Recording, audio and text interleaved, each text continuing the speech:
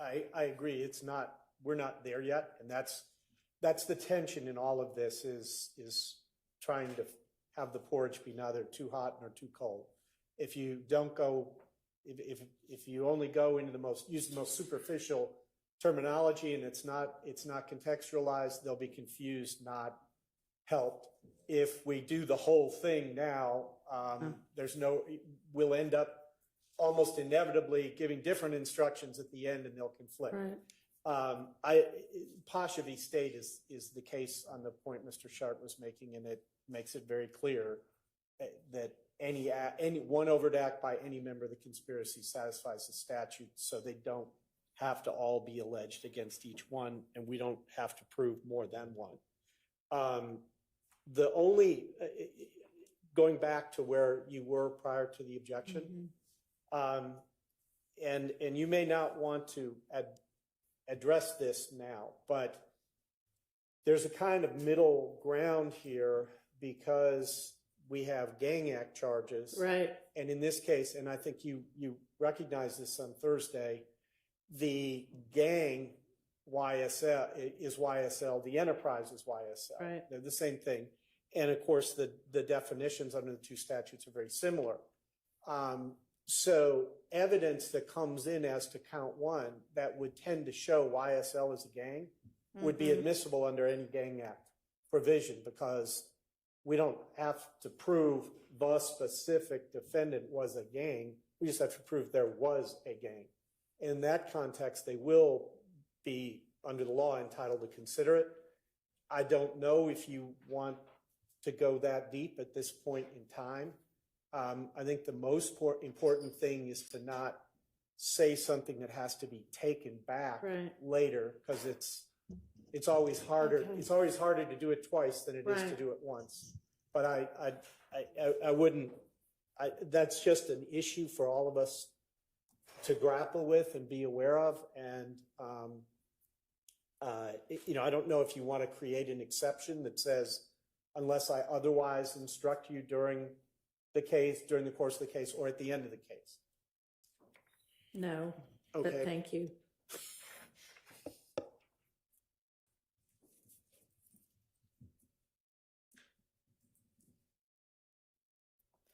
How about, all right, after I say the paragraph about how they can consider it for the Rico count, I will give you more detailed instructions regarding the gang counts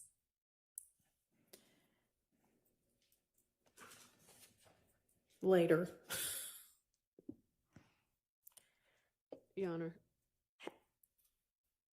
Yes. Yes. We would object to that. You covered that to the jury that you're going to give them further instructions as we go along at the end of the case. So we would object to specifying. I was about to add at every other count later. Just typing, thinking as I go. Appreciate that. All right. I will give you more detailed instruction regarding the gang counts and every other count later. However, generally, when you are considering the remaining counts, blah, blah, blah.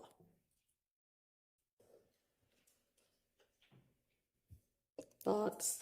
Well, Your Honor, we would ask that you reconsider pointing out the gang count to say the gang count in all other counts draws attention to it. I think it becomes confusing. We're dealing with a limited issue right now, and that will be fully covered by you to the jury later. All right. All right. Then I'll just say, however, generally, when you're considering the remaining counts, and we'll just have to flesh it out later, unless you can come up with something, Mr. Floyd. Two thoughts. One is there are quite a few gang counts. It's not just one. So it's a whole category under the remaining counts, and therefore, given how substantial it is, the idea that you're overemphasizing one thing versus the other, I don't think that's a realistic objection or concern here. Secondly, if the court, and this is the state's sort of overriding concern here, is that the result of this not be to inadvertently paint the court into a corner that becomes difficult to deal with down the road because the concepts are complicated enough. So as long as they know what they need to know now, and it's very clear to them the real instructions that will govern their verdict. They're all real instructions. Okay, They'll just be more detailed. How should I, what you said, the more detailed instructions are going to come later, and in essence, that this just helps them organize the evidence in their minds as it comes in, but it doesn't tell them exactly what to do with it. We don't have an objection. All right. And honestly, I have taken out some of what I was going to say too. So I am thinking for that paragraph now, it is just going to say, however, generally, when you are considering the remaining counts, you may consider the evidence of that count only against the defendants who are charged with that count. And frankly, that's true. You should only be considering it, even as to the gang counts, against the defendant charged in that count. So that does not in any way limit, when we get there later, consideration of that element of whether there's a gang and whether anything's in furtherance of the gang. That's just, you're limiting it to the defendants charged. So I think it avoids the issue that you appropriately raised. Understood, Your Honor. All right. We agree, Your Honor. All right, great.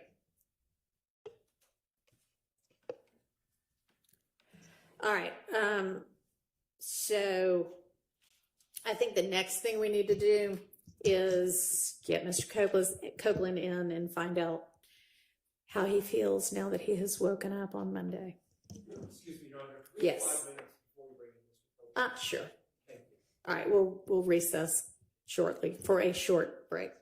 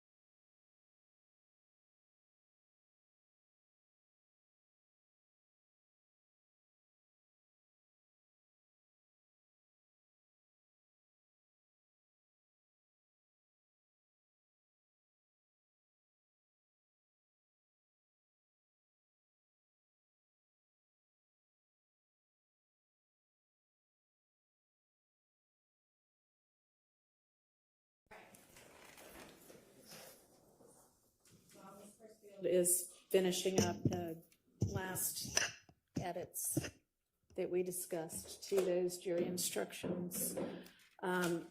Anything else before we get Mr. Copeland in and find out his intentions? May I briefly address the court, Your Honor? Sure. Thank you.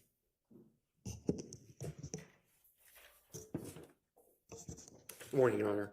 I just want to make sure that the court saw that I requested a certificate of immediate review on your denial of my motion for mistrial. I believe I sent an email to Ms. Percival on Friday. I did see that, and I instructed Ms. Percival to issue an order denying it. If that didn't get filed, I'm sorry, but I'll be denying that. No, I just want to make sure that you I did see appreciate it. Yeah. Okay. I would encourage you to grant it, Your Honor. I'm sure that you would, but I'm denying it. All right, thank you. Thank I you. won't continue to argue then. Anything else?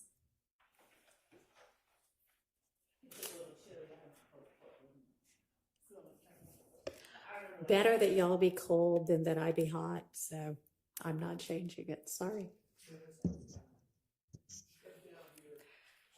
So there, I think I've mentioned before, there are 2 other thermostats somewhere in this courtroom that are supposed to control the courtroom area. And if y'all want to adjust those up, you're fine with that. I'm sorry if y'all are cold. But... Sorry. All right. Let's, and I assume we've got Mr. Melnick with us. Let's get Mr. Copeland and Mr. Melnick in.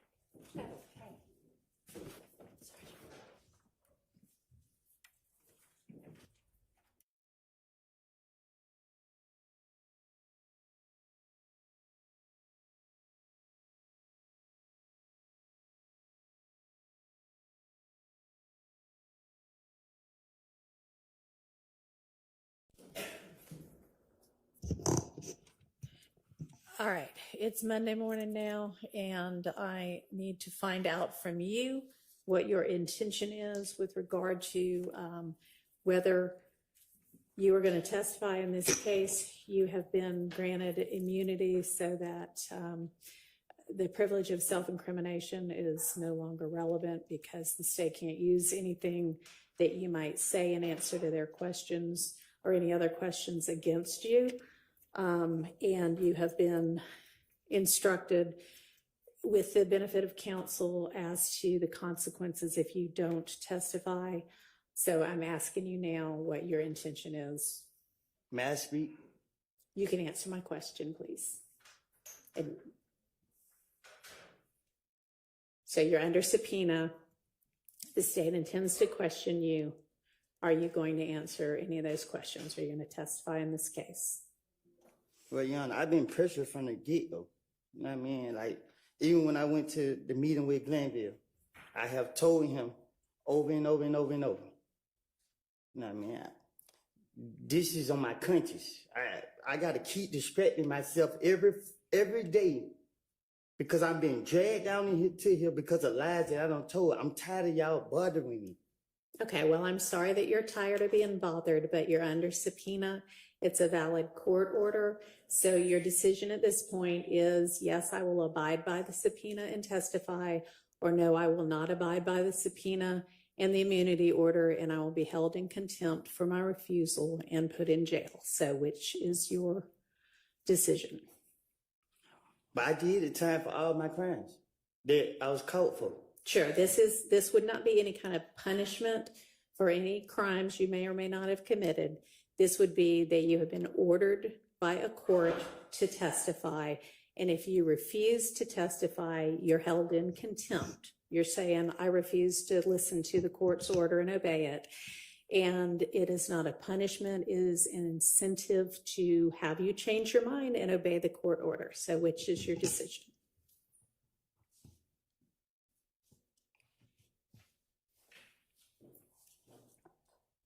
Can you explain that to me?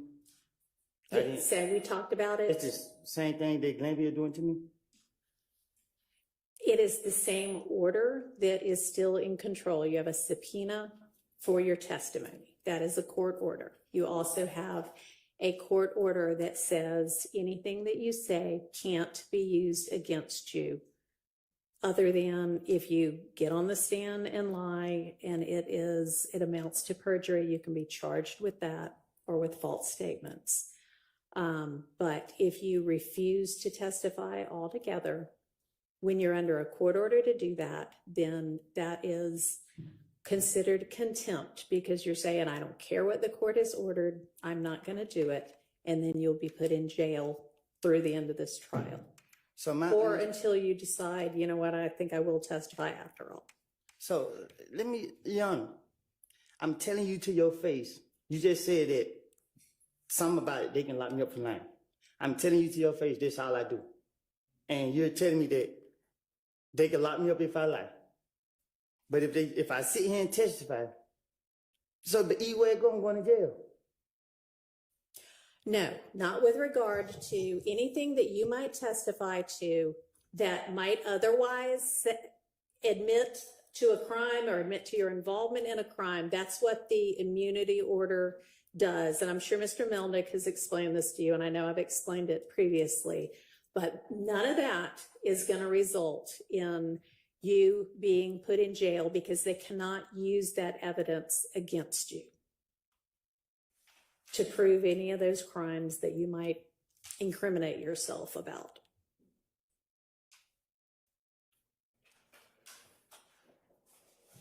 So are you going to testify or not?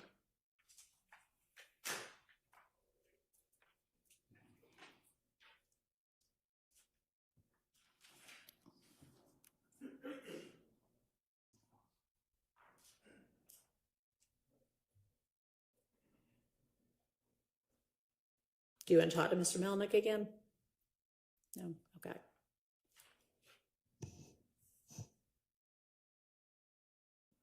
All right. Okay. All right. Thank you. All right. So I'm going to have you step out for just a minute while we get the jury in. Mr. Melnick, if you could step out with him, please. Just so. Thank you.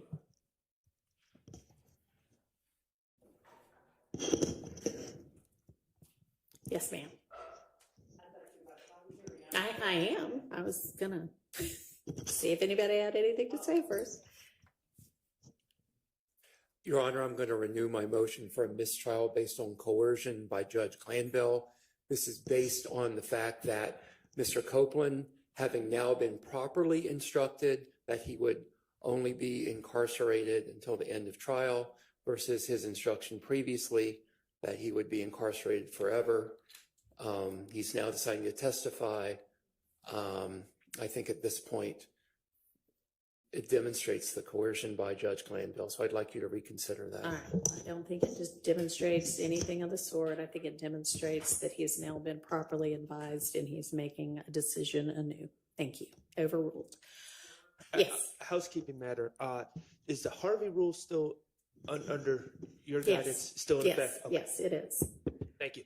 Okay, and so I'm going to have the jury out. I'm going to give them the 3 instructions that we just discussed. Then we'll have Mr. Copeland in. I'd like him resworn, and then you can pick up from whatever you want to do post 3 p.m. June 12th. And Your Honor, may I just step outside to see if Mr. Melnick has informed Mr. Copeland that there's going to be some testimony he's going to have to repeat. My interactions with Mr. Copeland, he'll get frustrated. Okay, you know what? Why don't you, instead of you going to talk to anybody, just can I have Mr. Melnick in again? Yeah. Real fast. That's a good idea, though, to tell him that. I don't know if he's been told that or not. I don't think Mr. Melnick was in here this morning when we were discussing the directions or the instructions.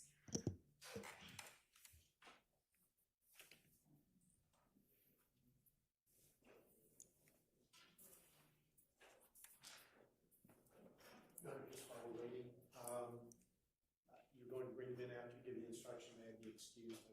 Certainly.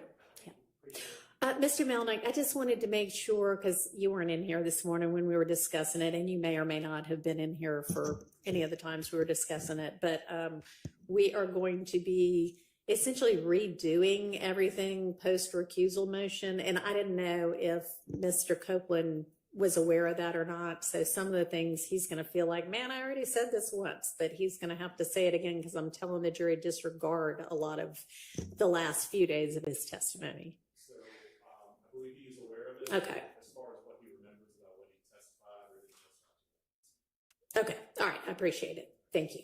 And Your Honor, yes. with respect to Mr. Copeland being resworn, I would ask the court to remind Mr. Copeland that he's still under oath. That's fine. Okay. Yeah. Since we are accepting the first part of his testimony anyway, sure, I'll do that. Anything else before we bring the jury in?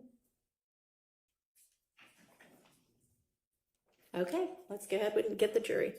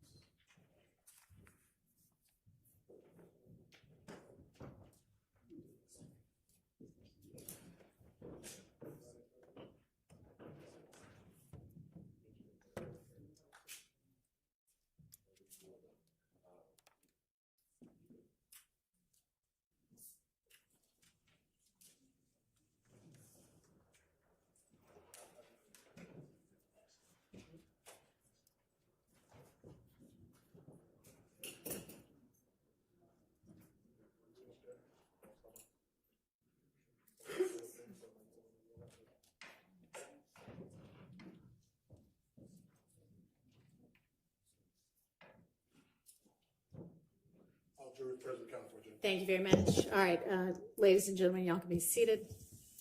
Ladies and gentlemen of the jury, good morning. My name is Judge Paige Reese Whitaker. Judge Earl Glanville is no longer the judge presiding over this case.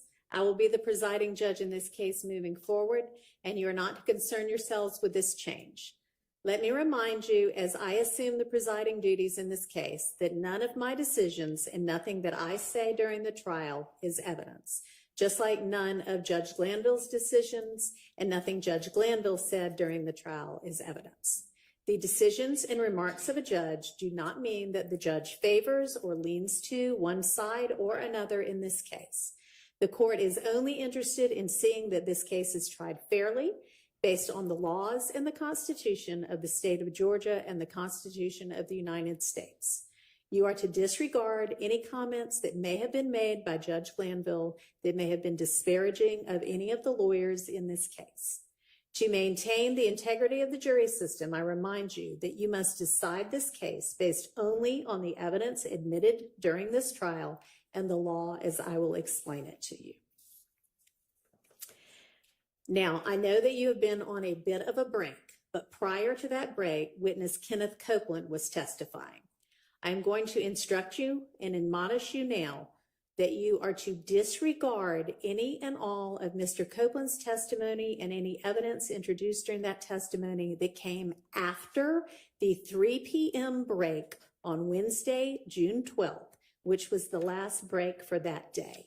And that is, you are to disregard any and all testimony and evidence that came after the questioning and answers about Mr. Copeland's involvement in the Atlanta Blood Gang, ABG, and his January 11th, 2015 interview with Detective Thorpe of the Atlanta Police Department.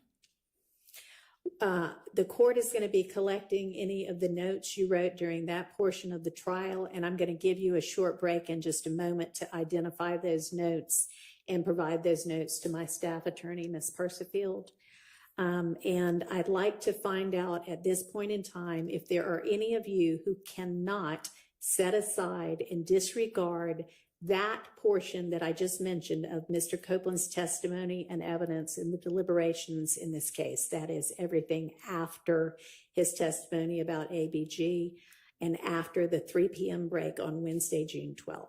If there is anybody who cannot set aside and completely disregard that portion of the evidence in your deliberations, please stand up now and let me know if there are any of you. All right, thank you. Okay, so I'm going to give you a quick break to go back in and identify that portion of your notes and provide them to the staff attorney. And then I'll have you back out. I'll give you some other short instructions and we'll resume the testimony. So y'all can go ahead and do that for now for me. Thank you.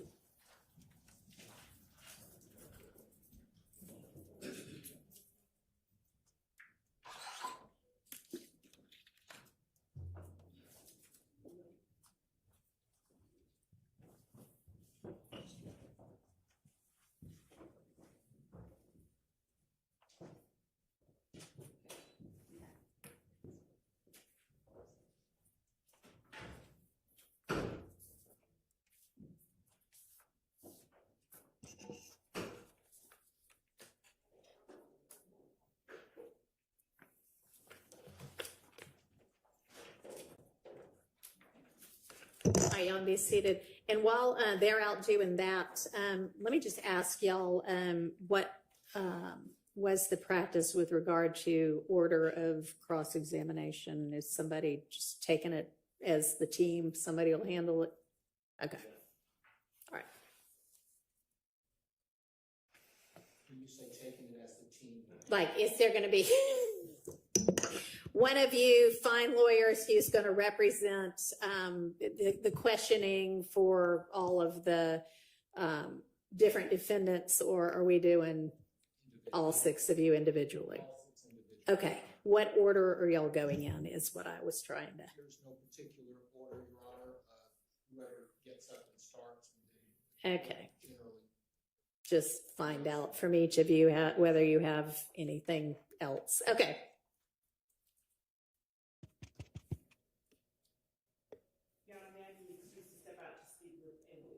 You may, but I'm not going to wait for you to get back to bring the jury back. Okay.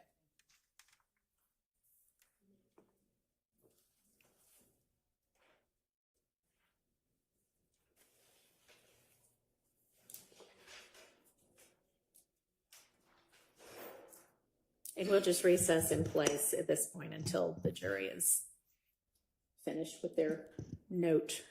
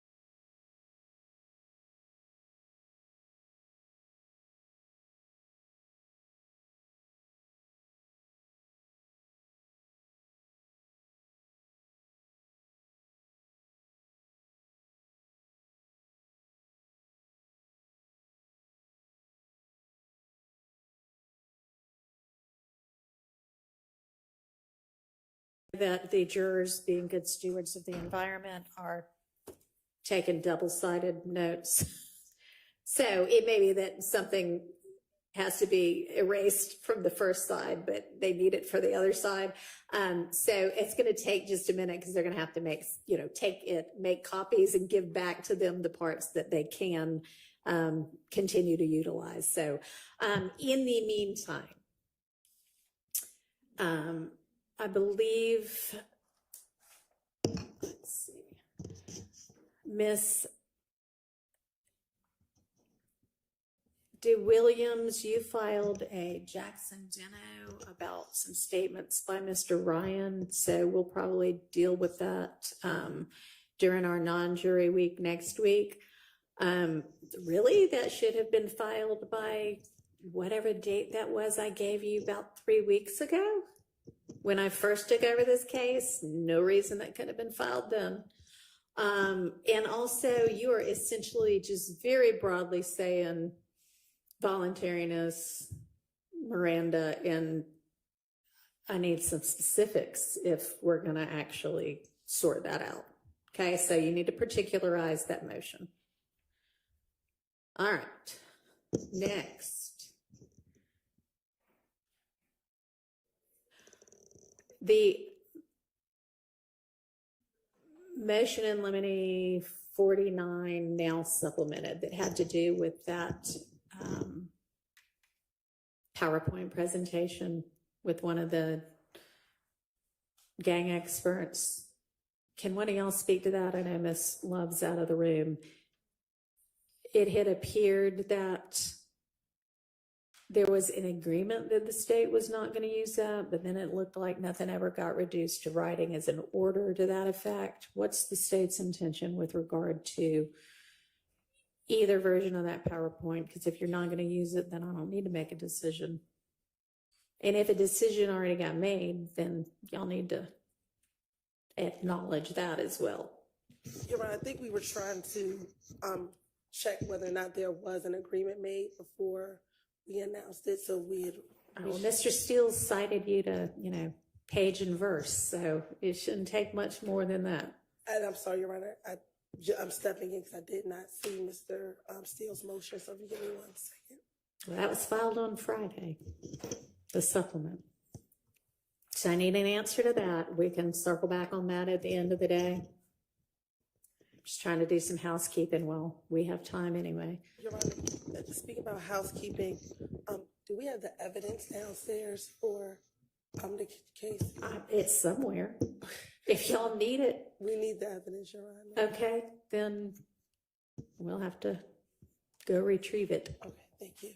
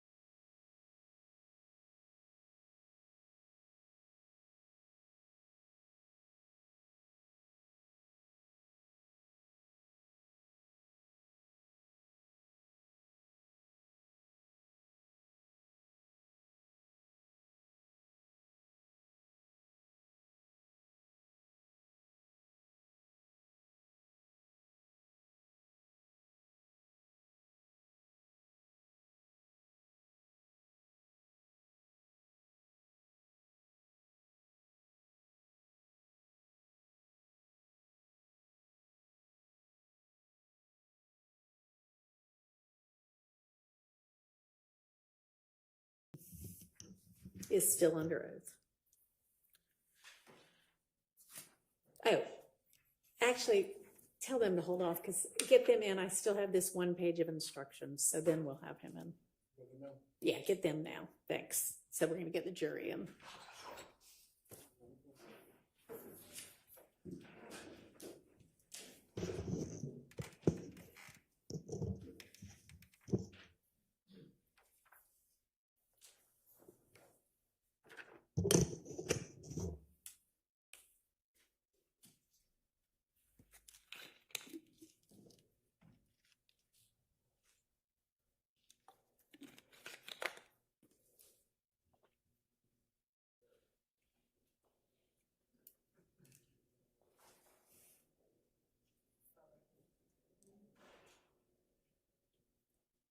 It's honestly fine either way if he's already on the way. He's not. Okay.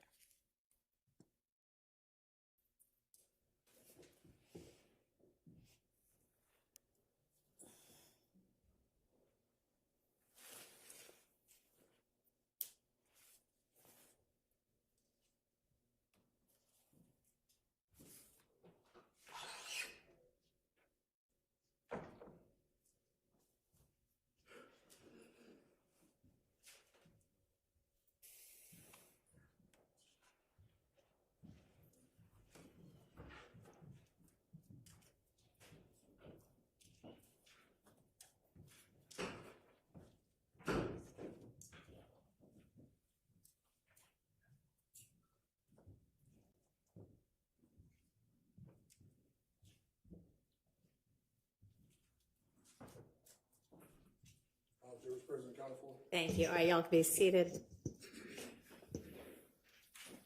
All right, ladies and gentlemen, the instructions that I'm about to give you apply to the evidence that has already been admitted during this trial and to all of the evidence yet to be admitted during the remainder of this trial.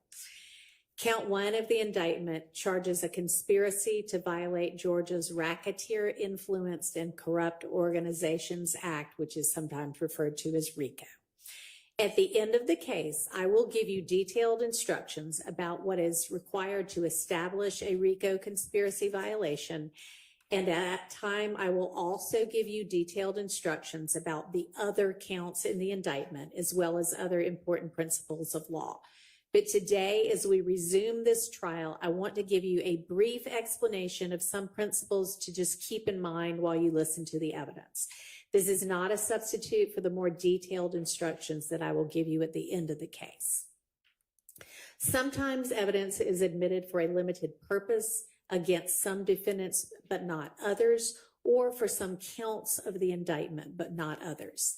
In this trial, count 1 charges each of the defendants with the crime of conspiracy to violate the RICO Act.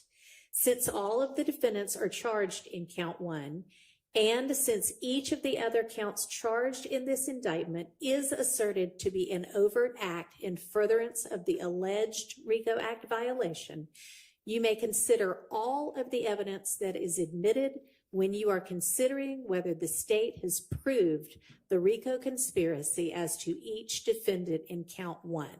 However, generally, when you are considering the remaining counts, you may consider the evidence of that count only against the defendants who are charged in that count. All right, we are going to go ahead and resume with Mr. Copeland's testimony. So let's go ahead and get him in.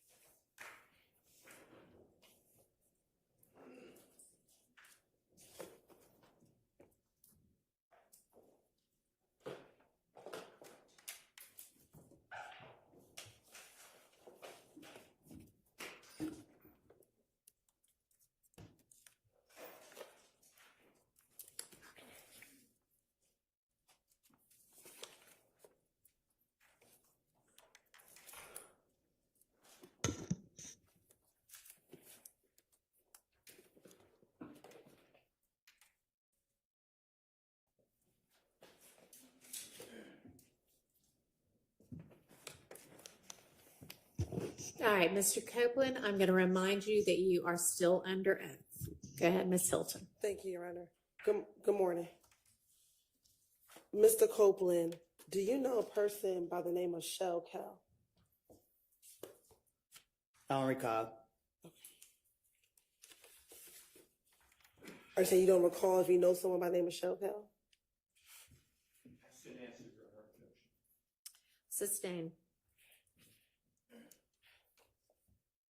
Do you recall speaking with law enforcement about an individual that you know by the name of Shell Cal? I don't recall.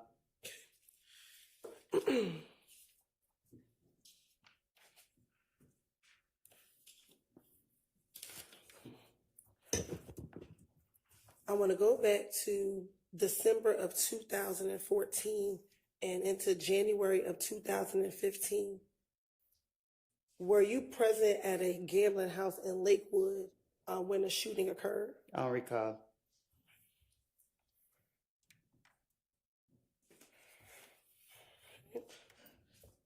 Let me ask you. Also, back in 2015, do you remember being at a Cascade skating ring speaking with an individual by the name of Shell Cal? I don't recall.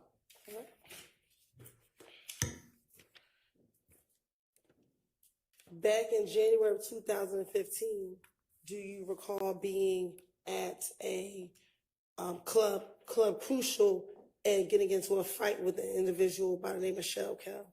I don't recall nothing that happened years ago. All right.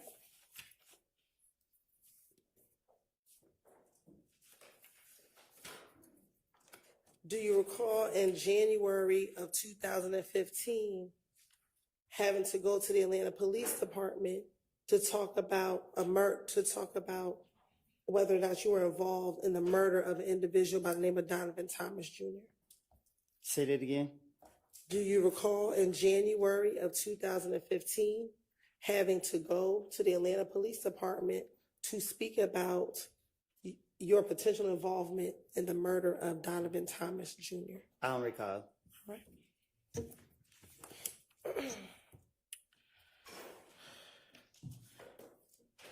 On January 11th, 2015, did you go to the Atlanta Police Department at about 3 o'clock in the morning? I don't recall. Okay. And did you speak with a detective by the name of Detective Thorpe? I don't recall who I speak with. I don't recall. And during that interview, did you go down there to speak with him about the murder of Donovan Thomas Jr.? I don't recall who I spoke with. Okay. And in that same interview, did you speak with him about not just the murder of Donovan Thomas, but events that led up to the murder of Donovan Thomas on June 10th, 2015? I'm a liar.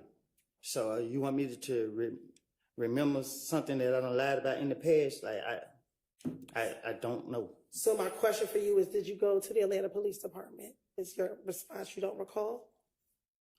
I don't recall. Okay. And during that interview with Detective Thorpe at the Atlanta Police Department, did you provide him your name and your date of birth? Huh? When you went to the Atlanta Police Department and met with Detective Thorpe, did you give him your date of birth?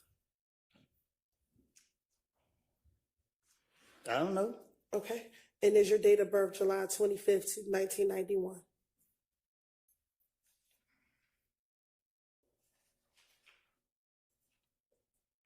What? Is your date of birth July 25th, 1991? I think. Okay. And during this interview, did you tell Detective Thorpe that you also have a middle name of Xavier? I don't know what I told. I don't remember what I told him. Okay. I'm not trying to say the wrong thing so y'all can lock me back up. All right. Well, just bear with me. We're going to go through that interview, okay? Objection to the commentary. Now, Disregard the commentary by the witness. Now, during the interview, Did you speak with Detective Thorpe about the issues you had with a person by the name of Kel? I don't recall.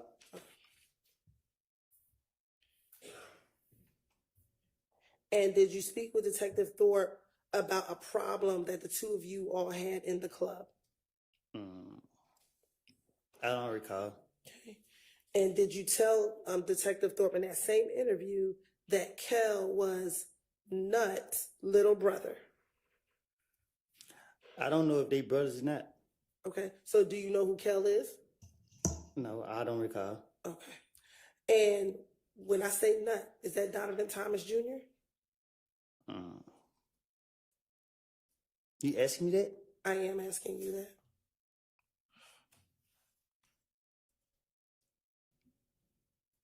Say that again. Sure. Do you know a person that goes by the name of Nut? I don't recall.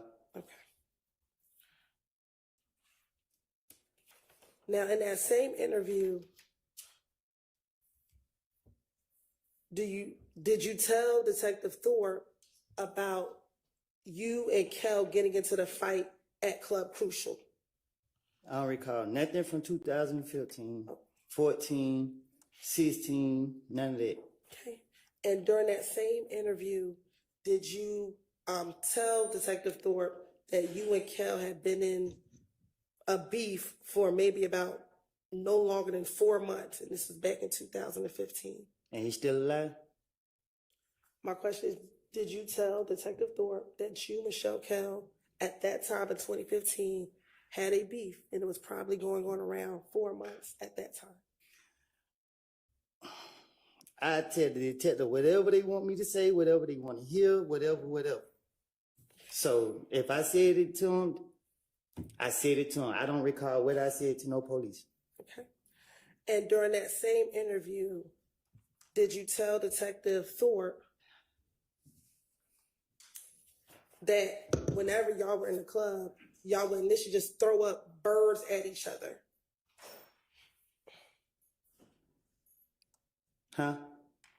In this January 11, 2000 interview, did you tell Detective Thorpe that initially, when you and Michelle Kel were in the club, y'all never really fist fought, y'all just would throw up birds at each other? Like I told you, before y'all called me to trial, I have lied. I made things up. I told you this before y'all brought me in this courtroom. And I'm telling you now, you asked me about 2015, I have got my life together. Y'all trying to put this on my conscience. Y'all trying to put people's life in my hands. I don't lie on people. I don't want to be here. Y'all have pressured me. I'm tired of y'all, because y'all know y'all are wrong. And y'all black people doing this to us. And I understand that. Leave me alone. Let me leave.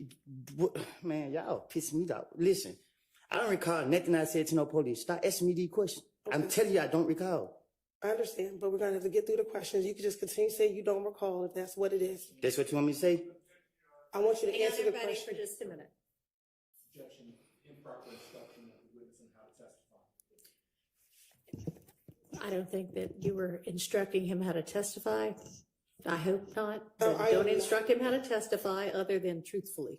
Thank you. And that's Any all. other objection, or was that covered? All right, go ahead. If you can answer the questions truthfully, and we can move forward. Can we do that? I don't recall. All right. Now, going back to 2015, did you tell Detective Thorpe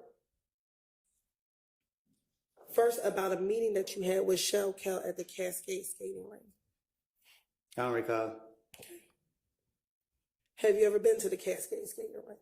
I don't recall. Is the Cascade skating rink in Atlanta? I don't recall. Did you tell Detective Thorpe that while at the Cascade skating rink that you met and that you talked to Michelle Kel about all the beef that you had with each other? I want to talk I'm going to be doing with my gun. Okay. Back in 2015, did you tell Detective Thorpe that you had a gun at the Cascade skating rink? I would never tell the police nothing I did. Okay. Now, back in 2015, did you meet with Atlanta Police Department detectives on at least 5 occasions after the murder of Nutt? I met with them a lot of times. Okay. And during each of those times, did you talk to them about what was happening between YSL and If Gang? I was telling them whatever I think that get them out for me. Okay. Did you go and talk to the police after your car was shot up on the highway? It's called finessing. Okay. But did your car get shot up while you were on the highway? I don't recall. Okay. Did you, your child, and your child's mother get shot at while you were leaving your home? They got shot at. Okay. Were you with them? Not my kids and my child, mama. Were you coming out of the house with you, your child, and your child's mother? Did that occur? I don't recall. Okay. Did your girlfriend's father's home get shot up after Donovan Thomas got murdered? I don't recall.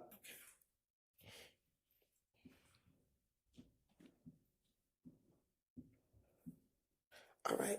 So going back to January 11th interview with Detective Thorpe, did you tell Detective Thorpe that you and Kel talked about the beef that the two of you had with each other?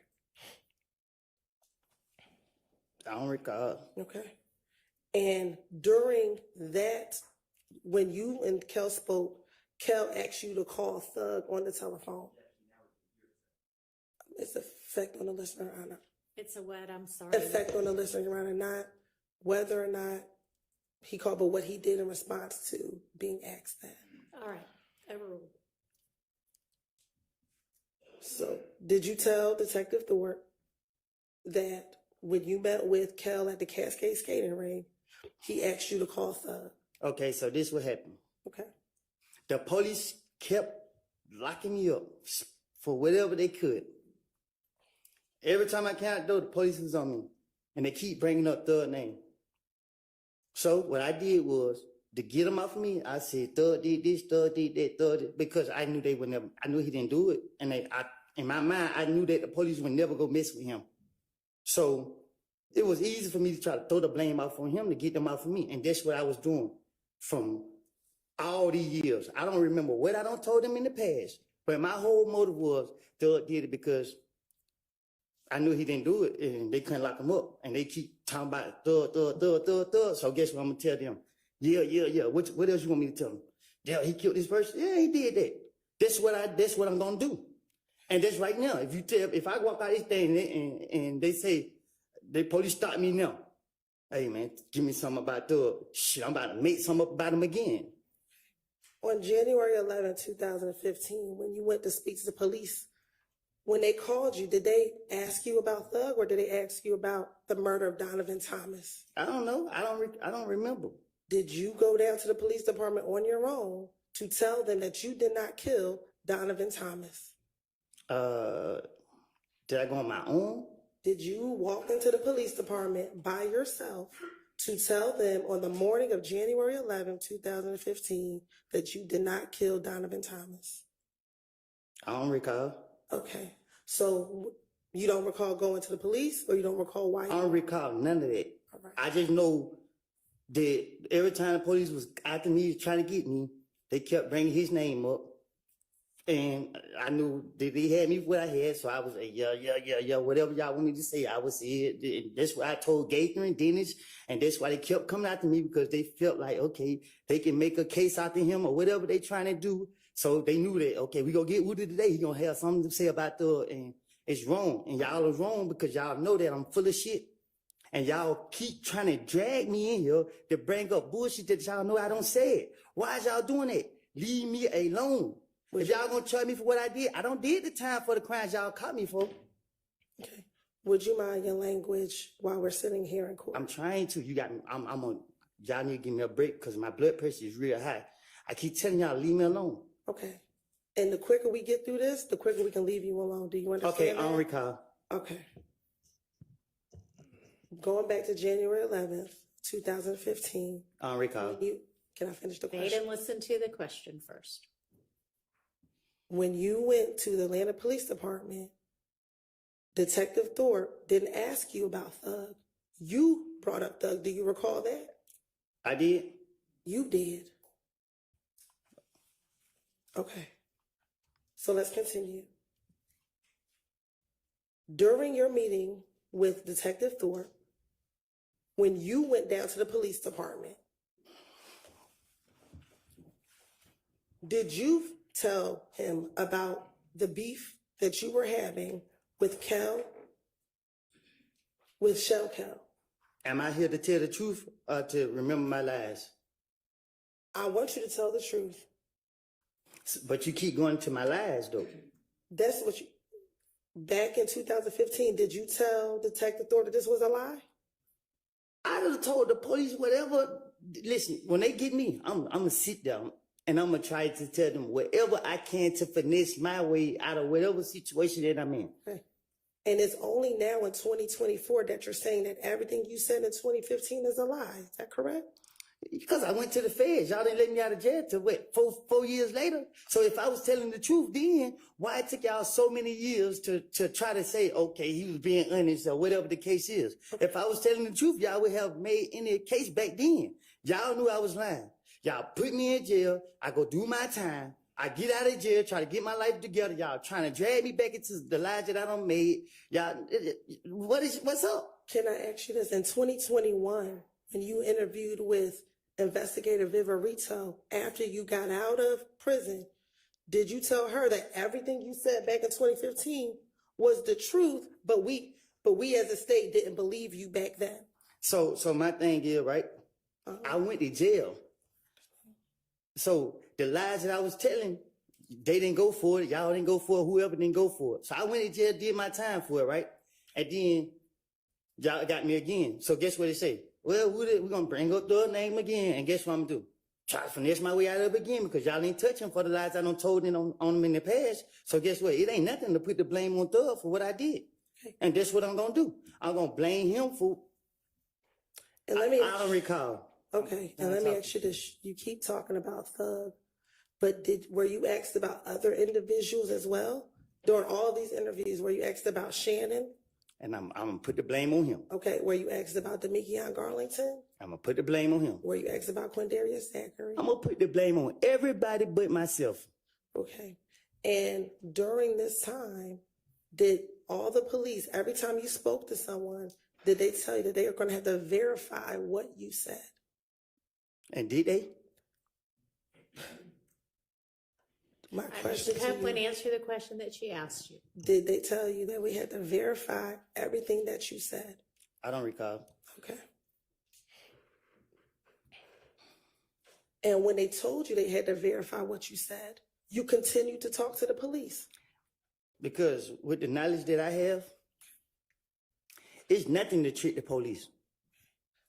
But if they had to verify what you said, they had to make sure that what you said was true.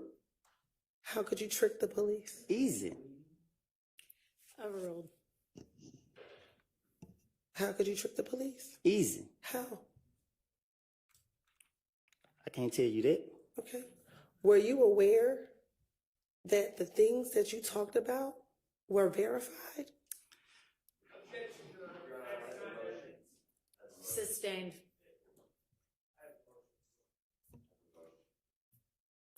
All right. We're going to take a quick break. Y'all all step back to the jury room for me. Thank you.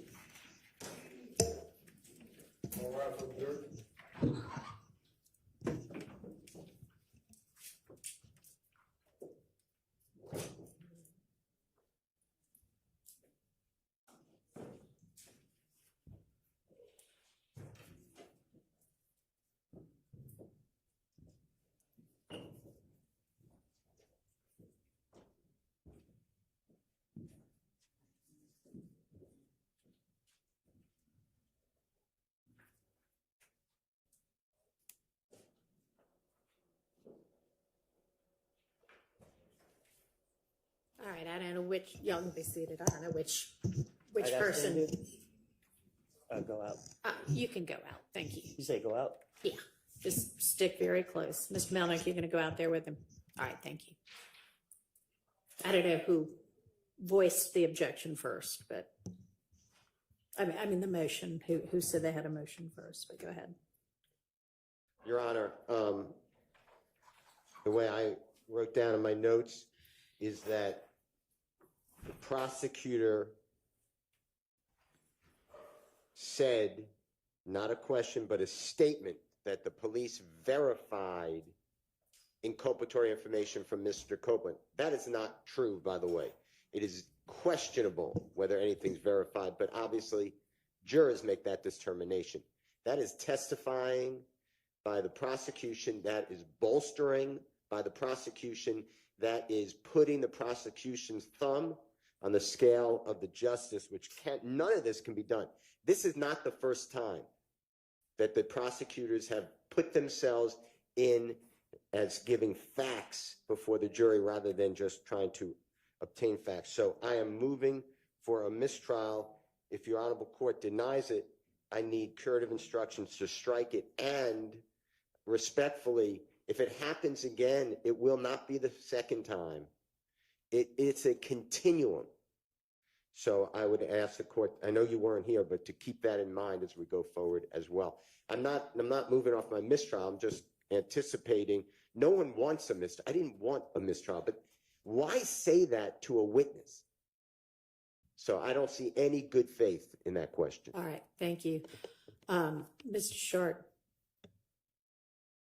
I adopt everything that my motion is the same. I adopt everything that Mr. Attorney Steele said. I'll also say that in Attorney Hilton's statement that the claims of Mr. Copeland were verified by the police, it's an improper expression of belief by an advocate in front of the jury, and that is improper.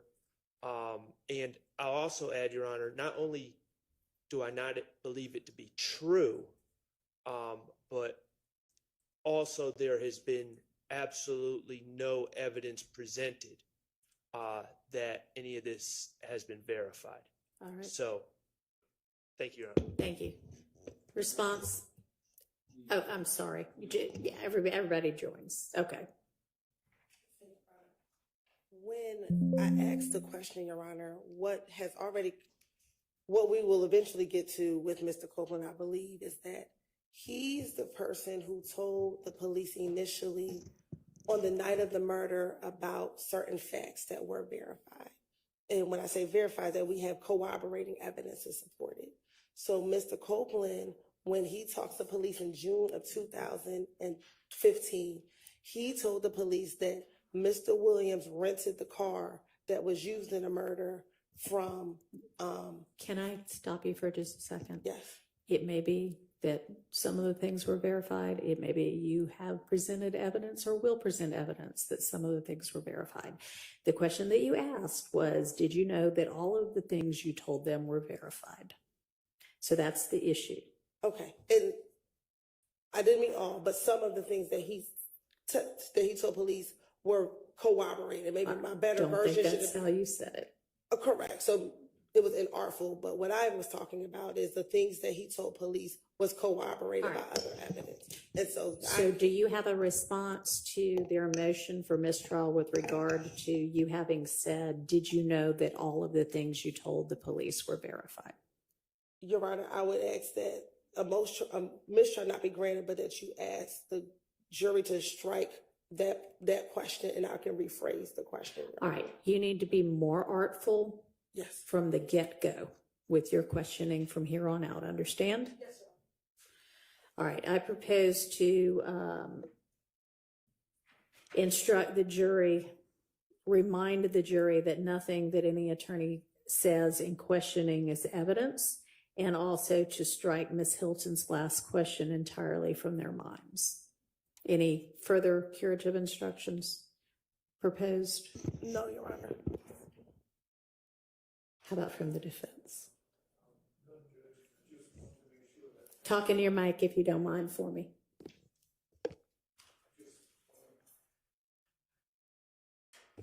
make sure that after the court gives that instruction, we do not abandon the motions that have been joined in by everybody. So I don't have to get back up and say, that's not good enough. No.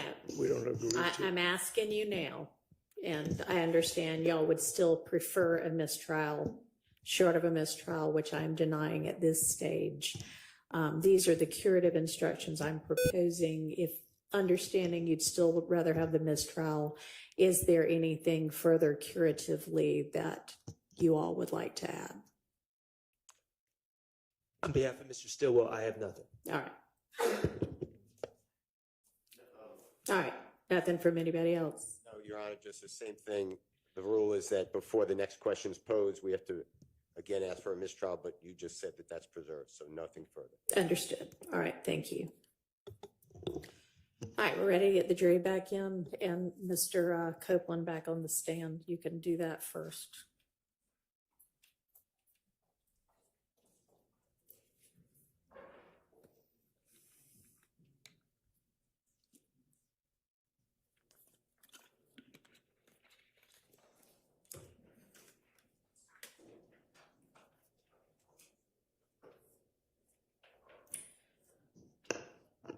And y'all, one of the jurors needs to be on a quick Zoom at 12:30, so we're going to break for lunch by that time.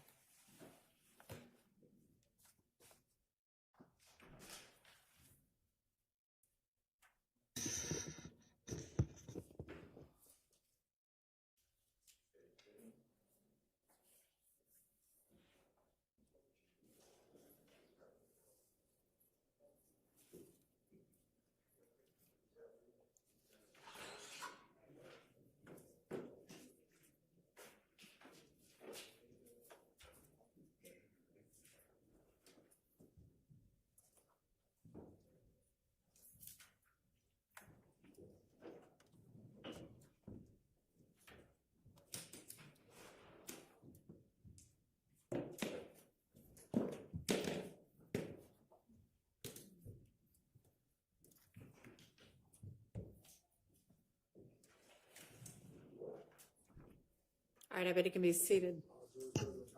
Thank you. Actually, I'm not sure they are. Almost all jurors are present and accounted for.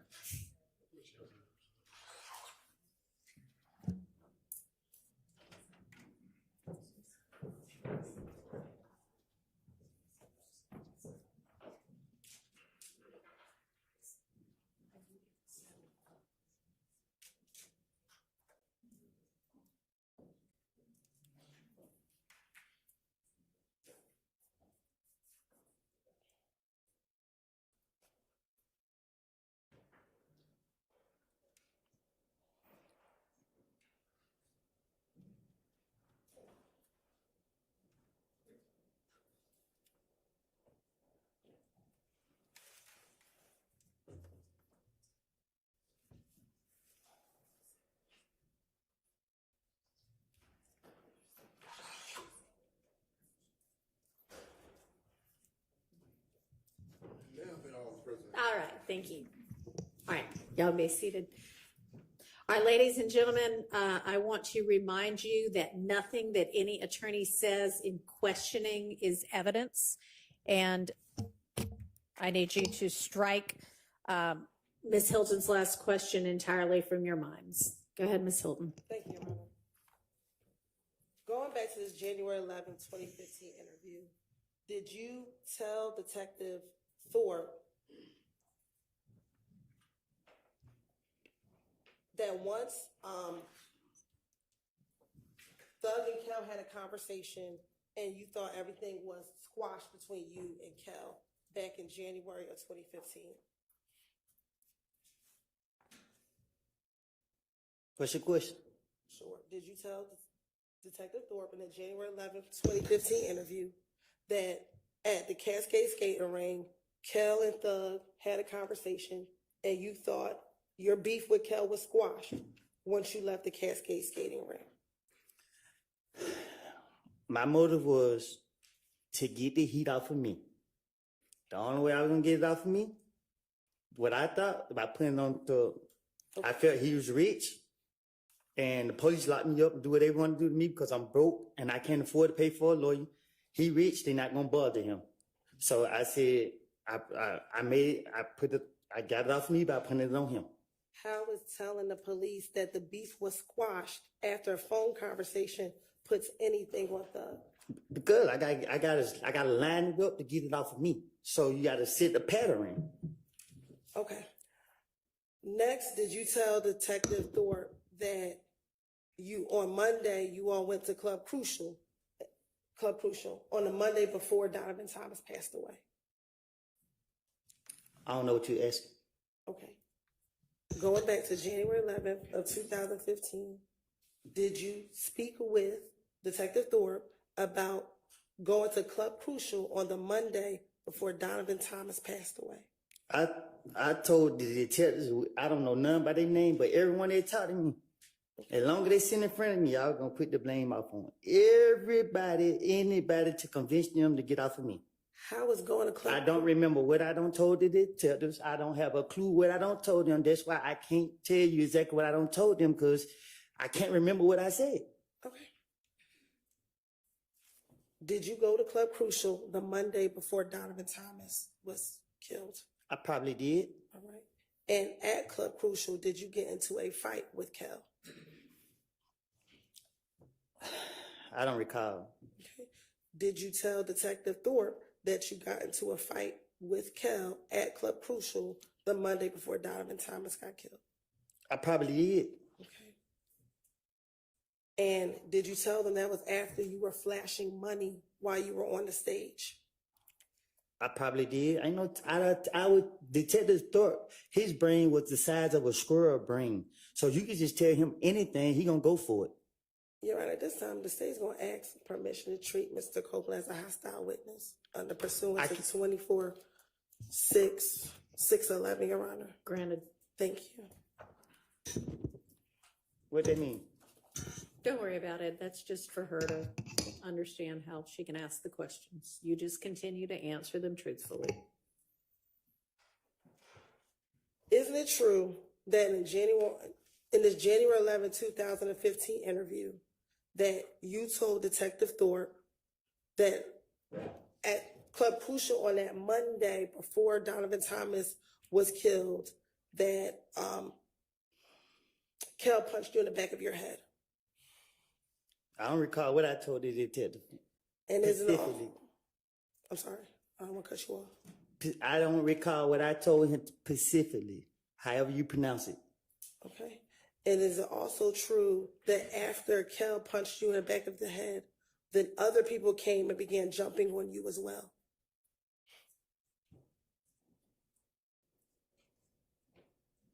They time gonna come.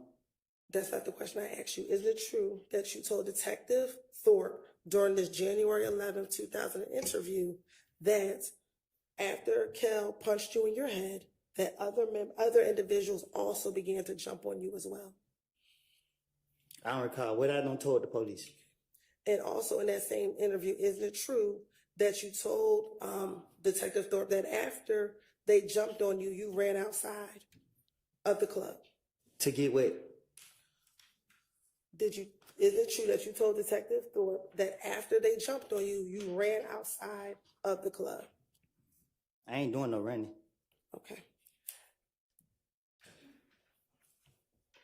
And is it true that after you ran outside of the club, that you told Detective Thorpe? I ain't doing no running, Miss Hilton. Okay. Well, is that what you told Detective Thorpe? I told you I'd tell him anything. Okay.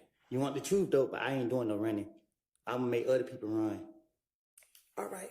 And once you went outside of the club, you saw an individual by the name of Bloody J. Did I do something to him? Once you went out the club, did you tell Detective Thorpe that you saw an individual by the name of Bloody J? I don't recall. Okay. And when you saw Bloody J outside, you asked them what was up. Like, why did they beat you up? I don't recall. Okay. And that one of your friends ended up beating up Bloody J. I don't recall. Then you also told Detective Thorpe that after this incident on Club Crucial, the Monday before Donovan Thomas was killed, you told him about a meeting that you were aware of involving an individual by the name of Mo. Do you recall telling Detective Thorpe about this meeting with a person by the name of Mo? I don't recall.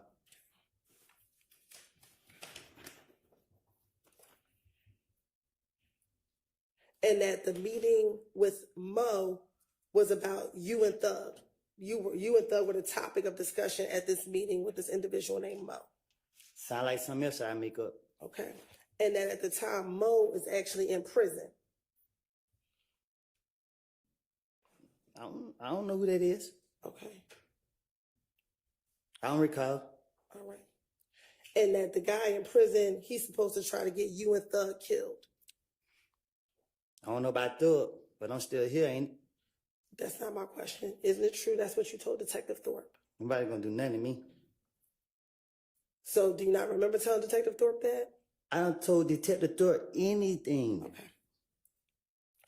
Also, in that same interview, did you then tell Detective Thorpe that once you found out about this meeting, you reached out to members of If Gang and asked them if they were going to kill you and Thug?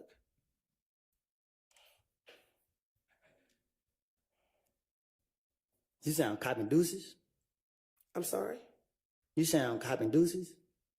I asked you, isn't it true that you told Detective Thorpe that after you heard about this meeting, about people wanting to kill you and Thug, you text people of If Gang asking them if they wanted to kill you and Thug? I bet you don't got them text messages. So my answer is, you want me to tell the truth. And the truth is, when I talked to Detective Thorpe, whatever his name is, I told him anything. And I'm telling you today, it was a lie. And today, I'm telling you, I made things up. Okay. That is the God honest truth. So is it your testimony today that that you were not aware of a meeting, that you were the subject, people wanted to kill you? My answer is, I don't recall nothing. I don't told the detective. So, okay. And I'm telling you, whatever I did tell him, I was making it up. Right. It don't take a rocket science to figure it out. Right. Did you also tell Detective Thorpe about a shooting at a gambling house in Lakewood? Huh?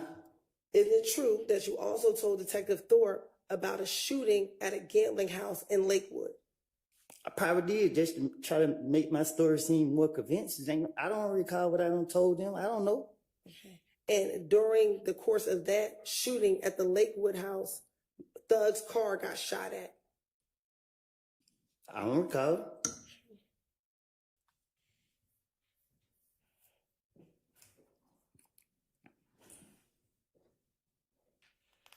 Now, did you also speak with, isn't it true that you spoke with Detective Thorpe about the night before Donovan Thomas got murdered? So it may seem like I'm trying to help Thug out.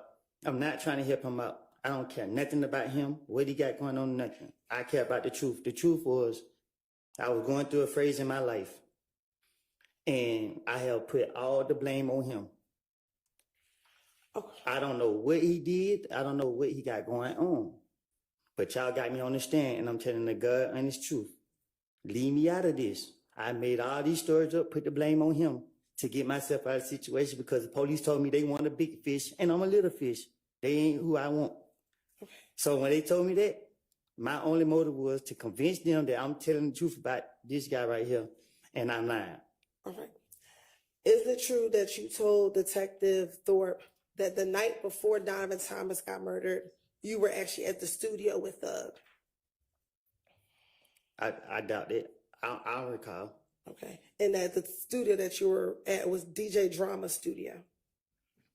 Yeah, I don't recall. I don't know that. I don't recall. All right. Have you ever been to DJ Drama Studio with the?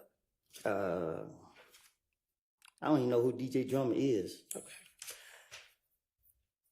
Did you also tell Detective Thorpe that on the morning of Donovan Thompson's murder, you actually went to your girlfriend's house early in the morning, around 5 or 6 o'clock a.m. after you left the studio with? Can you say it again? Sure. Is it true that you told Detective Thorpe that after you left the studio on Friday night, the night before Donovan Thomas was murdered, you went to your girlfriend's house at about 5 or 6 o'clock in the morning, and that would be on Saturday, January 10th? I don't know. I can't remember what I told it. I don't recall what I told that man. Okay. And is it true that in that same interview on January 11th, that you told Detective Thorpe that you stayed at your girlfriend's house until about 7 p.m. at night, and that's when you left your girlfriend's home? I'm single. Back in 2015, did you have a girlfriend by the name of Deshawn Quarterman? You didn't have to say her name like that. Okay. Did you have a girlfriend back in 2015? My daughter mama, yes. Okay. And was she your girlfriend in 2015? She's my daughter mama. In 2015, was she your girlfriend? We had a child together in 2015. And during the same January 11, 2015 interview, did you tell Detective Thorpe that when you woke up at her house, that she was not present? She was not there at the house when you woke up? I don't remember what I told the detective. Okay. Do you remember her being at the house when you woke up the day that Donovan Thomas was killed? Okay. And when you woke up and she wasn't home, you actually called her to find out where she was. Do you remember did you tell Detective Thorpe that? I don't recall. Isn't it true that you also called your brother to get his car on the day that Donovan Thomas was killed? You say, is it true? Yes. Nothing I say is true. Okay. Is it true that you told Detective Thorpe that you called your brother to get his vehicle on the night that Donovan Thomas was killed? You said, did I call my brother to get his vehicle? Yes. Can you say that again? Did you tell Detective Thorpe that on the day that Donovan Thomas was killed, you got your brother's vehicle so that you could borrow his car? Yeah, that was another lie. Okay. So you never borrowed your brother's car? No, that was my car.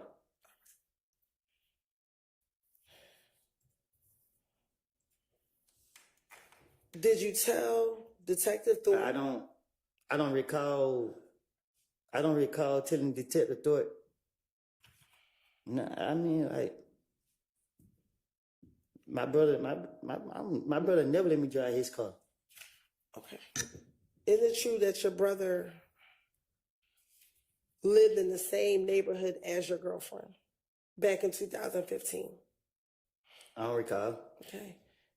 And that on the same January 10th, 2015 date, you actually left your girlfriend's house and went to your brother's house to change clothes and to get his car so you can use it? I don't recall. Okay. Is it true that you told Detective Thorpe that after you got the car from your brother, you actually drove over to Mechanicsville? I don't recall. Okay. And it's also true that after you drove over to Mechanicsville, or when you drove over to Mechanicsville, you went to the Green store? I don't recall. Okay. And is it true that when you were at the Green store, someone gave you some peroxide to put on your mouth because you had a cut on your mouth? Huh? Back in January 2015. No, I'm saying, I don't recall. You don't got to ask it again. I don't know nothing about none of that you're talking about. Okay. And while you were in Mechanicsville, you got a call from Little D from Mechanicsville that he was on Cleveland Avenue? Do you recall telling the? I don't recall. Okay. And once you got the call from Little D, you actually drove over to Cleveland Avenue and met Little D at the McDonald's on Cleveland Avenue. Yep. I don't recall. And is it true that you told Detective Thorpe that when you got to the McDonald's at Cleveland Avenue, Little D got into the car with you and just told you that Nut just got killed, bro? Detective Thorpe is a person that you could just tell anything to. And that's what I did. I do not recall what I said to that man. Okay. Is it true that you then told?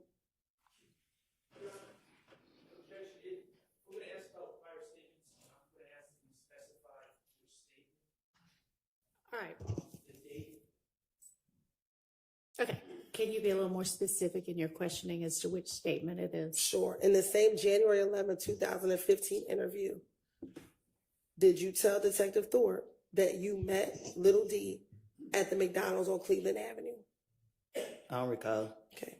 And in that same interview, when you met with Little D, he told you that Nut just got killed, bro? I don't recall.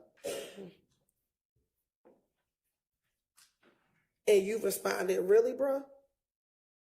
I don't recall. And then you asked him what happened. I don't even know what happened. Okay. Do you recall telling Detective Thorpe that you asked him what happened? I don't recall. And the first thing you told Little D was, damn, they gonna say that I did it, bro.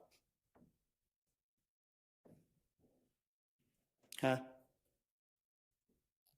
Isn't it true that you told Detective Thorpe in this January 11th interview that after Little D told you that Nut got killed, you said to Little D, damn, they gonna say I did it, bro?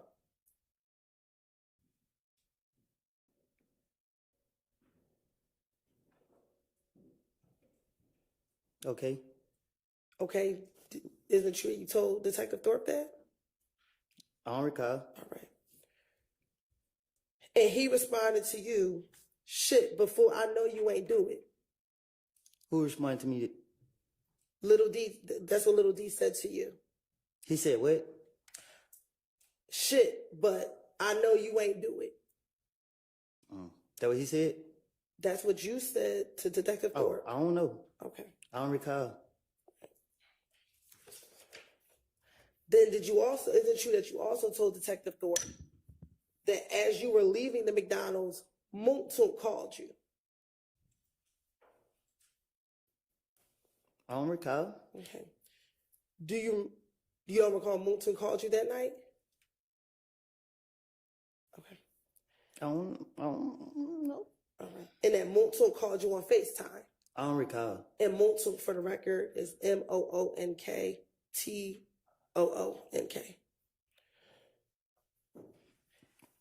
And is it true that when Moontook called you, you told Detective Thorpe that they think that you and Moontook killed Nut? I don't recall. And at that time, Detective Thorpe asked you for a number for Moontook. He did? Do you remember him asking you for a phone number for Moontook? I don't recall. I don't remember what we talked about in the interview. Okay. And also during that interview, you told Detective Thorpe that Moontook actually FaceTimed you. Told you could tell the Thorpe anything, he'll go for it.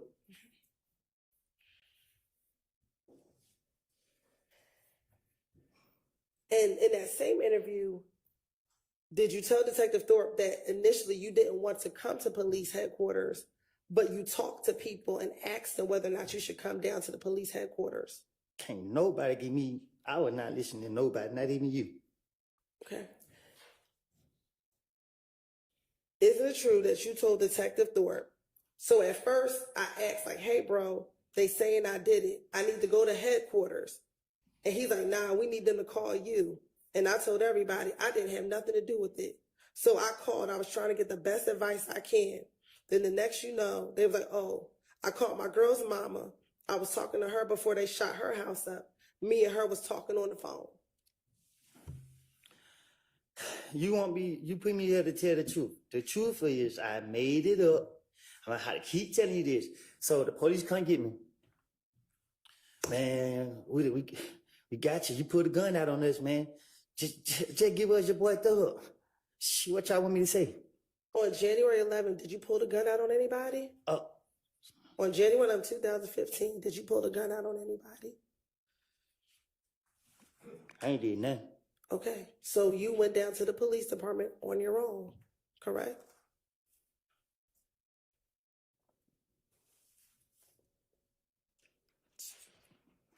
I don't recall.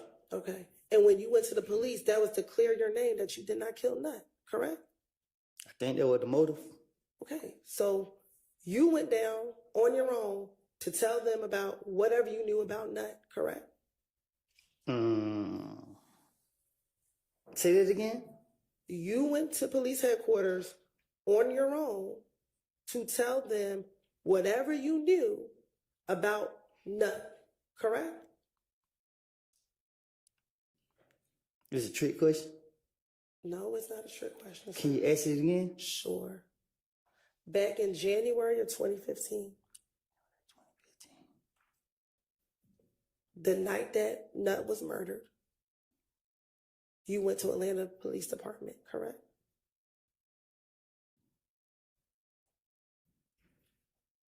I don't recall. Okay.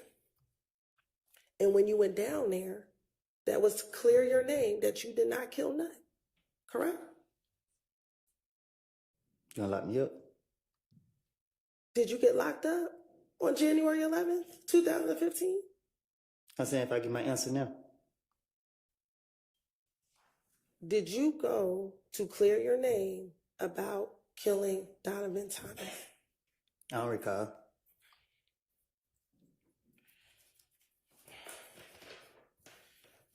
In that same interview, you were asked who dropped you off to the police department. And you told them it was Multo who dropped you off to the police department. Is that correct?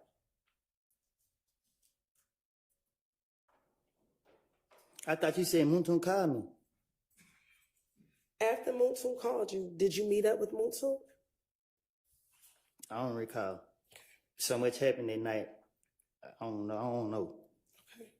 What do you remember happening that night, Mr. Copeland? Shit, I don't know. Okay. I ain't telling myself.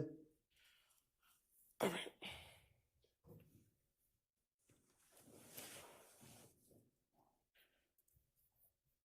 And back in 2015, isn't it true that Multo was driving a blue or gray Malibu vehicle? Ask him. I'm asking you. I don't recall. Okay.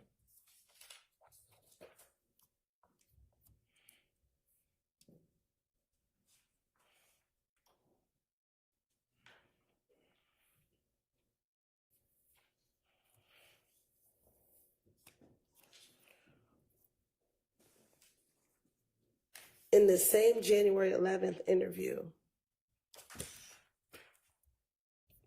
did you also tell Detective Thorpe that the only person that you had beef with from If Gang was Kel? I don't recall.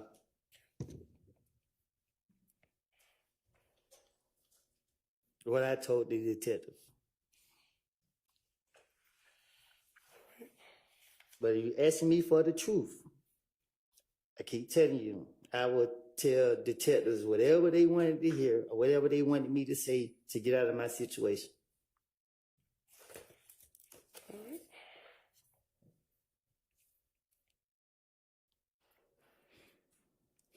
Now, during this interview with the January 11th interview with Detective Thorpe, did you talk about the gang that Kel was involved in? I gotta tell you about something I don't recall. Okay. Did you tell Detective Thorpe that Kel was a part of 9 Deuce Inglewood ABG gang? I don't recall.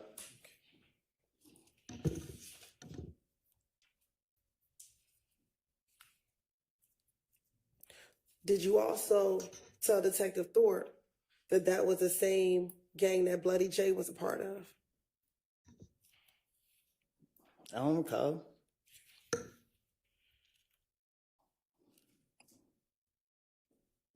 I thought I was here to tell the truth. Okay. And what's your new version? What's your truth today? That I lied. And that you lied about everything back in 2015? My truth today is I lied and put the blame on others for a lot of activities. I ain't telling on myself. I ain't got nothing else to say. I don't recall. Okay. Now, did you also talk to Detective Thorpe about you at one time being cool with Bloody J or being friends with Bloody J? I don't recall what I told detective, investigator, what deputy, whatever you want to call them. Okay. And then you stopped being cool with Bloody J and APG once you started hanging around Thug. I don't hang around other people.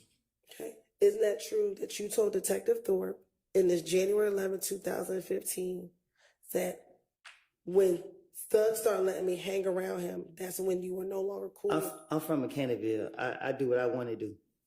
I understand what you're saying. Okay. I'm asking you what you told Detective Thorpe. I tell Detective Thorpe anything to get him off of me.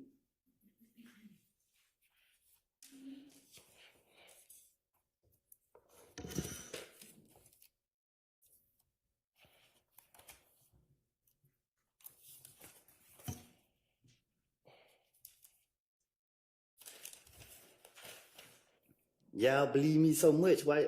Never mind, man. Look.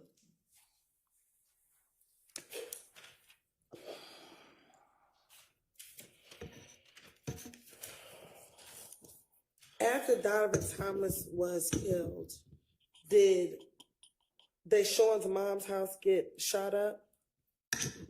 You said did her mommy's house get shot up? Yes, sir. Yeah. Okay. And do you recall telling Detective Thorpe about the fact that her mother's house got shot up after Donovan Thomas was killed?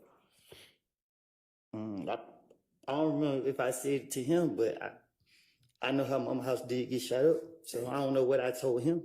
So if you told him that her house did get shot up, that would have been the truth and not a lie, correct? Look, y'all had 50 police investigators questioning me different times.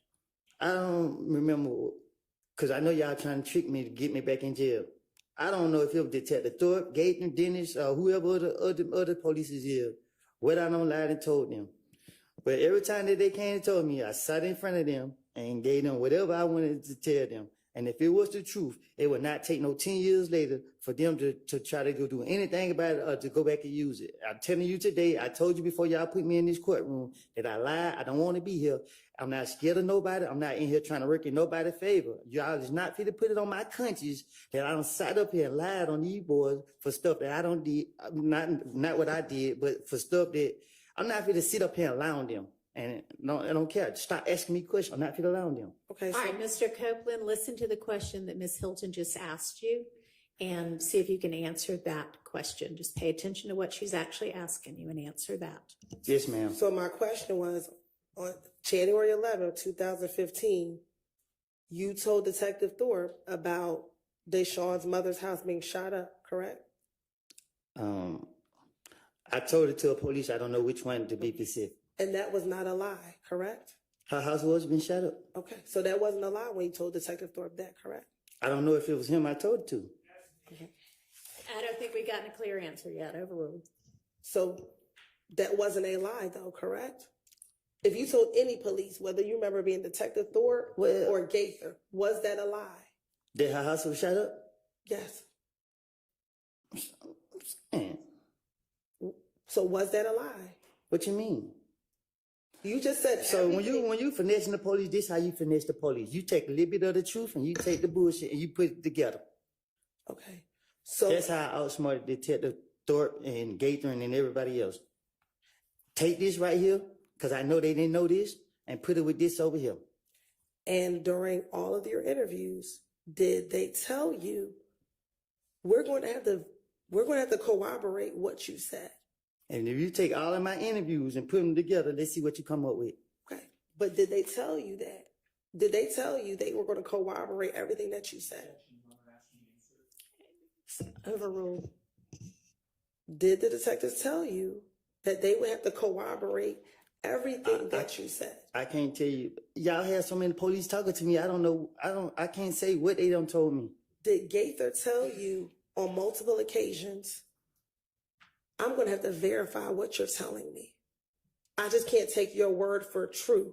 I have to verify what you're telling me. I don't know nothing about all that. I don't recall. You don't recall that? Let me ask you this. Do you recall talking to Detective Gaither while you were after you got locked up in June of 2015, calling her on her cell phone while you were in jail? I don't know.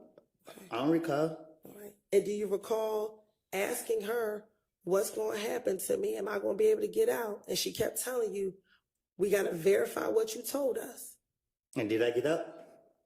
I'm asking you a question. Did she tell you? Listen, we have to answer my question. I'm about to. You won't let me. If I call Detective Gaither and she said she had to verify anything I said in 2015. In 2015, y'all locked me up every month. Y'all locked me up. February, I got out March. Y'all locked me back up March. I got out April. Y'all locked me back up June. I didn't get out to 2019. So if she verified anything I said, there were 4 years and some change. I did 51 months in the federal prison. Nothing been verified that I said, whatever the case is. I haven't heard anything from Detective Gaitman, but it's nothing to spin the police. So my question to you was, did Detective Gaither tell you that she had to verify what you said? I don't recall. All right. Now, going back to the January 11, 2015 interview, do you recall Detective Thorpe asking you about whether or not you ever rented or owned an Infiniti vehicle? I don't recall.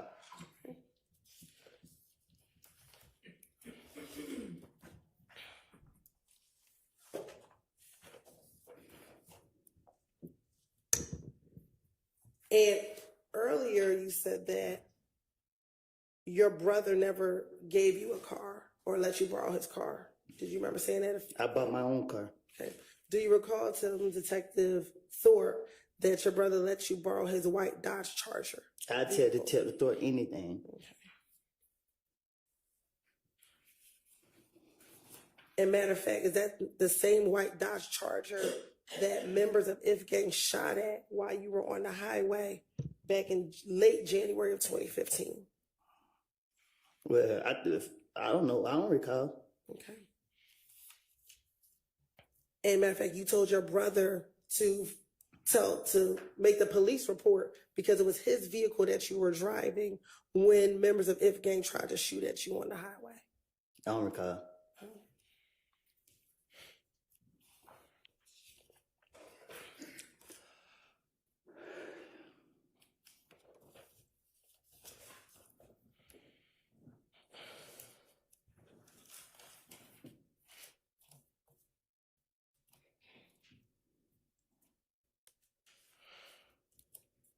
And during the course of this January 11th interview, isn't it true that you talked to Detective Thorpe multiple times about all the incidents that occurred in the weeks leading up to Donovan Thomas getting killed? I better have a different story every time. Okay. Specifically, you told him a couple times about the incident at the Cascade skating ring. Isn't that true?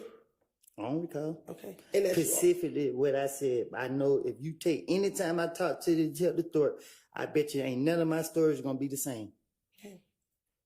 Well, isn't it true that in January of 2015, when you first talked to the police about what happened with Donovan Thomas, you were actually trying to protect your friends and you didn't want to give them all the information back in January of 2015? I'm just trying to protect myself. Okay. But then I got a family to protect. But by June of 2015, you finally disclosed everything that you knew about what happened the night of Donovan Thomas's murder and everything that happened leading up to Donovan Thompson's murder? No, sir. What y'all did was y'all kept locking me up and putting me in isolation, putting me in protected custody at the Fulton County Jail, where people putting feces all on the wall, locking me in the room, keeping me in there 23 hours a day, fucking up my mental, and keep dragging me back and forth, back and forth, back and forth, trying to make. Man, listen, man. So I ask you my question again. Isn't it true that in January of 2015, you were trying to protect your friends, so you didn't give the police a lot of details about what happened the night of Donovan Thompson's murder? I can't,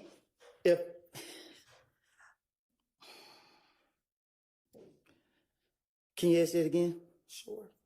Isn't it true that in January 2015, when you first spoke to Detective Thorpe, you did not give him a lot of details about what happened the night of Donovan Thompson's murder because you were trying to protect your friends? No, I just had enough time to protect myself by getting my story together. Like, I'm only thinking about protecting myself. Why would I try to protect some people and then wait down the line and give them up? They don't make sense to me. Because isn't it true that in June of 2015, you thought that Thug was trying to kill you? That's if I thought Thug was trying to kill me, I was trying to get him. Okay. In June of 2015, did you think Thug was trying to kill you? That's what I told the investigators. Isn't that true? I don't recall. I don't recall. Okay. And also in June of 2015, were you involved in a number of retaliatory shootings because of Donovan Thomas being killed? Huh? By the time we get to June of 2015, were you the victim of a number of retaliatory shootings because people thought you killed Donovan Thomas Jr.? It calls for speculation. Well, as to the compound question, you can try to ask it more simply. She's asked, I'm going to overrule with regard to speculation because she's asking about his own mind. So in June of 2015, were you the victim of a number of retaliatory shootings? Well, y'all locked me up in February. I got out March. Y'all locked me back up again March. I got out April. And then the feds came kicking in my door June. So I basically was in jail most of the time. So I don't recall being a victim of a lot of shootings. Okay. By the time June 2015, we already talked about your girlfriend's mother's house was shot up, correct? Mm-hmm. You were shot at while driving on the highway, correct? I don't recall. Okay. You, your child, and your child's mother was shot at while you were leaving the home. Mm-hmm. The home, correct? You also had... I was shooting back. We're going to get to the fact that Okay. you shot back. Yeah. You also had another shooting at another family member's house. Is that correct? Was it? I'm asking you. I don't recall. Okay. So by the time you speak to the police in June of 2015, you or your family were the victim of a number of different retaliatory shootings. I guess. I don't. And that was all as a result of people thinking that you killed Nut, correct? Right now, Miss Hilton, that is speculation. Okay. Was it your belief that it was because people thought you killed Nut? They didn't think. When you say they didn't think, what do you mean? I don't recall. Okay.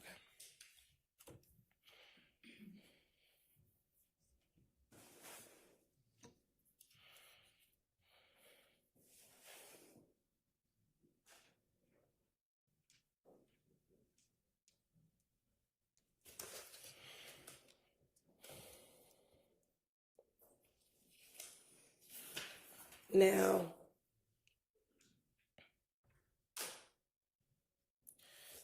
in that same January 11, 2015 interview, did you tell Detective Thorpe that you were in a gang? Huh? In the same January 11, 2015 interview, did you tell Detective Thorpe that you were in a gang?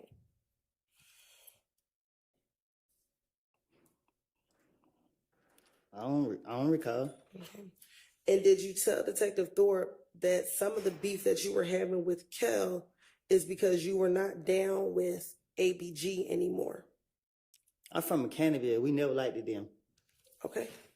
I'm asking, did you tell Detective Thorpe that the reason this beef is because you were no longer down with ABG anymore? I'm from Mechanicsville. My neighborhood is known for killing them.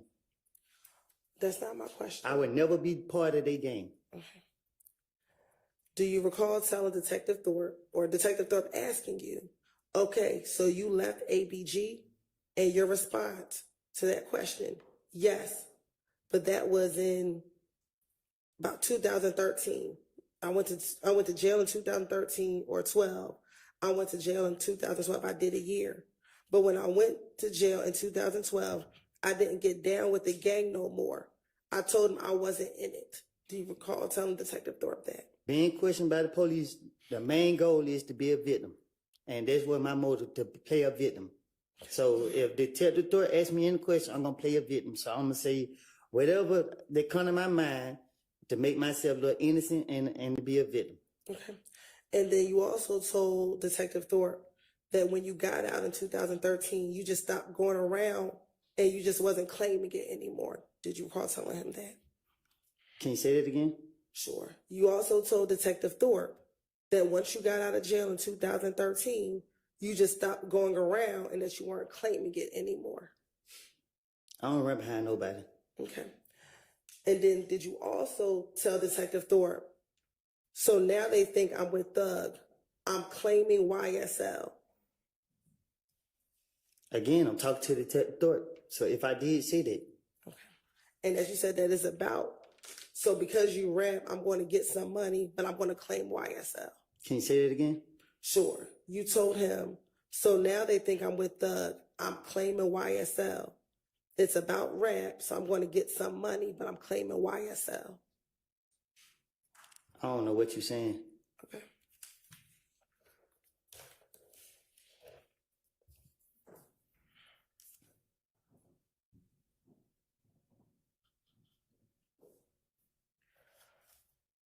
Now, you keep saying that you told Detective Thorpe whatever it is that you wanted to say, that you were finessing him. Correct.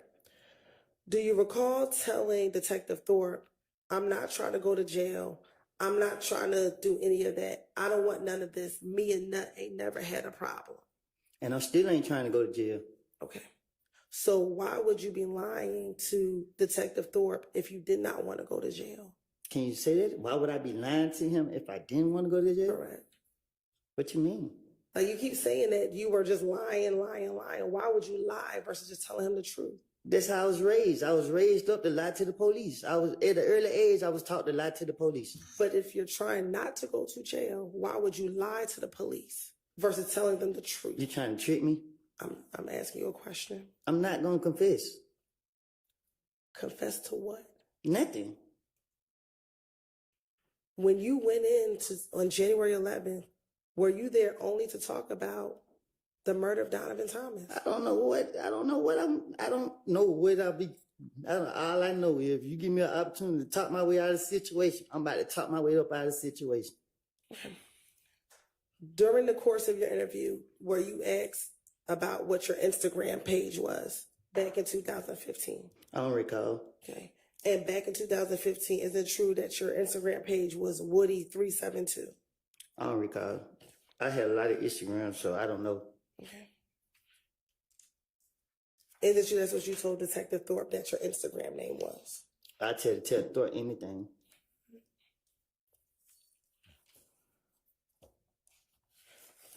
Do you also recall telling Detective Thorpe that because people thought you killed Nut, that you were getting a lot of threats on your social media page? I think I was throwing people back. Okay. Do you recall telling Detective Thorpe that you were getting threats on your social media page? I don't know. Detective Thorpe talked to me, and I can't remember what I said to him because I was making it up. And you asking me right now, and I'm telling you to your face.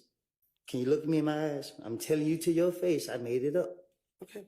Isn't it true that you told Detective Thorpe that someone posted on your page, "I'm going to die tonight," but then she deleted the comment, but you screenshotted it? I'm still here, ain't it? Okay. Is that what you told Detective Thorpe? I don't recall what I told Detective Thorpe. And you actually showed him the screenshot on your phone? I told you, What she said. play a victim. That's the key.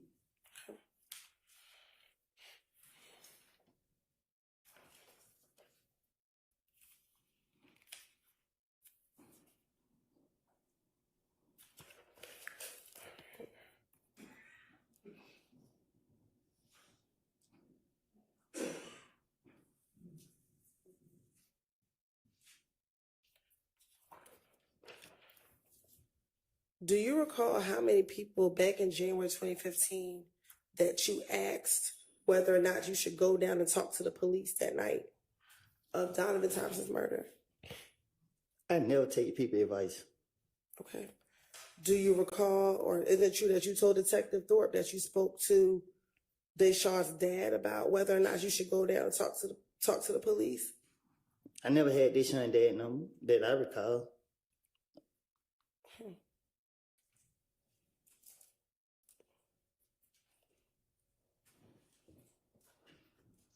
Do you recall telling Detective Thorpe, that's what me and her daddy talked about? I'm like, okay, I'm ready to go down, but I told him, and he's like, nah, because they might find out what happened. You know what I'm saying? And then you ain't got nothing to do with it. So just wait until they come and talk to you. Don't go down and talk to them. So I was raised up that if when nobody with you, they don't need to know. So I ain't on all that what you talking about. It was a lie what I told Investigator Thorpe. It's something that I came up out top. I was making it up. That's why I can't remember what I said to him. You want me to say something that I didn't say so you can put me back in jail? Okay. I don't recall what I said. I don't. Did you kill Donovan Thomas, Mr. Huh? Copeland? Did you kill Donovan Thomas, Mr. Copeland? Huh? Did you kill Donovan Thomas? You shaking your head? Is that a no? No. Okay, then. And is that what you went down there to tell Detective Thorpe back on January 11, 2015?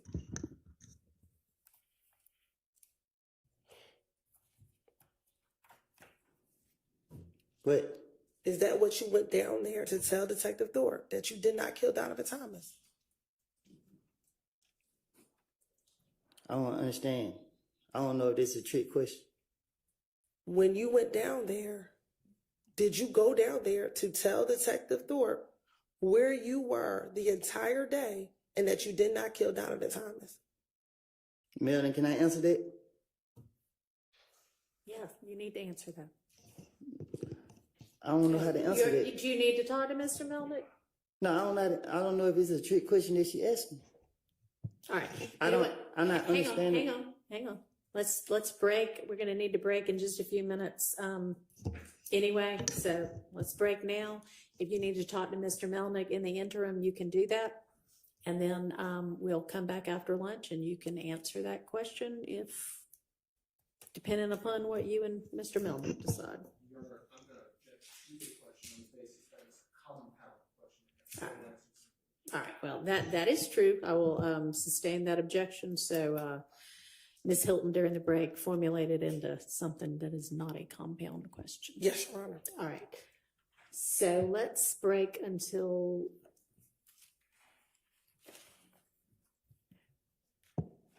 will 1:30 be enough time for everybody? All right.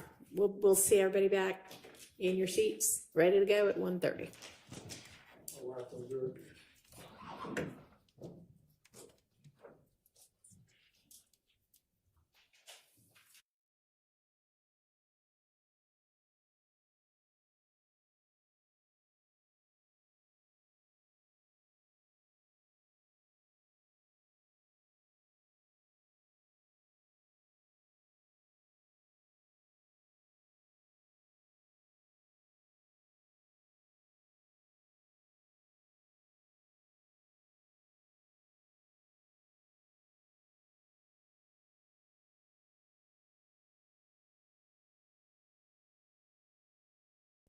before we break for lunch? Okay, let's all of us be back at 1:25, just in case y'all think of something you want to tell me, okay? See you then. Judge, I gotta say this.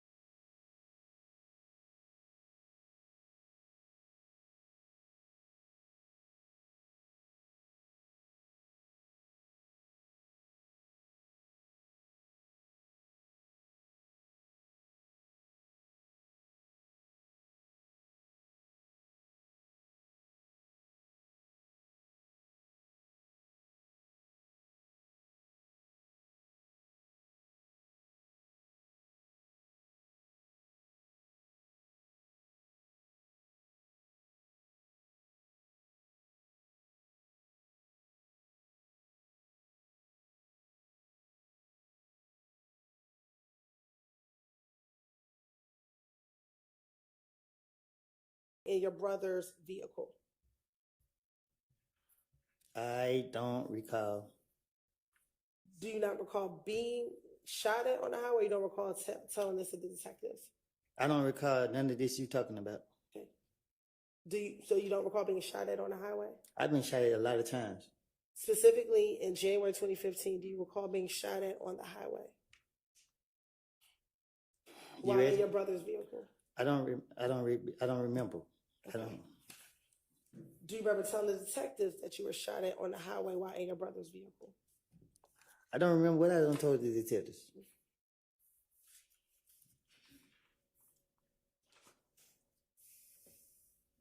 In the January 28, 2015 interview, didn't you tell the detectives that while you were driving on the highway, you had your radio up? I don't recall. Okay. And you also told them as you had your radio up, you heard pow, pow, pow.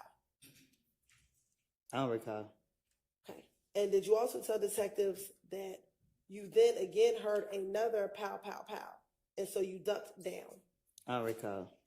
And did you also tell detectives then the car stopped working and you tried to hit the gas, but it cut out and it stopped working?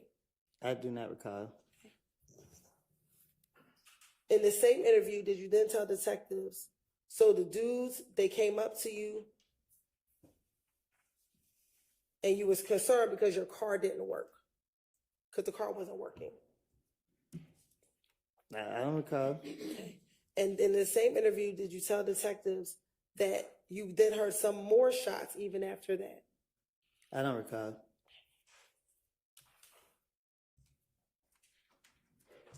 And that the two cars that you saw that were shooting, one was a gray Impala with tinted windows. I don't recall. And then you saw another car that was also shooting at your car. I don't recall.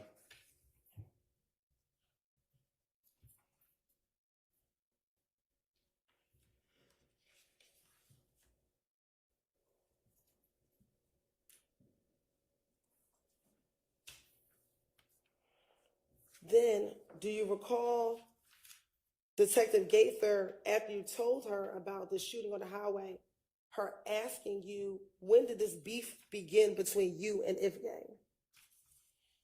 I don't recall.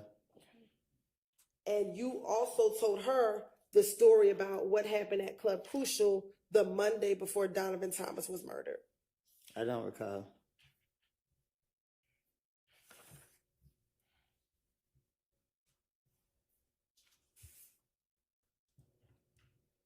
Did you also, in this interview, when Detective Gaither asked, when did this beef begin, that Cal told you the beef began because you hung around a person named Boo, I don't recall. and that they were mad because they thought Boo was a rat and that you were hanging around a rat? I don't recall.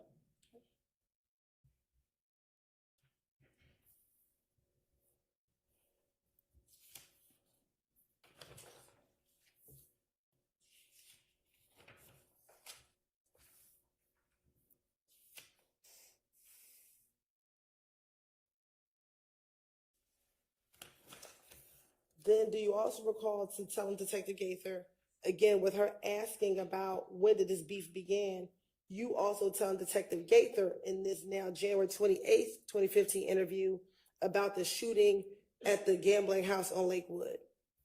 I don't recall. And in this January 28th, 2015 interview, you actually told Detective Gaither that initially you thought another gang did the shooting at the gambling house. I don't recall. Okay. But then later you learned that it was Kel who did the shooting at the gambling house. And he's still alive? Do you recall telling Detective Gaither No, I don't recall. about the shooting? I don't recall. So now is it fair to say that both in January 11th of 2015, now in the second interview, that you told the same story about this gambling house shooting in Lakewood? You just confused me. What you say? Now for the second time, have you told another set of detectives about the gambling house shooting in Lakewood? I don't recall. Okay.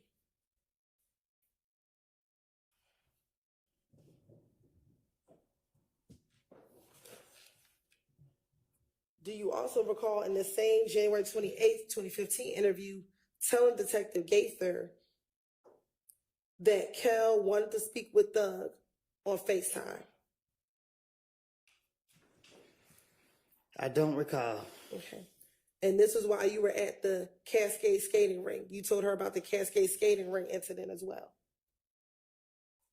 I don't recall. Okay. And that you told Detective Gaither that when Thug and Kel spoke at the Cascade skating ring, you're going to be a party opponent mission with what Thug said. Go ahead. Overruled. That Thug told Kel he wanted Kel to pay for the window that he shot up. The man rich, why would he? I don't recall. Okay. Do you recall telling Detective Gaither that that was the conversation that Thug and Kel had? I don't recall. And that Kel said that he wasn't going to pay for the window. I don't recall. Okay. And in the same January 28th interview, you also then told Detective Gaither and Detective Dennis about the fight at Club Crucial that Monday before Donovan Thomas was killed. I bet I was a victim in every interrogation, right? Did you tell Detective Gaither and Detective Dennis also about the Monday night fight at Club Crucial? I don't recall.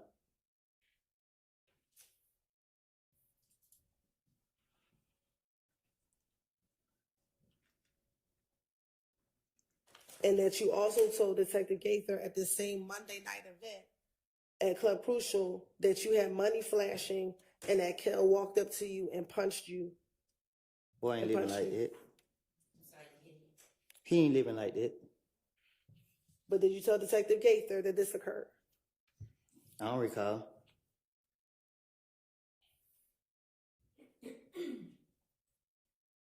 Also, in the same January 28, 2015 interview, is it true that you also told Detective Gaither that after Kel beat you up, you ran out of the club and went outside of the club and saw Bloody J? I don't recall.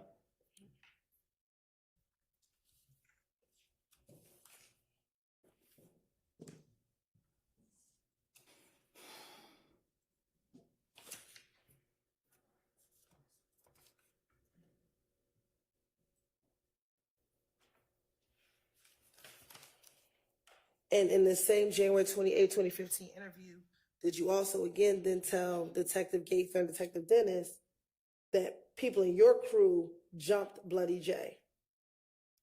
People in my crew? Yes. My Why? crew in prison. Okay, back in January 2015. My crew in prison. Everybody who ran with me in prison.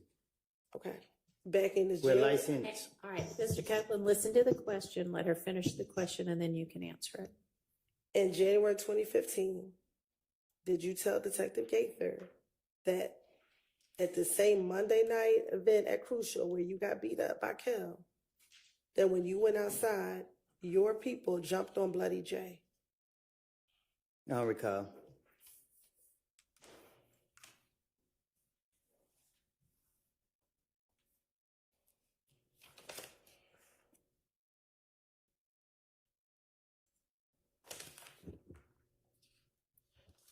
Now, also during this same interview with Detective Gaither and Detective Dennis, did you then also tell them your concern about people blaming you for Nut being killed? I don't recall. And matter of fact, you were concerned that you always get blamed for everything. Because I'm always into stuff. Okay. And that you told them, so the night after Nut got killed, you came down to talk to the detective to declare your name. I don't recall. And matter of fact, you told Detective Gaither and Detective Dennis that people told you that you shouldn't go down to the police department. I don't recall. But you decided to go down anyway to clear your name. You asked me? I'm asking you. I don't recall. All right.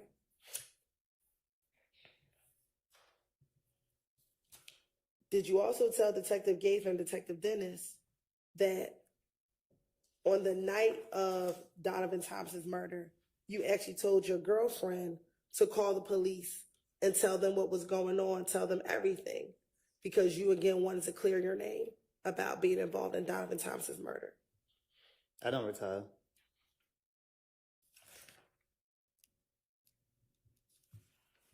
Now, during the course of this same January 20th interview with Detective Gaither and Detective Dennis, do you recall them asking you questions about the relationship between Nut and Thug? I'm from Canterville. Okay. I can't tell you nothing about two other people from other places. Do you recall telling them in this interview that Nut and Thug, you did not know of Nut and Thug having a problem? I mean, when the police questioned me, especially Gaten, I know she after me. So she acted like she was into what I was saying, and I was feeding her whatever came to my mind. So they tried to make it make sense. So why wouldn't you say that they had problems with each other versus that they did not have problems with each other? Because I'm trying to make up a story. I don't know what nobody have. I don't know. I don't recall what I even said to her. I just know that anytime they question me, I'm trying to tell them anything to get them out my face. Now, you said that you're from Mechanicsville. Do you know where Thug, what part of the city Thug is from? I don't know. I just met Thug when I got out of jail. We not from the same neighborhood. I don't know where he, like Cleveland Avenue, I guess. I don't know. Okay. And what about Nut? Did you know what neighborhood Nut was from? I don't know.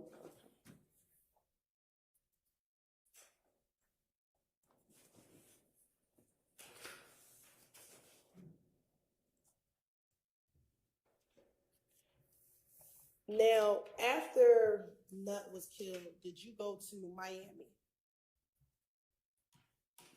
I don't recall. Do you recall telling Detective Gaither and Detective Dennis in the same interview that you went to Miami after Nut was killed? I tell the investigators anything. I don't recall what I told them. And when you were in Miami, were you there with Shannon Stillwell? I don't recall. Okay. What about Quindarius Zachary? Who? Little D from Cleveland.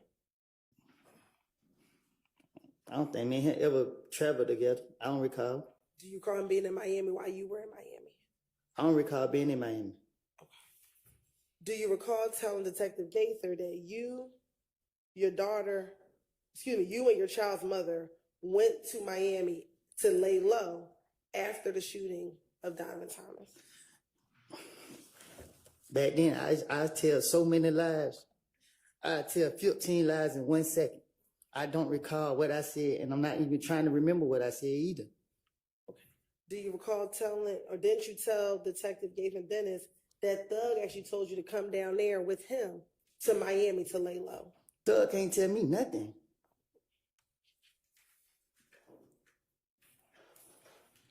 And you also told Detective Gaither that, again, after he told you to come down there and lay low to Miami, that you and your girl, you stayed down there for a week in Miami. I don't recall what I done told the police. But for me telling you now, there's nobody walking this earth can tell me what to do. Is going to Miami a bad thing? No, I just told you, you bring up something that you saying that I said to the police, and I'm telling you the truth right now. I lied to them. So I don't know what I don't know. Like, go ahead. So have you never been to Miami? I've been to Miami a lot. Okay. So back in 2015, did you ever go to Miami? I can't remember if it was 15 or 14. Let me make it more specific. After Donovan was killed, did you go to Miami? Man, I can't recall. Okay. And I honestly, God, can't recall.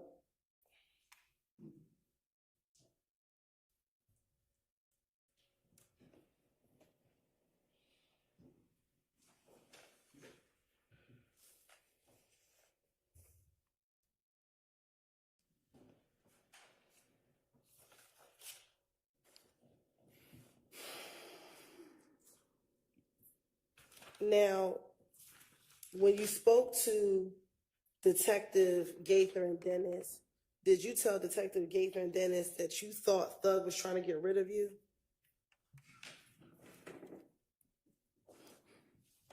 What you mean? Did you ever tell Detective Gaither and Detective Dennis that you thought Thug was trying to get rid of you? I don't think you heard me the first time when I told you I don't run behind nobody. I'm from Mechanicsville. Okay. So I don't know. I don't know what you're talking about. Okay, so what does being from Mechanicsville have to do with my question? That mean I don't run behind nobody else. I didn't ask you about running behind anyone. Saying something about getting rid of me like you can't get rid of me. Okay. So, is it your testimony that you did not tell Detective Gaither and Detective I don't know. Dennis? I don't know what I done told the investigator, detective, whatever you want to call them.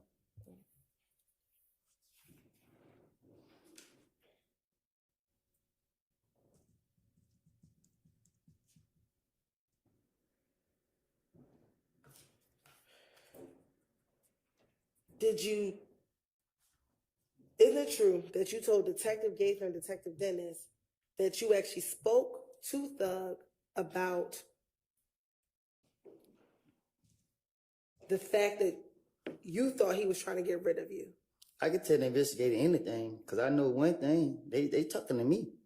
So they got to go with what I say. So I don't recall what I told them. I would tell them anything that come to my head. Okay. I don't recall what I said to them. Do you recall telling didn't you tell Detective Dennis and Detective Gaither that Thug called you and said, bruh, they say I got a hit out on your head, bruh? I told you I'm a play a victim in everything. I'm a victim. Okay.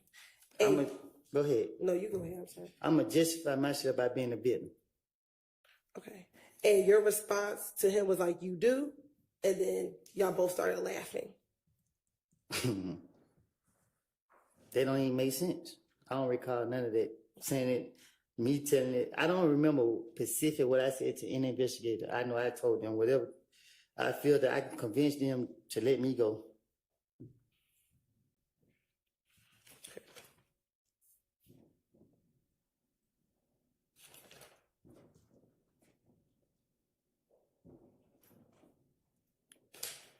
Now I want to go back to going to Miami after Donovan was killed.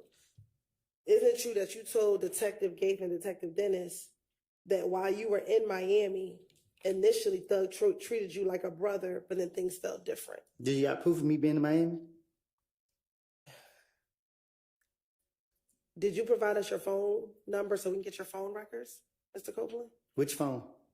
The phone you had in 2015. Did you give police your phone number so we can get your phone records?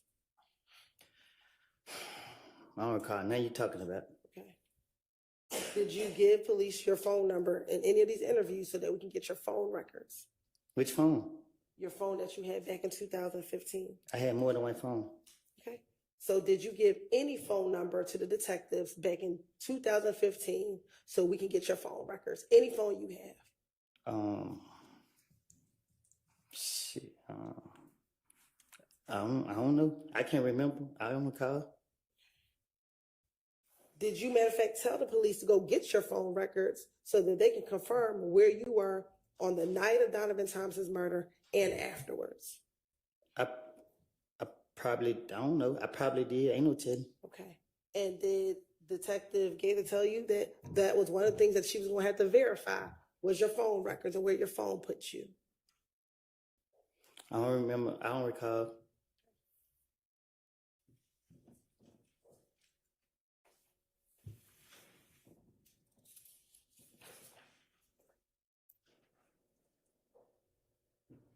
Back in 2015, do you remember your phone numbers from 2015? Shit, I don't even know my phone number now. Okay. Did you remember if you had a Sprint phone? I got T-Mobile. Back in 2015, did you have Sprint? I don't know. Okay. I can't remember what phone service I had. All right. Did you ever live off of Oakland Drive or use an Oakland Drive Southwest address?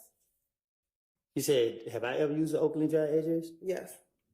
Um, And I don't want to put the full address on the record, but have you ever used the address of Oakland Drive? I don't know if I use it on anything. I know I use it probably getting out of jail. So is there an address? I don't know. I don't recall. I don't know. Do you have an address that you used off of Oakland Drive Southwest? I did. Okay. And does the number of the address begin with an 8? I don't know. Okay.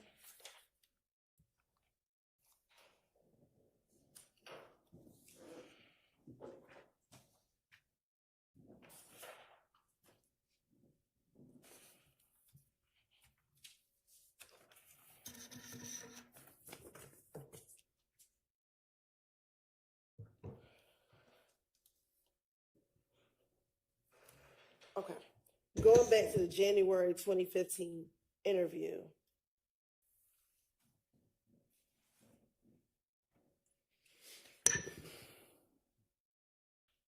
Isn't it true that you told Detective Gaither and Detective Dennis that while you were in Miami, he wasn't happy with you being around him anymore? It felt different. Who? That Thug, you weren't Thug. That Thug wasn't happy with you being around. It felt different to you.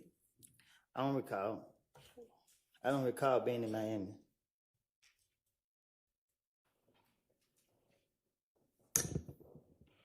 After Nut was killed. Bless you.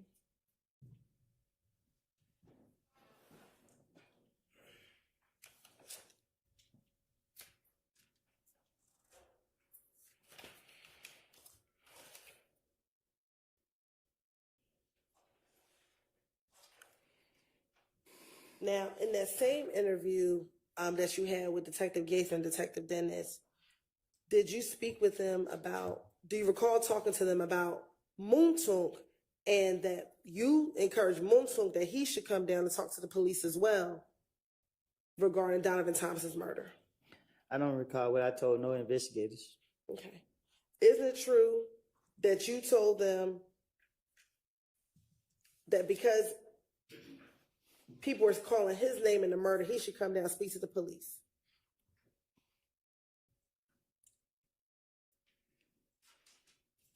The only truth it is, I made these things up. I don't know about nothing going on. Why would you need to make up something about YOUNGTHUG coming down to clear his name from a murder? I'm speaking in a general, like you got me up here like I know what's going on. I don't know what's going on. Okay, so I'm asking you now. I don't remember what I don't told the police. I keep telling you that. You can't keep asking me what I told the police if I'm telling you that I lied to the police. I can't remember no lie. Mr. Copeland, Yes. I think that she understands, generally speaking, what your position is with regard to what you remember and what you don't, but she's still going to ask you specific questions and you need to answer the specific questions also. And you don't have to preface every one of them with your general position about it. Yes, ma'am. But Your Honor, may I speak? I'm not Wait trying to. until there's another question on the floor. And I understand. I'm not trying to be difficult. I understand. Go ahead, Ms. Hilton. Thank you, Your Honor.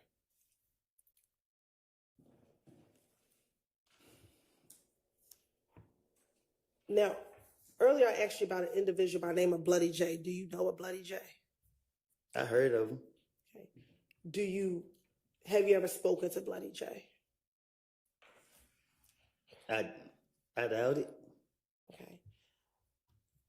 Back in the same January interview that you had with Detective Gaither and Detective Dennis, do you recall telling Detective Gaither, or didn't you tell Detective Gaither and Dennis that you were trying to hook Bloody J and Thug back together? How would I don't recall. Okay. And matter of fact, didn't you tell Detective Gaither and Detective Dennis that Thug and Bloody J had a falling out because Bloody J joined If Gang?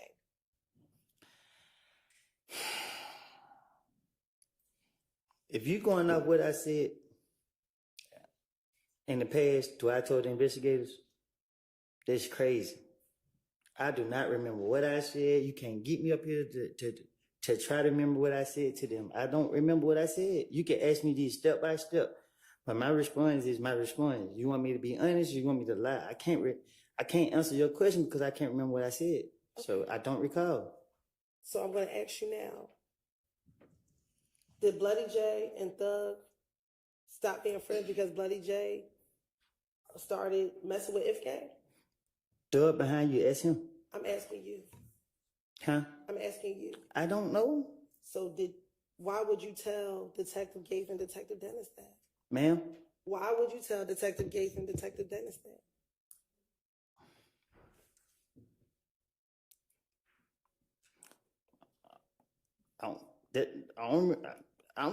I can't recall.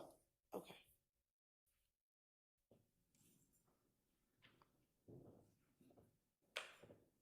Now,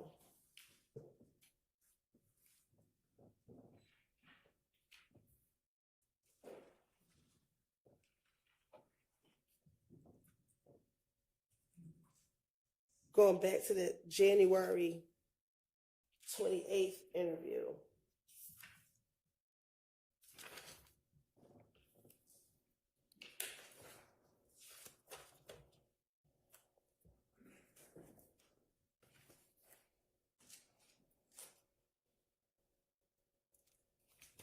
Of course, indulgence for one moment.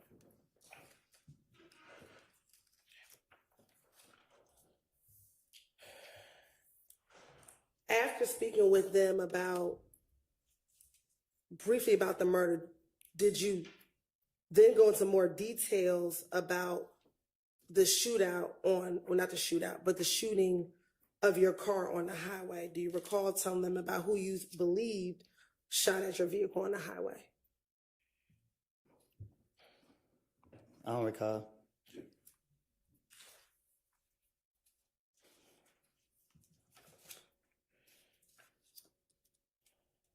Can I tell you what I do remember?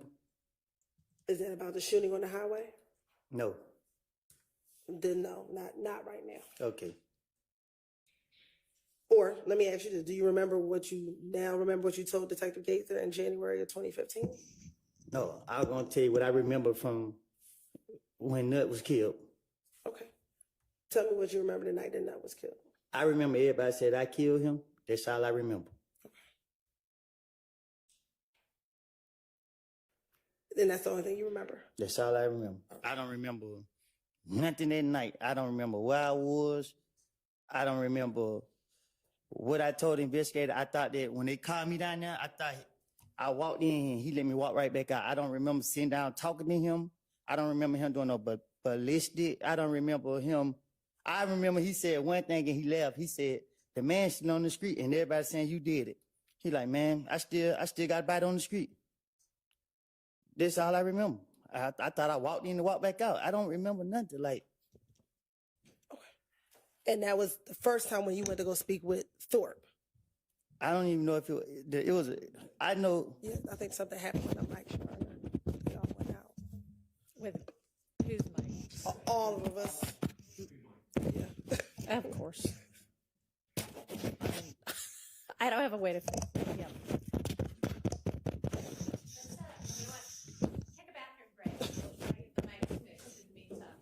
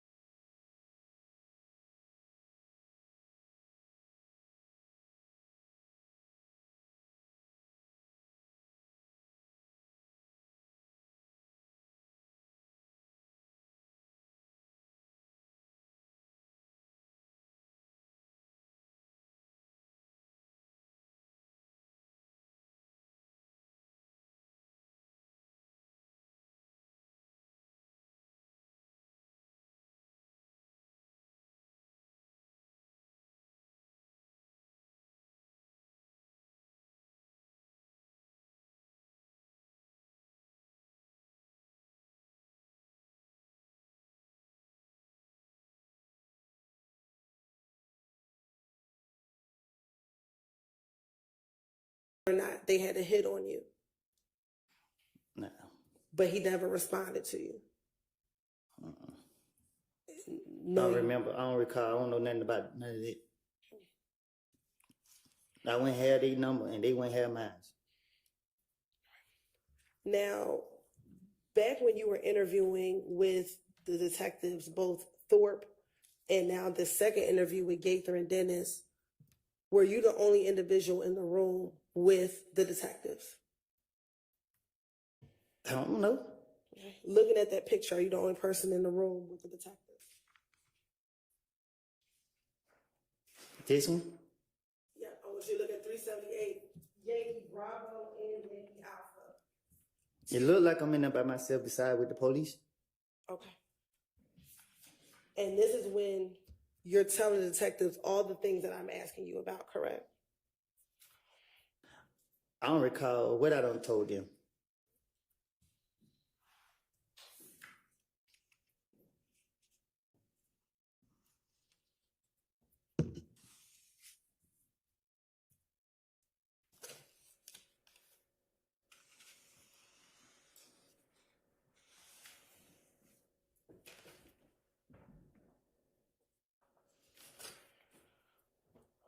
Now, do you know an individual, Rich, who goes by the name Rich Homie Quan? Who is that?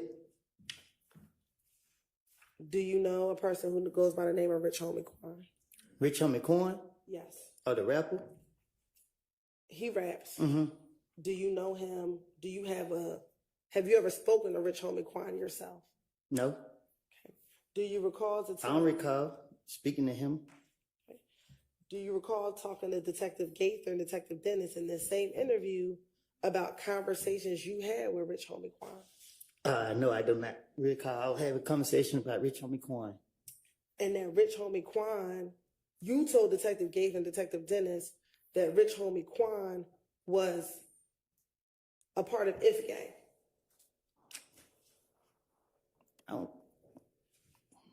I don't recall. Okay.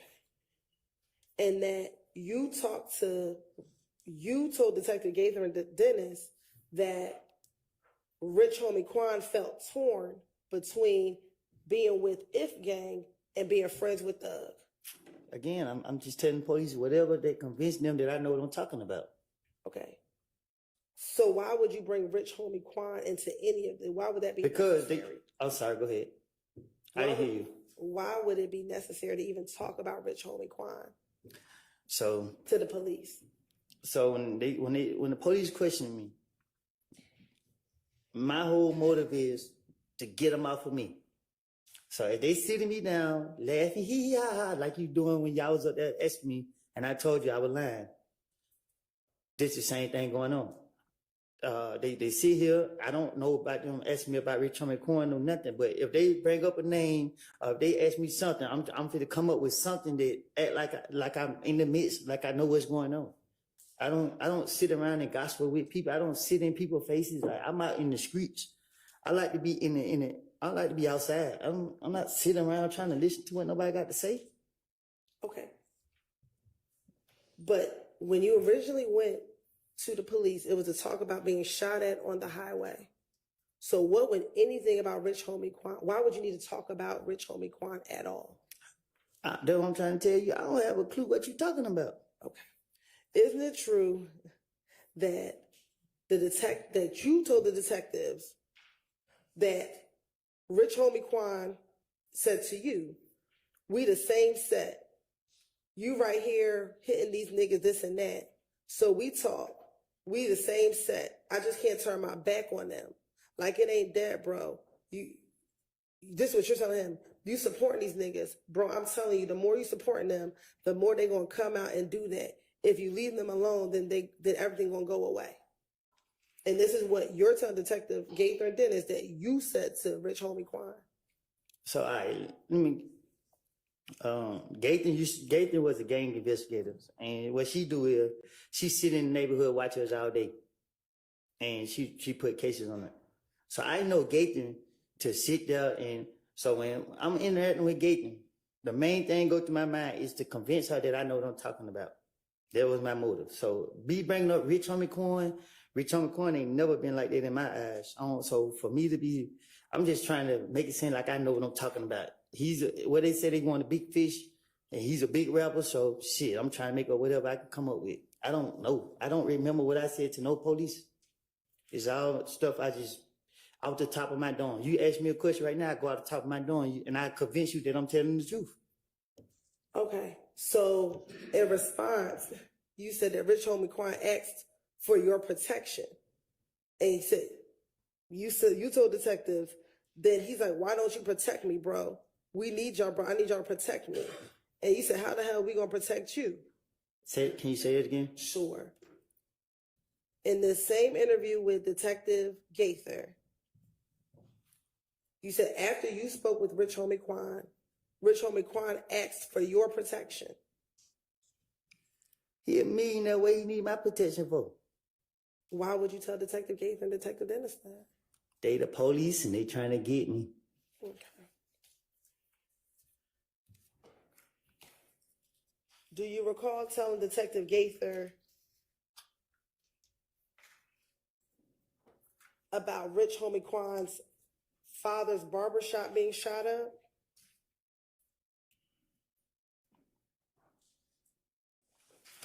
I don't recall nothing I said to no investigators. And A detective. he thought that someone by the name of Tay shot up his father's barbershop? And I told you I did it. No. Oh, You told the detectives that Rich Homie Quan thought that a person named Tay shot up his father's barbershop. well, I probably did. Ain't no telling.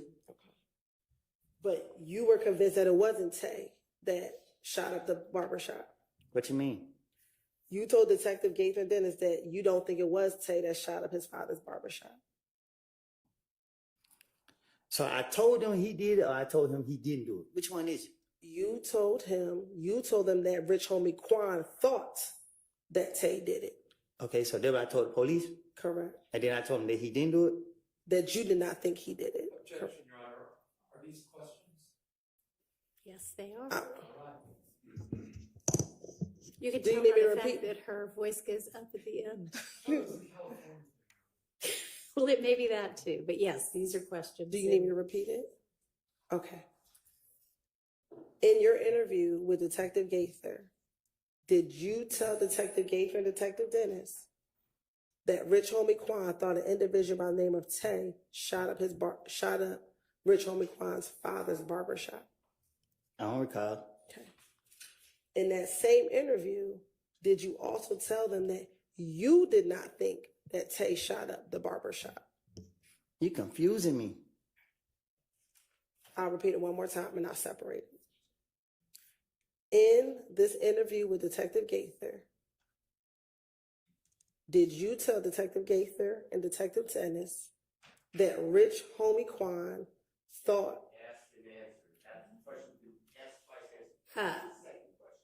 Overruled, because it's certainly been asked twice or more, but it hasn't clearly been answered. He's sitting there saying right now, I don't know what you're asking me. I'm confused. So I'm going to permit her to try to break it down and ask it again. So I'll start over. In this interview with Gaither and Dennis, did you tell Gaither and Dennis that Rich Homie Quan thought that a person by the name of Tay shot his father's barbershop? I don't recall what I told the police, Okay. but I don't know. All right. Now, my second question is, in that same interview, did you tell Detective Gaither and Dennis you did not believe that Tay shot up the barbershop? I don't know. Okay. I don't remember what I said to them.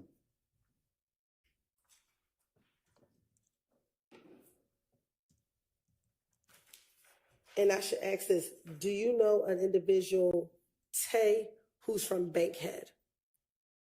There's a mean Tays in them. Okay. Do you know a Tay from Bankhead? A Tay from Bankhead? Yes. Not off the top.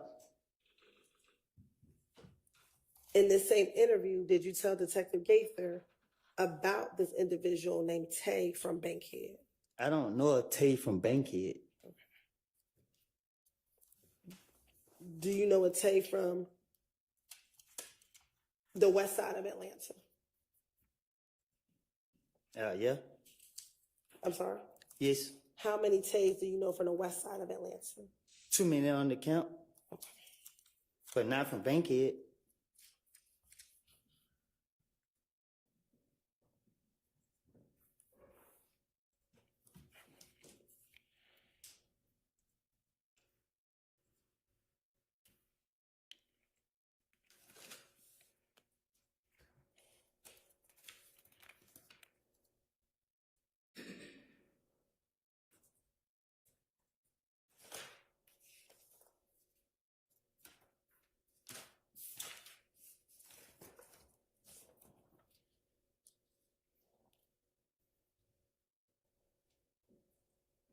Now,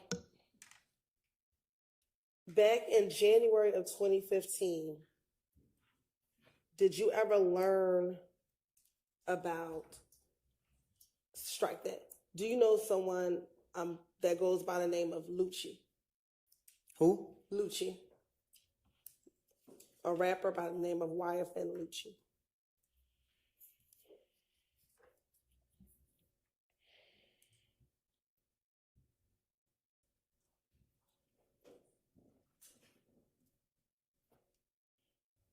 What about him? Do you know an individual by the name of YFN Lucci? I don't know a person. Okay. Have you ever met this individual? You said, have I ever met him? Yes. No. When you say you don't know him personally, what do you mean? Because you said, have you ever met? We never shook hands. I never met him. Okay. How would you describe knowing YFN Lucci? He's a rapper. Okay. Do you know him outside of being a rapper? No. Okay. In 2015, were you aware of his mother's home being shot at twice? Excuse me. You're shaking your head. I don't know nothing about him. Okay. Do you recall in this January interview with Detective Gaither and Detective Dennis talking to them about Lucci's mother's house being shot at? I don't remember. I don't recall. Do you recall telling Detective Gaither and Detective Dennis that people thought that you shot up Lucci's mother's house? I don't know nothing about it. Okay. Do you recall in this same interview back in January of 2015 with Gaither and Dennis that you were with Big Boo when Lucci's manager called trying to find out who shot up Lucci's mother's house? I don't recall. Okay. And do you recall during this same interview telling Detective Gaither that when the manager called Big Boo, you were present and overheard the conversation? I don't recall. And in the same interview, you told Detective Gaither that the manager told Big Boo that he had $20,000 for whoever shot at Lucci's mother's house. I don't know nothing about it. Okay. And that you actually took the phone from Big Boo and told them that you had nothing to do with shooting up Lucci's mother's house. Okay. Okay. Do you remember telling the detectives about I don't this? recall. Did that occur? I don't know. You don't know if you were present with Big Boo and took the phone away from him? I don't know what y'all talking about. Why would you need to tell Detective Gaither and Detective Dennis that if that did not occur? 'Cause these things I'm hearing in the street, so I'm trying to convince them to get off of me.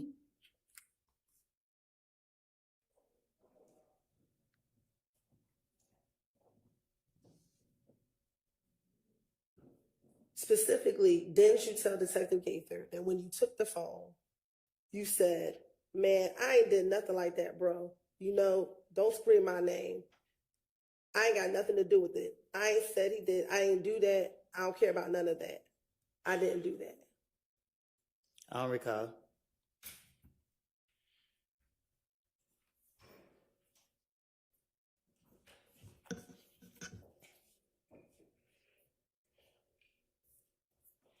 And did you actually tell Detective Gates and Detective Dennis that you were concerned because you thought that Boo was going to set you up and tell people that you shot Lucci so he can get the $20,000? Huh? Did you, in the same interview, tell Detective Gaither and Detective Dennis that you thought Boo would have set you up and told people you shot at Lucci's mother's house to get the $20,000? I don't know nothing about that. I don't recall.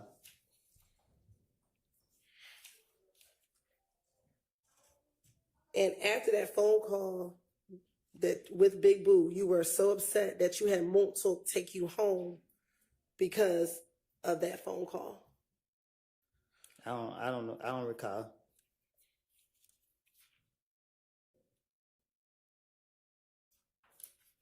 And you also told Detective Gaither that when you got into the car with Montauk after this phone call, you told Montauk,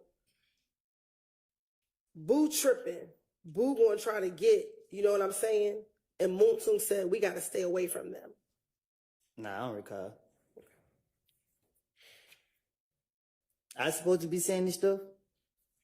Yes. Oh, nah.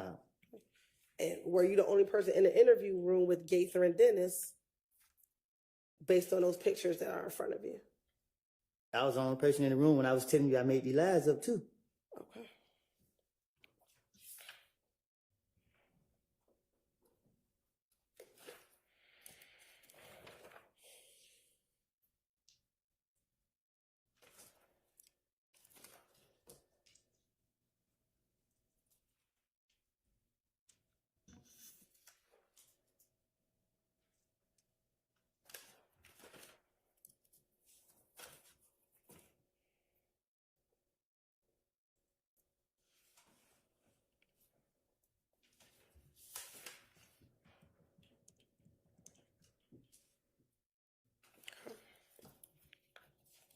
Of course it don't. Just one moment.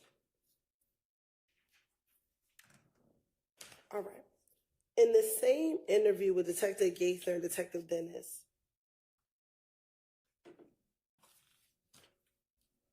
did you tell them about your relationship or your friendship with Little D from Cleveland and Shannon?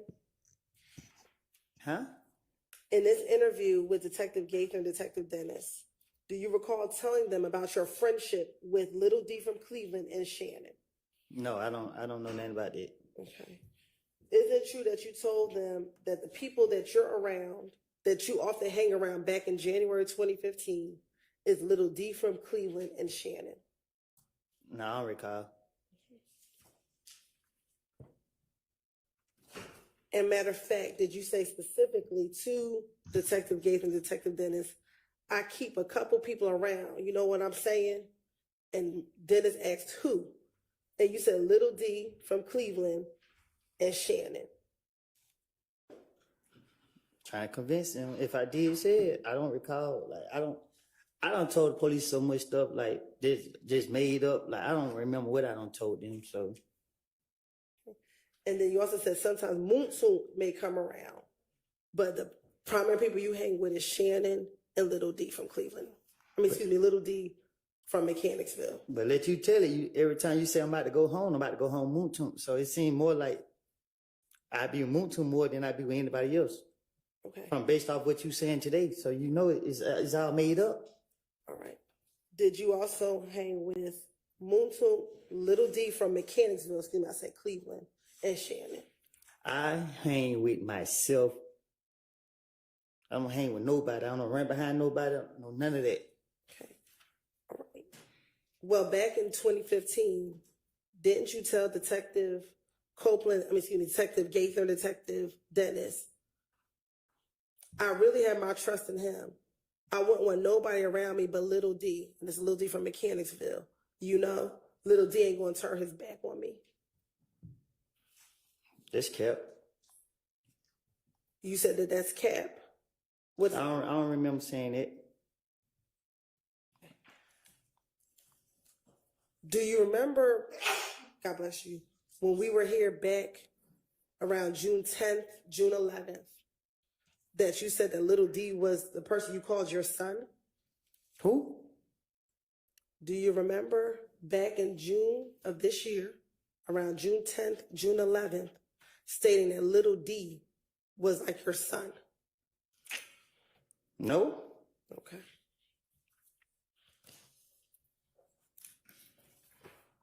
No, you don't recall saying that? I never said Lil D from Cleveland Avenue with my son. At Cleveland, little D from Mechanicsville. What y'all talking about? Okay. Do you want me to repeat the question? Yeah, I don't know what you're talking about. I don't recall. All right. I'll ask it, then you can answer it truthfully, I hope. Do you recall in June of this year saying that little D from Mechanicsville is like your son?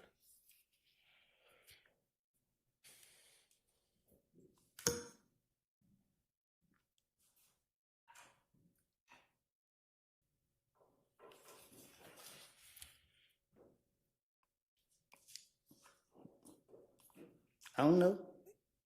No, you don't remember saying it? No, you didn't say it. What does I don't know mean? What you want me to say? I want you to answer the question. What's your question? I'll ask it one more time. In June of this year, when you were here This the year last right time- here? This year right here, when you were here before, June 10th, June 11th, do you recall telling me when I asked you about little D from Mechanicsville, telling me he's like your son? When I said I birthed him? Yes. I'm just being sarcastic. Right. But that was to talk about the closeness of your relationship, correct? What you mean? When you say you birthed him, were you trying to tell, what were you trying to indicate when you said you birthed him? What did you mean by that? That was just an anger statement I made. Okay. Did you at one point in time have a close relationship with little D from Mechanicsville?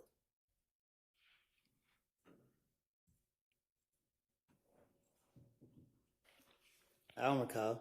Okay.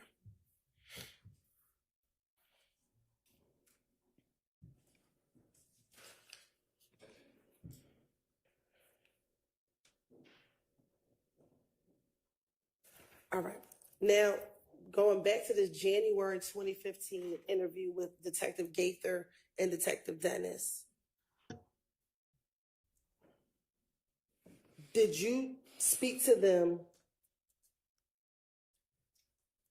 about Thug seeing you talk to the police regarding Donovan Thomas's murder? Did I speak to them about thugs? I don't recall.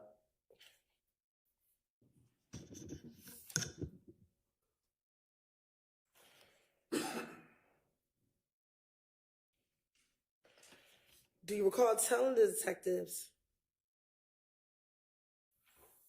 that Thug thought you were snitching because you were talking to the police? Huh? In the same January 2015 interview, did you tell Detective Gaither and Dennis that you thought Thug thought that you were snitching because you had been talking to the police after Donovan Thomas's murder? They don't make sense. So I don't recall. Okay. Didn't you tell the detectives in this January 2015 interview, Gaither and Dennis, I think I went wrong when I let Thug know that the detectives keep calling me. You keep talking about what? You finished? I am. You keep talking about what I told the investigators. Listen, I know they want to lock me up. I see them following me everywhere I go. I'm in the restaurant eating, they not eating. And they got me down here for questioning. I know they only question me to trap me up to get me. So I told them anything that came to my mind or whatever the case is. They don't make sense. When you walked into the police department and to talk to Gaither and Dennis, you walked in on your own, correct? Most of the time they question me. I was in handcuffs. I don't.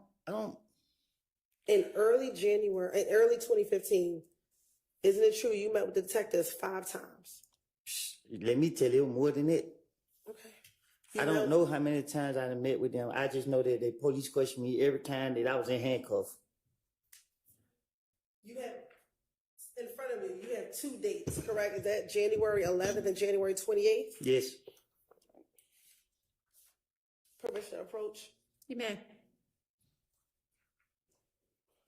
I'm going to show you what's been marked as State's Exhibit 378, Yankee Charlie 1. Does that date say February 20th, 2015? Yes. Now I'm going to show you 378, Yankee Delta 1. Does this say February 21st, 2015? Yes. And I'm going to show you 378, Yankee Echo 1. Does this say June 10th, 2015? Yes. Okay. Looking at 378, Yankee Charlie, Yankee Delta, Yankee Echo, do you see yourself in those 3 pictures? Yes. Okay. You're right. This time the state like to tender 378, Yankee Charlie 1, Yankee Delta, 378, Yankee Delta 1, and 378, Yankee Echo 1 is the evidence. Admitted without objection. Now, looking at these 5, on January 11th, were you in handcuffs when you went to go speak with the detectives? Mm-hmm. On January 11th, when you walked You in, said January 11th? yes, Oh, okay. were you in handcuffs? Nah, I'm like this. Okay. Looking at January 28th, were you in handcuffs when you went to go speak with the detectives? No, I'm like this. All right.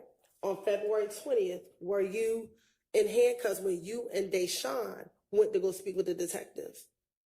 No, I'm like this. Okay. And were you only arrested on February 21st when you went to speak with the detective because you're in a blue jumpsuit, correct? Yes. And on June 10th, you were arrested because that's when they arrested you in the house, correct? You said what now? June 10th is when they arrested you at your home, correct? With the white shirt on? Yes. Oh, my hands up on the table. I don't know. But do you recall June 10th being the day that they came to your house and arrested you? Mm-hmm. Is that a yes? You said, I just need to know, is that a yes for the record? Oh, I think so. Okay. Is that the day that you went to jail and you didn't get out till 5 years later? I started with. On June 10th. Did you get arrested on June 10th? Yeah. Okay. So out of all 5 interviews, you were only arrested 2 times. Is that correct?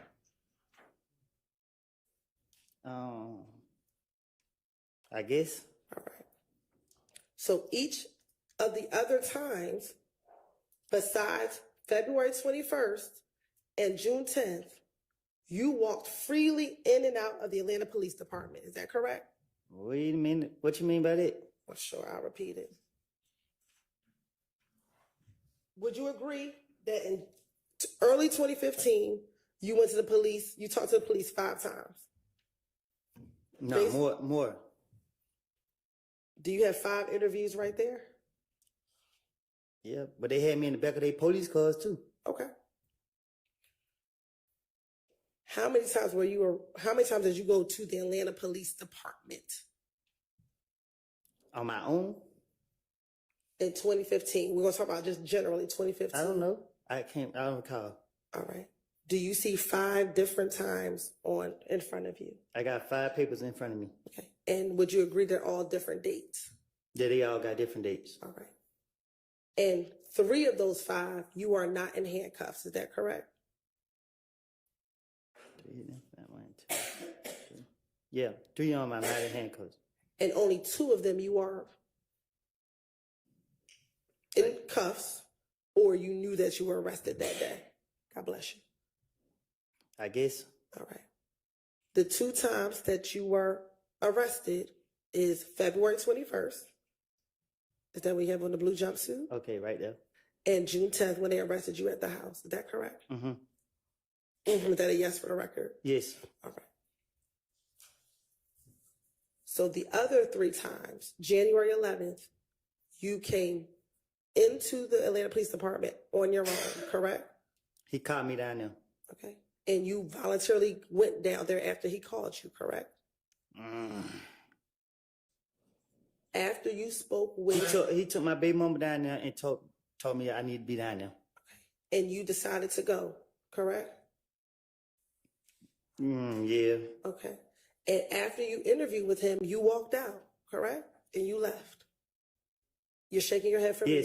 Yes. I left. Now, on January 28th, you also walked into the police department, correct? I don't know nothing about that. I don't remember that at all. Okay. But is it safe to say that you left because you were not arrested in January of 2015? Yeah, I went locked up in January. Okay. And then February of 2015, that's when you walked into the police department with you and Deshaun, correct? I think. And do you remember that being the night or the early morning hours after people shot at you, Deshaun, and your baby?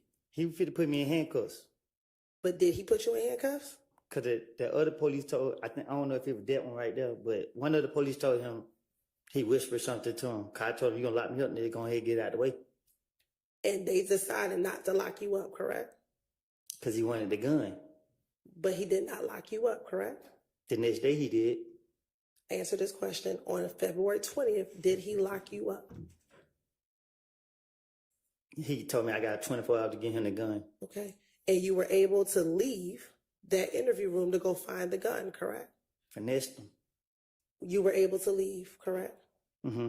Is that a yes for the record? Oh, yes. All right.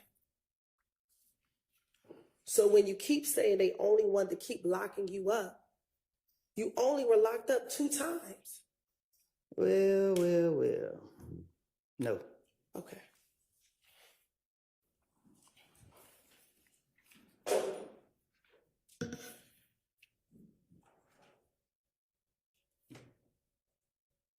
Do you recall today you said you spoke with police in the back of police cars? Do you recall how many times you did that back in 2015? I don't know how many times.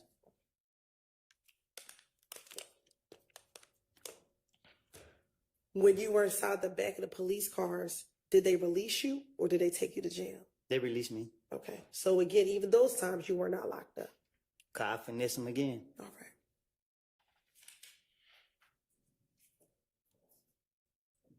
Now, going back to what I asked you about, your belief that you thought Thug thought you were snitching.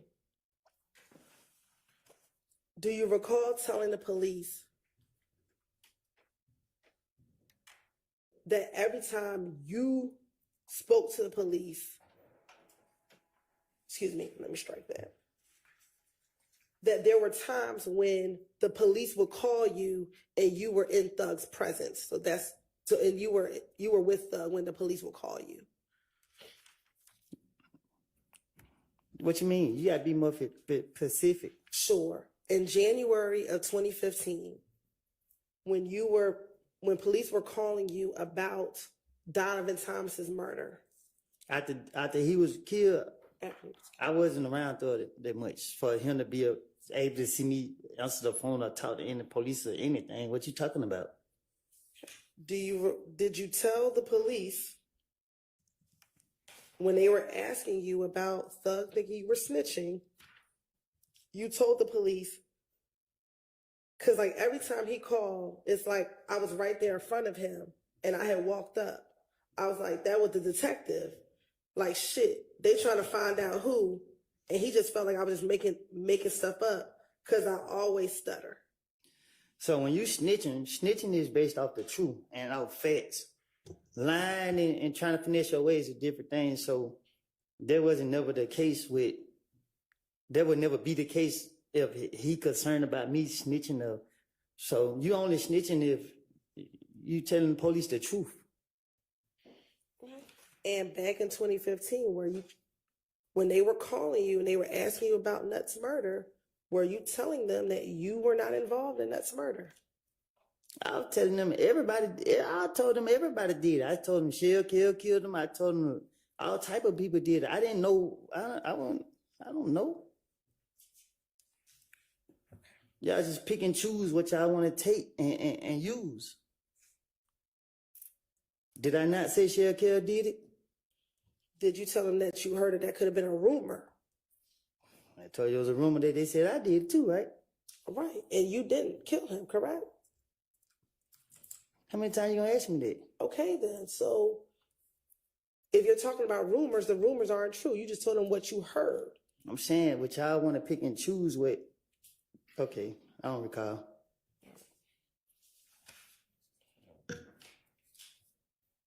And do you recall, because you keep saying that you wanted to finesse the detectives, is that fair? Do you recall them asking you about an event, a shooting on Spring Street with Thug's girlfriend was having a party at a house or at a hotel on Spring Street? I never heard anything about that a day in my life. Okay, and do you remember telling them that you knew nothing about those shooting on Spring Street? I guess I don't know. I don't know what I done told the investigators. So if you want to finesse them, why wouldn't you just act like you knew about it and just tell them about it? Because I didn't hear nothing about it. If I would have heard something from like the street saying, I could have been able to, act like I was there or act like I knew, but I couldn't because I never heard anything about it. Right, but if you're trying to finesse them and you just tell them whatever they wanted to hear, right, you could have just told them, yeah, I heard about it. So I couldn't because I wouldn't be able to speak on nothing where it'd be like, okay, like let's say they would say 2 girls got shot in the butt. I would be like, yeah, I was there, man. The 2 girls got shot in the butt. I couldn't because I never heard nothing about the story at all to be able to say, but act as if I knew. But if you're finessing the police, that means you're just lying anyway, right? So to finesse the police, you got to act like you have knowledge. You got to act like you know.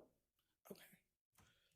So if you could have just said, yeah, I heard about that shooting. And I couldn't because I knew his next question was going to be who did it or what happened or where was it. Or I couldn't say anything about nothing. Okay.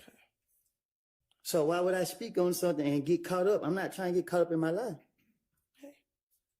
In the same interview, did you also tell Detective Gaither and Detective Dennis that on the Friday before Donovan Thomas was killed, that you went to DJ Drama's studio as well? If I told the detective something like that, I probably did. I don't. Okay. And that's something that you also told Investigator Thorpe when he interviewed you. Well, I hadn't heard the question yet. You also told Detective Thorpe about going to DJ Drama Studio that Friday before Nut was killed as well, correct? I recall. Okay. So is it fair to say you told Detective Thorpe about going to DJ Drama Studio, then you also told Detective Gaither and Dennis at a later interview about the same series of events leading up to Donovan Thomas's murder? Can you say that again? I'm going to give her a little latitude. I think she's trying to get clear what the witness's testimony is. Thank you. When you first met with Detective Thorpe in January 11th, you told him about going to DJ Drama Studio the night before Donovan Thomas was killed, correct?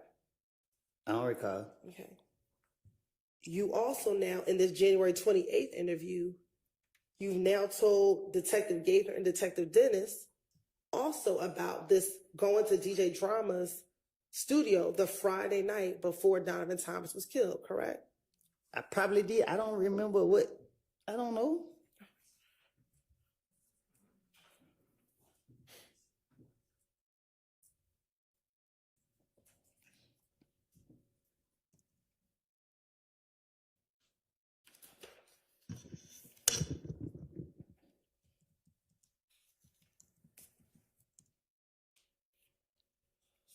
Now,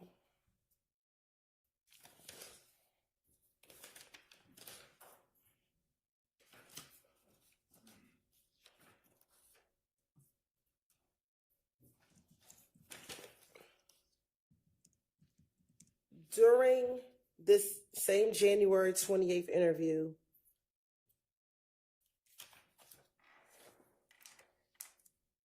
did you tell Detective Gaither and Detective Dennis that you actually owned a chopper a gun, a chopper. So it's no point in me trying to protect him no more because he did. But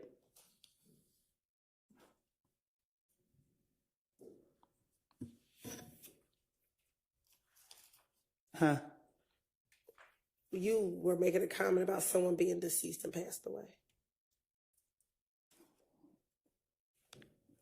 what you were saying? Just go ahead and re-ask your question. Yeah, my question was, in this same interview with Detective Gates and Detective Dennis, did you tell them that back in January 2015 that you, when they asked you what type of gun you had, and you told them that you had a chopper? Can you say that again?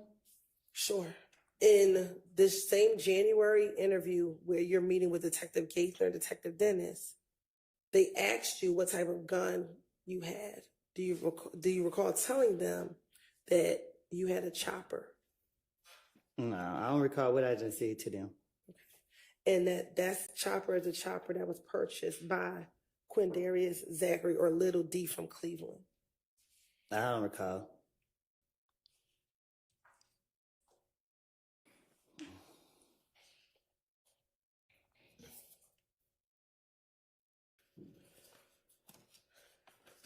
Now, I think I just heard you say that someone is dead and you don't need to protect them anymore. Who were you referencing? Tay Threat? Okay. Is that the young man who passed away a few weeks ago? Yes. Okay. What would you be protecting him from?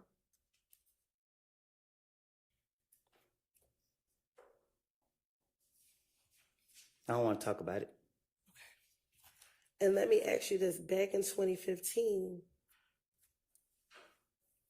were you friends with Tay back in 2015? Yes. Okay. And one, I'm sorry to hear about your loss. In 2015, was Tay shot at by IF gang members while he was sitting in his vehicle back in 2015? How I supposed to know? Do you recall talking to Detective Gates and Detective Dennis about him being shot at in his car? Like, if I see it, I don't recall. Okay.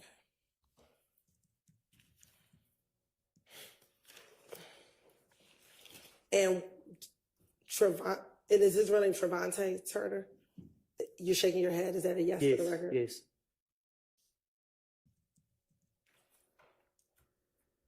Back in 2015, did Trevante Turner consider himself a part of YSL? No. All right. Do you recall Detective Gates and Detective Dennis talking about the fact that he was shot up by IF gang in the midst of the beef between YSL and IF gang? All right.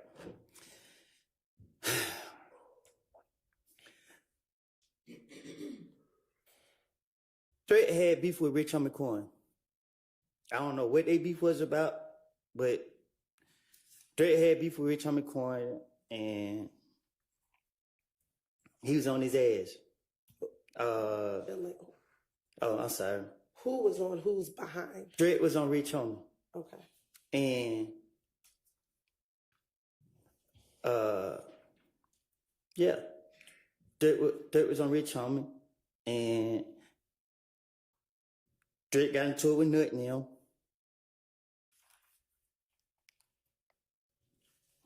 That's it.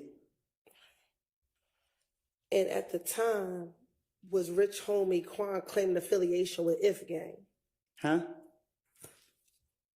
Let me ask this first. Are you talking about Rich Homie Quan and Threat?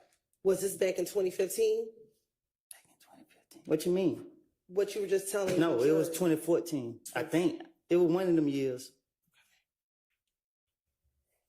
And at the time, was Rich Homie Quan claiming affiliation with IF gang? I don't know what Rich Homie was claiming. And you said that Threat got into it with Nut in them.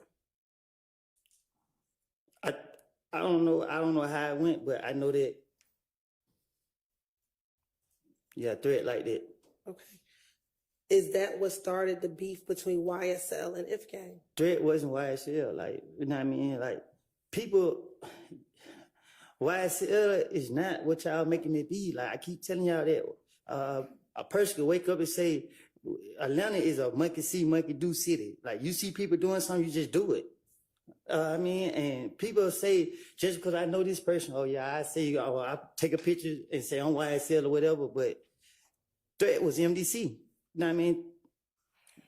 There wasn't no YSL or that shit. Did he ever stop claiming MDC and claim YSL? Nah, we don't switch up. That's just what it is. And you said he claimed MDC. What's MDC? I don't know. Okay, but if you said he claimed it, do you not know what MDC stands for? It's none of my business. Okay. So when you say he's claiming MDC, what do you mean?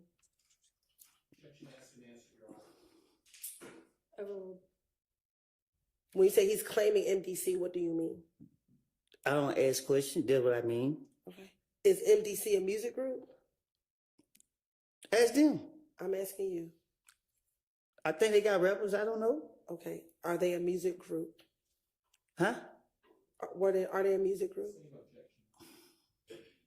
Sustained. Does MDC stand for most dangerous clique? Ask them. I'm asking I'm you. from Canterville. Okay. But you said he claims MDC, so I'm asking you, does it stand for most dangerous clique? If I say yeah and that ain't what it stands for, you're going to say I'm lying. So I don't know what it stands for. Okay.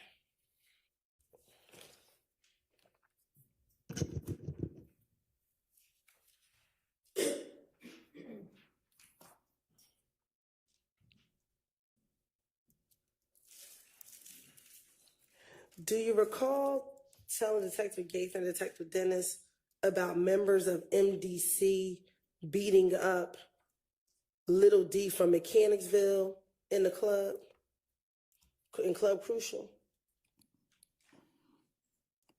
I don't recall. Probably so. I ain't no telling. Do you know if members of MDC beat up Demekion or Little D from Mechanicsville in Club Crucial? They did. I was laughing too. And MDC, are they from Bowen Homes? No, ask me. Ask them. Did you tell Detective Gaither and Dennis in an interview that you were cool with MDC dudes because you grew up in Bowen Homes and they from Bowen Homes? I'm from Canterville. But that you spent some time, did you spend time in Bowen Homes? I don't recall. Okay. You don't recall living in Bowen Homes before moving to Mechanicsville? Oh, I stayed in Bowen Home. Okay. And did you tell Detective Gaither and Dennis that you stayed in Bowen Homes prior to moving to Mechanicsville? I don't know if I told them that. Okay. And that because you did stay in Bowen Homes, you were cool with a lot of the dudes in MDC. Do you recall telling Detective Gaither and Detective Dennis that? I don't recall.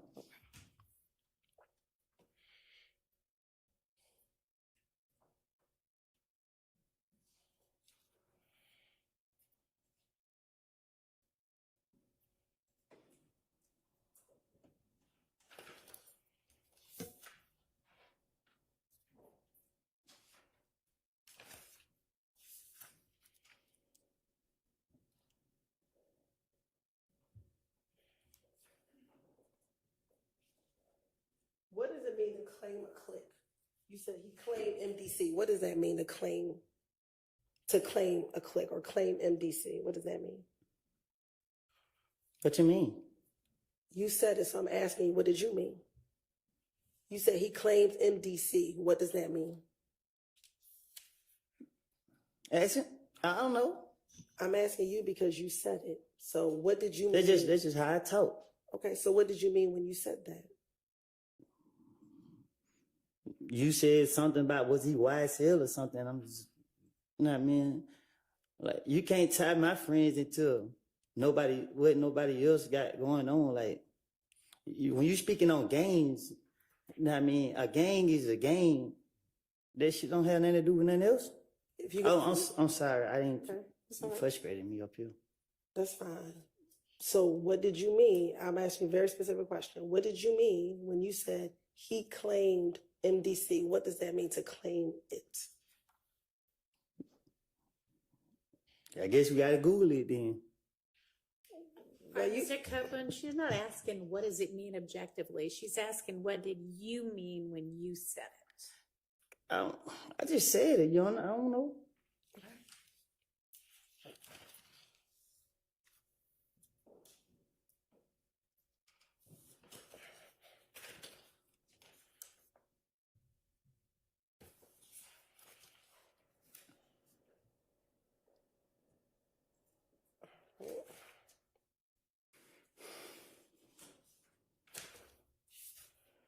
Now, all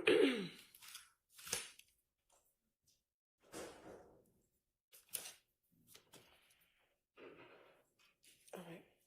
Now, earlier we talked about you talking to Nut back in 2015. Do you recall ever meeting with Nut to give him back some items that were stolen from him? I don't recall. Okay.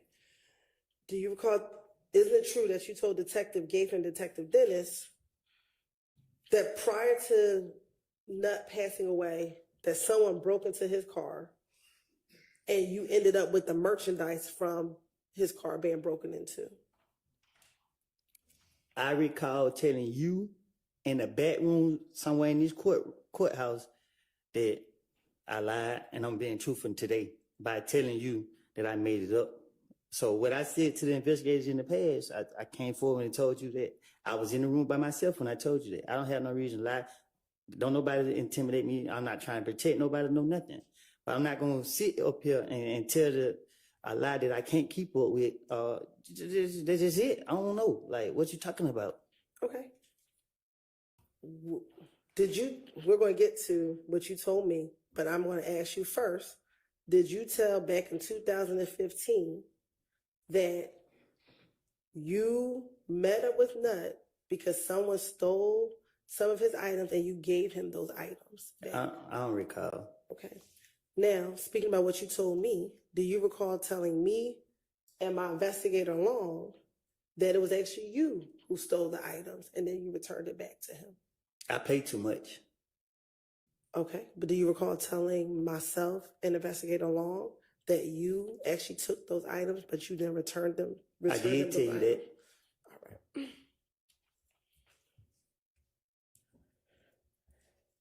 But more importantly, that you actually met up with Nut. Do you recall telling the police that you met up with Nut to give him back those items that were stolen? I probably did. You probably did tell the police, or you probably did meet up with him to return the items to him? I probably did tell that to the police. Do you have any independent memory today of you actually returning the items to Nut? I did. You did return those items? I did give him his stuff back. So that was something truthful that you told the police? That was. Okay. I don't know if I told it to the police, but I told it to you. Isn't it true you also told Detective Gaither and Detective Dennis in January of 2015 that you called Nut and said, hey man, I got your shit right here, pull up on me, and he came and pulled up on me and you gave him his stuff back? Take a little bit of lie and put it with it. Take a little bit of truth and put it with a lie. That's what I do. And also, during this same meeting that you met Nut to give him back his stuff, you talked to him about the beef you were having with him and Kel. Well, excuse me, with you and Kel. I apologize. Can you say it again? Sure. In this same meeting that you gave Nut back his stuff, you and Nut talked about the beef that you were having with Kel. So when I gave Nut his stuff back, I didn't like the way he looked at me. So we didn't have no conversation. He seen all the people I had with me. He got his stuff back, said appreciate it, and he left. So what I told investigators was, I don't recall what I told them, but I remember giving him his stuff back, and I didn't like the way that he looked at me. Okay. Did you remember telling Detective Gaither and Detective Dennis that you and Nut had never had any beef and never had any issues? I don't recall. Okay.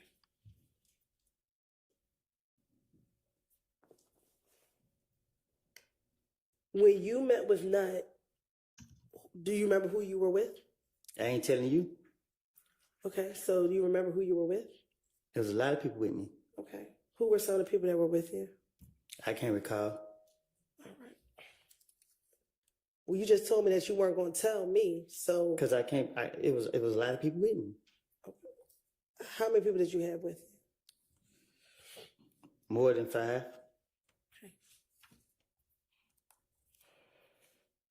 Did Nut have anyone with him? I think so. Do you remember who that was? Yeah, I don't know them by name though. He had 2 or 3 people with him. Okay. Do you remember telling Detective Gaither and Detective Dennis that he had his brother Greedy with him? I don't recall. And that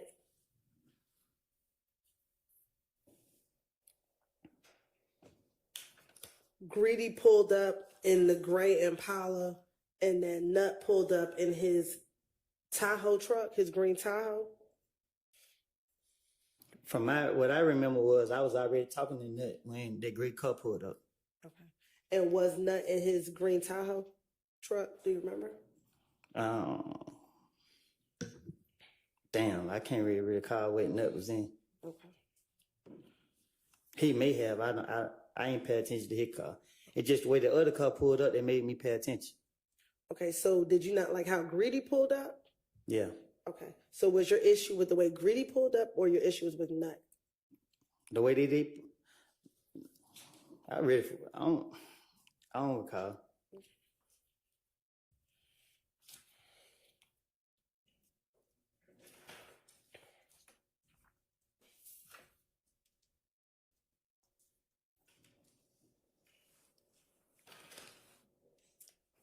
All right, while you're looking through your notes, we hadn't had a break in a little while. It's probably time to at least stretch. Let's take a quick break. Thank you.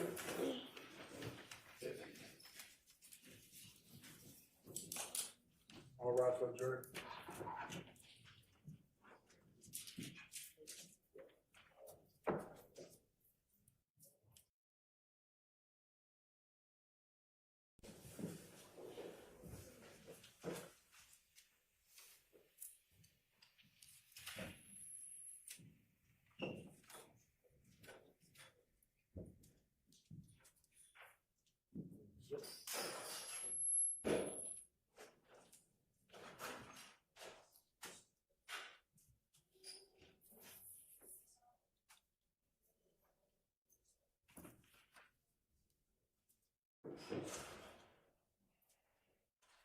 All right, we can all take a break as well. Anybody need to say anything with the record before we do that? All right. That's it. Nose running. That's all.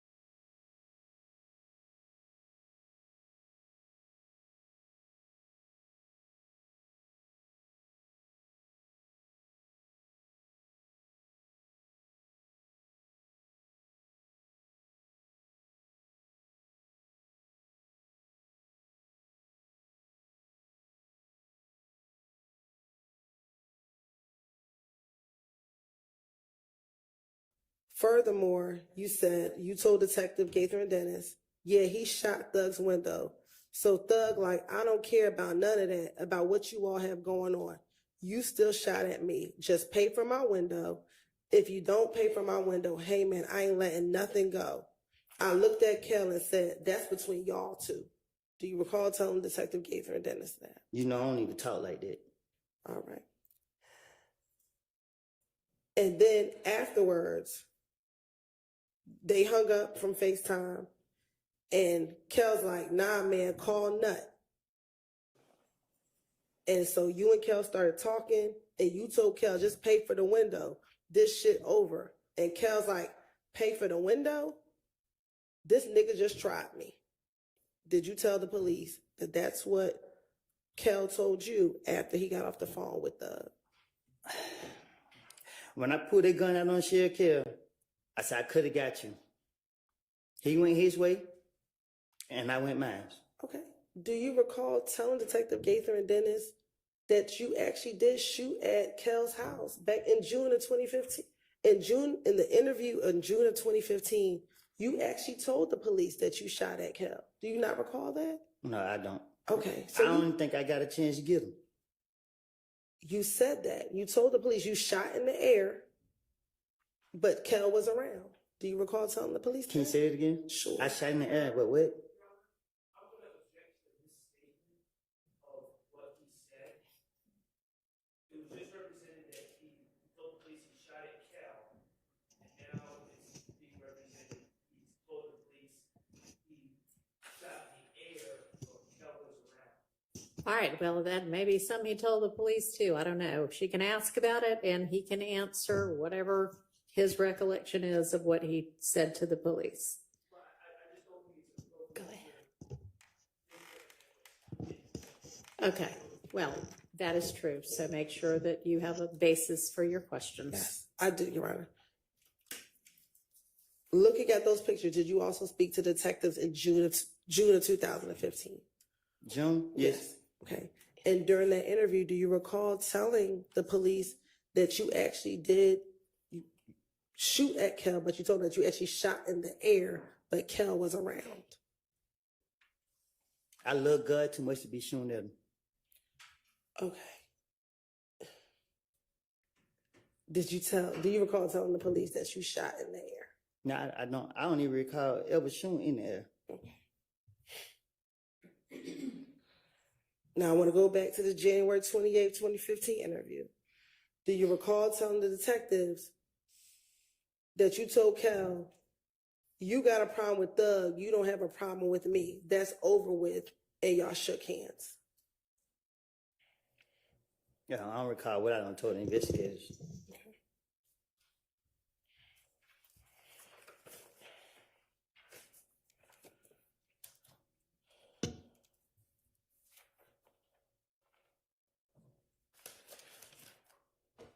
Now, in the same 2015 interview with Gaither and Dennis, after you spoke with them, Gaither and Dennis, about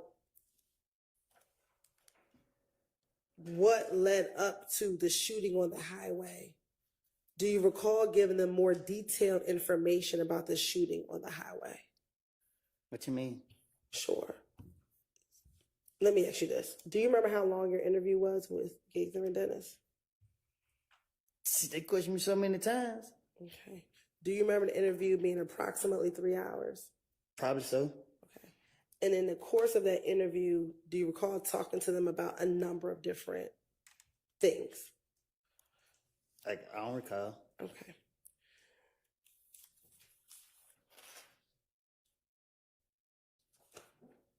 In speaking with Gaither and Dennis about the shooting on the highway, do you recall being at a pool party before the shooting occurred on the highway? No. Okay. Isn't it true that you told Detective Gaither and Detective Dennis that you all were at someone's home or at the pool party and you were getting ready to leave when you saw Booshi, Booshi, get on the phone prior to you leaving the party? I don't recall what I told the investigators. Okay. And you actually thought Bushi might be setting you up. She know better. Okay. But did you think, okay, did you tell the detective you thought that she might be setting you up? I don't recall what I told the detectives. And you thought that Bushi might be setting you up because her family was friends with Nutt's family. I don't know who her family friends with. I don't even know who her family is.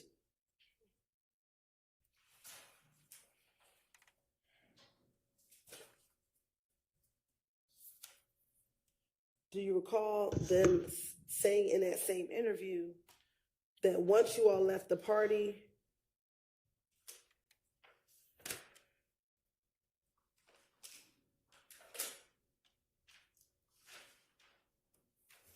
you all got on the highway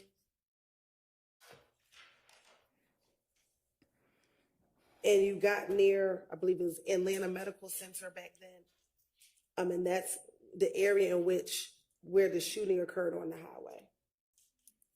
Can you say that again? Sure. That after you left the pool party, you and I believe Shannon got into a car and you all left, and the route that you took was near Atlanta Medical Center. Oh, I don't recall what I told the investigators.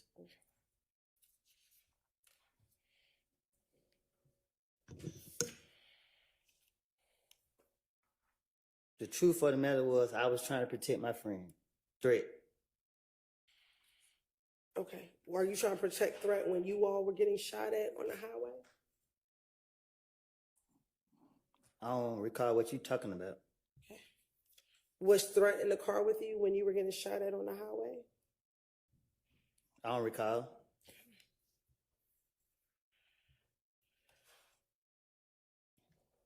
Do you remember telling the detectives that you reached out to Yet Gotti because he was dating Bushi at the time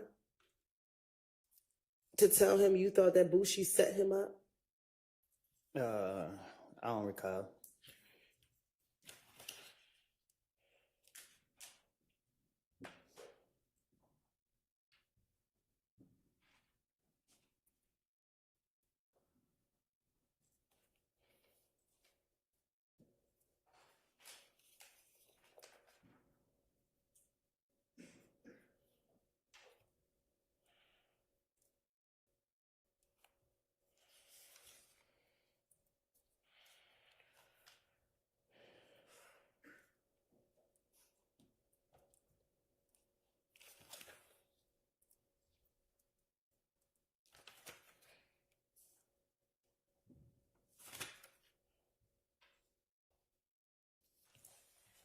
And when you spoke to Yet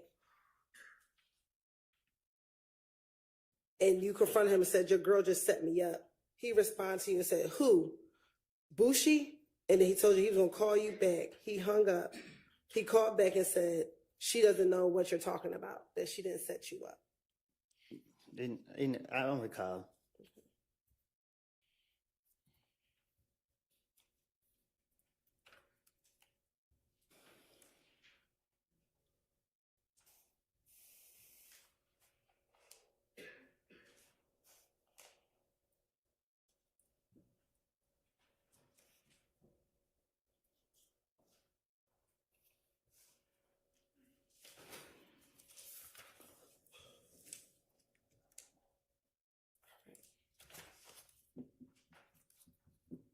Now,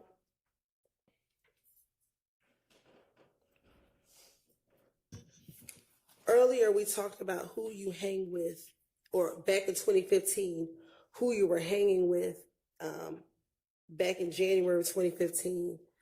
And did you tell detectives in this same January interview, Detective Gaither and Dennis, that outside of Shannon and Little D from Mechanicsville, you're not going to see them hanging with anybody else? I don't recall what I told the investigators. Did you also tell them that there's not going to be one time that you don't see you and Little D together, no matter what? I don't recall what I told the investigators. But Lil D is not He don't have my life. He not like me. The D is a pretty boy. He for the girls. Okay, so when you say he's not like you, what do you mean? I don't recall. Okay, so why did you just say that? I don't recall. So when you say he's like the girls, what do you mean? He's a pretty boy. Okay. He's not a troublemaker. Okay, so what does that mean? Why did you tell me that? The D was only around for the girls. Okay. So when he got beat up in the club, was that only for the girls? Yeah. Okay. I don't know. So if he's only about the girls. The D is not a fighter. He's not a shooter. He's just a pretty boy. Okay.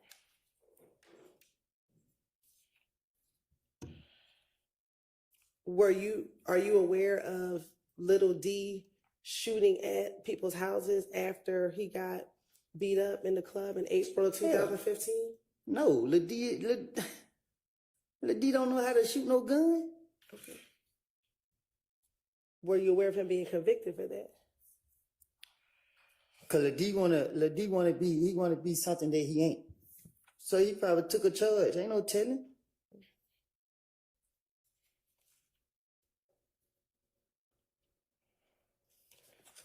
Now, are you familiar with a person by the name of Trevia?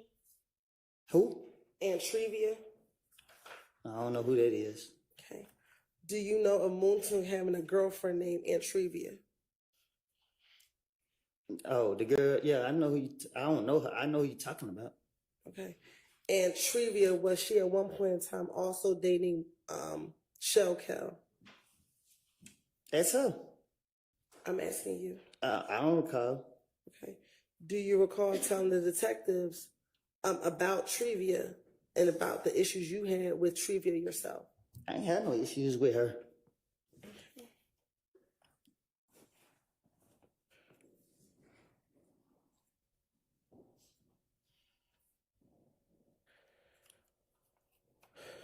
Do you recall telling the detectives about YOUNGTHUG and Shell Cal getting into an argument at Club Crucial? We grown, we men, we ain't doing no arguing, especially not over no girl. Okay. Do you recall telling Detective Gaither and Detective Dennis? I would tell them anything. And that their argument wasn't over a girl? I don't recall.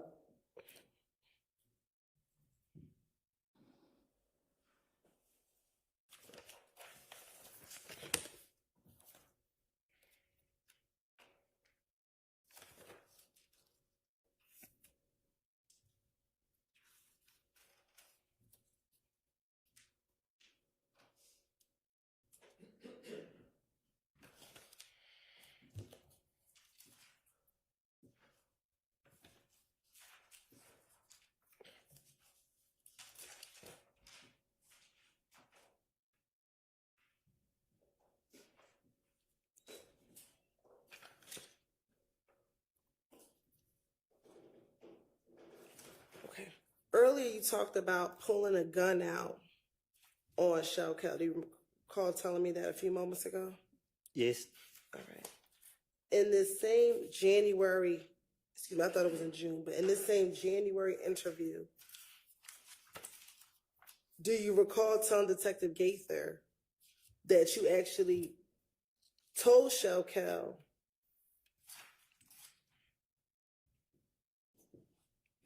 that you almost shot at him and that you could have killed him if you wanted to? You actually told Detective Gaither. If I got a chance, I would have. Okay. But did you tell Detective Gaither that you told Shell Cal that you almost shot at him? I don't recall. Okay. And that you actually told him, I was this close to you, but I could have killed you if I wanted to? No, I don't recall. Okay.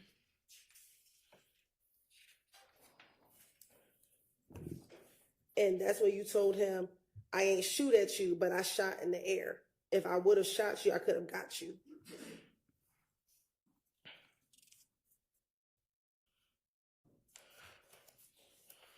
You said it again? Sure. Do you recall telling Detective Gaither that you actually did tell Shell Kel that you almost tried to shoot at him, but that you ended up shooting in the air? I don't recall. And that you told him, I would have shot you. I could have gotten to you, bro. Anytime he got shot at? No, I don't recall.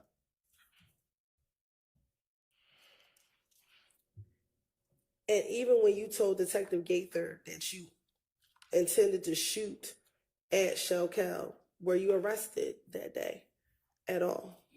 Because I'm not telling on myself.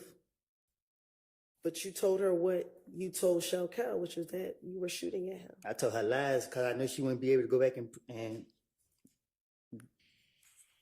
I knew she wouldn't go back and get nothing to prove that what I said was true. Okay, but you just told this jury that you did try to shoot at Shell Kel, so that wasn't a lie, correct? No, I put a gun out on her. It's a difference.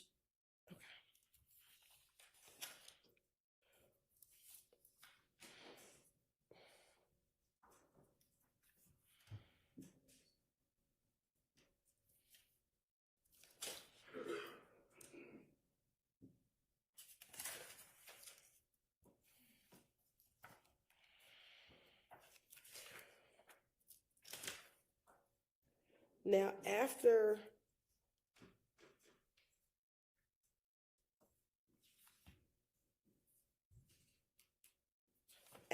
January 28th, did you then go back to the police department in February 20th after you, your daughter, and your child's mother were shot at when you were coming out the house? They took me down there. Okay. And when they took you down there, did you speak with the police? I had no choice. And did you tell them what happened to you? I told them different stories. What do you recall happening the day that you, your child, and your child's mother were shot at? My child was crying. She wouldn't stop crying. We was taking her to the hospital. We came out the door. Somebody was out there waiting. And then what happened? Okay. When you went to come out, child, where were you? Carver home. Okay. And where were you taking your baby? To the hospital. And today, do you recall which hospital you were taking her to? I think Scott is right. This one that I used to always take her to. Okay. And once you walked out the house, what do you remember happening? I look around. I seen the car sitting at the stop sign, just sitting there. I walked towards the car. I walked towards my car, and I grabbed my baby mama's hand and pulled her closer to me. And the car pulled out like if it come, like they were trying to figure out which way they wanted to go. Then they turned my way. I told her to get down. I pulled the gun out, put my baby behind my back because she was in a car seat. I pulled my gun out. I can't remember if I threw my child in the back seat with my baby mama or if I just held her behind my back. But the car rolled on side of me. I seen all the windows up, and I didn't just want to shoot anybody out for paranoid. So I waited. They rolled up, let their window down, and tried to shoot. And I shot all in their car. And what happened after you shot at their car? I ran around, grabbed my baby mama out the back seat, told her to duck behind me as we tried to go back into the apartment, and they got out the window and tried to shoot. They shot, and I shot back at them again, and then the car started making a lot of noise. They ran to a house. They jumped out, and I shot at them some more. Then the neighbors, somehow we couldn't get in, but she got in, and we ran. The neighbors was in their house. And the neighbor, the house you ran into, were they initially outside as well when the shooting first started? Do you remember? I think it was, but I can't. It was so fast. I wasn't caring about them. My only mind was on my kid and my baby mom. And when that occurred, did you feel the need that you had to protect your child and your child's mother? That's my job. And that's why you shot back? That's my job. Okay. And once everything occurred, did you wait for the police to come to tell them about what happened? No, I was trying to dip, but when I came out, the police came so fast. Shit, they caught me. And when they caught up with you, did you tell them everything you just told the jurors right now while you were still on the scene, still back at Carver Homes? No, I lied and said that somebody named Tay was shooting back at them. Okay. And when he said he gonna call Gator, whatever her name is, I knew she was gonna be like, which Tay? So I just went ahead and told him I was shooting back. Okay. So when you went down to the police department and you spoke with the detective, do you recall initially not wanting to tell them who shot at you or who you saw shooting at you? So, I mean, I tell it over and over and over and over and over that I never saw no one face. I to this day, I still never saw no one face. The detectives, they pressured me. They kept asking me. I didn't know nobody. And then the next day they wanted the gun. They gave me 24 hours. I didn't get them the gun. They locked me up. And when they locked me up, they put me on isolation. They wouldn't let me out the room. I was going crazy. I was thinking about when nobody out there to protect my baby mama and her and my child. I was losing it. Shit, I was going crazy in that room. So I just went putting things in my head, and I was requesting to speak to the police so I could say anything to get out, so I could get out there and do what I know. Okay, so I'm going to go back to the interview now on February 20th, 2015, and looking at those state's exhibits. Can you find the one that's February 20, 2015? It's right in front of me. And is that the one that you and Deshaun were in the interview room together? Yes. All right. And do you recall there being times in the interview that the detectives left and you and Deshaun were in there by yourselves? I can't really say how that interview went because the police don't question me so many times. And in that interview, initially, did you even tell that first detective that it was Tay who shot you? No, I don't know which. It was so many of them. I just know when I was still in Carver Home, I tried to go outside to get the key from the car because I had already left the car running, and Deshaun dropped her purse, which had the key in it. So I was trying to go get the key, and then that's when the police caught me. And the first police that came up, he didn't know me, and I didn't know him, so I just told him anything. But when he was like, they getting the gang unit here, I was like, shit. Because the gang unit know everybody I know, so I just told them, I shot back. Okay. And even when you told me you shot back, you did not get arrested for shooting back at Tay, or excuse me, shooting back at the cars that shot at you. Right. So when I went ahead and admitted that I was shooting back, they searched me, and then he was like, "Okay, man, you're not under arrest, whatever." So he's like, "We just want to take you down for questioning." I'm like, "But if me and my baby mama got shot up, why you only taking me? If you're gonna lock me up, just gonna lock me up." And then one of the police because the police put like his handcuff, and he was like, "Nah, we don't need that." Told him put the handcuffs up, and he's like, "Man, come." So I like, "Do I gotta go?" He like, "Yeah, because I gotta get your statement." So I'm like, "Well, why she?" And he like, "She could come too." Okay. And the both of you all went to the police department. He took us down there. All right. And she wasn't arrested, and you weren't arrested when you went down there. No, we wasn't. All right. And during that interview, do you recall them trying to find out from you who was the person that shot at you? That's what he kept asking. I don't recall, but I know that's what he kept asking. And you were concerned about telling them because you were concerned about snitching. No, at that point, I didn't give a fuck about, excuse me, sorry. I didn't care about nothing or nobody walking this earth. Okay. During that interview, do you recall the detective? And let me actually just strike that. The person who interviewed you, was it Detective Thorpe? I don't have a clue who it was. Okay. Do you remember being Detective Gates or Detective Dennis? I remember them saying that the gang unit gonna come question me. I don't remember. I don't even know if they questioned me about this. I can't remember. Okay. Do you remember the detective asking, or didn't the detective ask you, do you recognize anybody in the car that tonight this evening shot at you? Do you recognize anybody? And Deshaun says, I couldn't see their face. He asked you, you recognize who it is. I'm just waiting on you to be real with me about it. And you said it won't stop it. And he says to you, so you saying the loyalty, not knowing who was out here shooting at your baby mama and your baby ain't going to stop it? Because you can't sit here and tell me today who you recognize as a person who was shooting at you. And then you continue to say, I didn't do nothing. I didn't kill nobody. I didn't shoot one of them. I haven't done nothing to them. I honestly haven't. They've been shooting up. I haven't retaliated not one time. I'm going to tell you why I haven't. Because I feel like police out to get me. Gaither called me. Guess what? They can call me. I put all my pride to the side. I put a lot of faith in her to handle. I'm sorry. And I put a lot of faith in her to handle this. And guess what? It's still going on. And he says to you,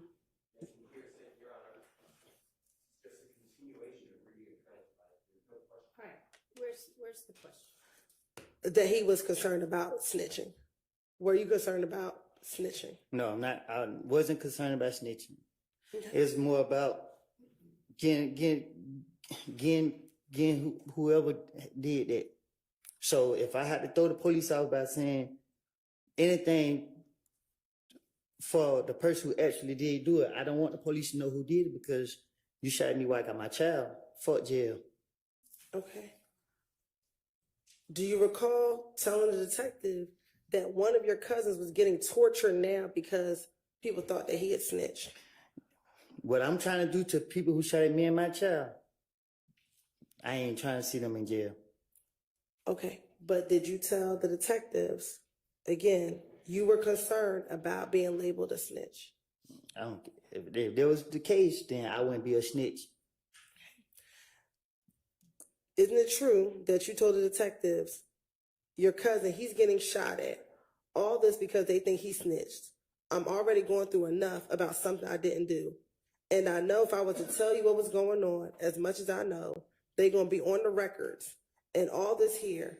And you got to get him locked up and he going to get his discovery package. First thing you're going to do is send to two places, to the street and to prison, and float it all around the city of Atlanta and then all around prison. But my name's over that. I'm not going out that way. No, I'm not going through none of that. Look, they shot at me, my girl, and my baby.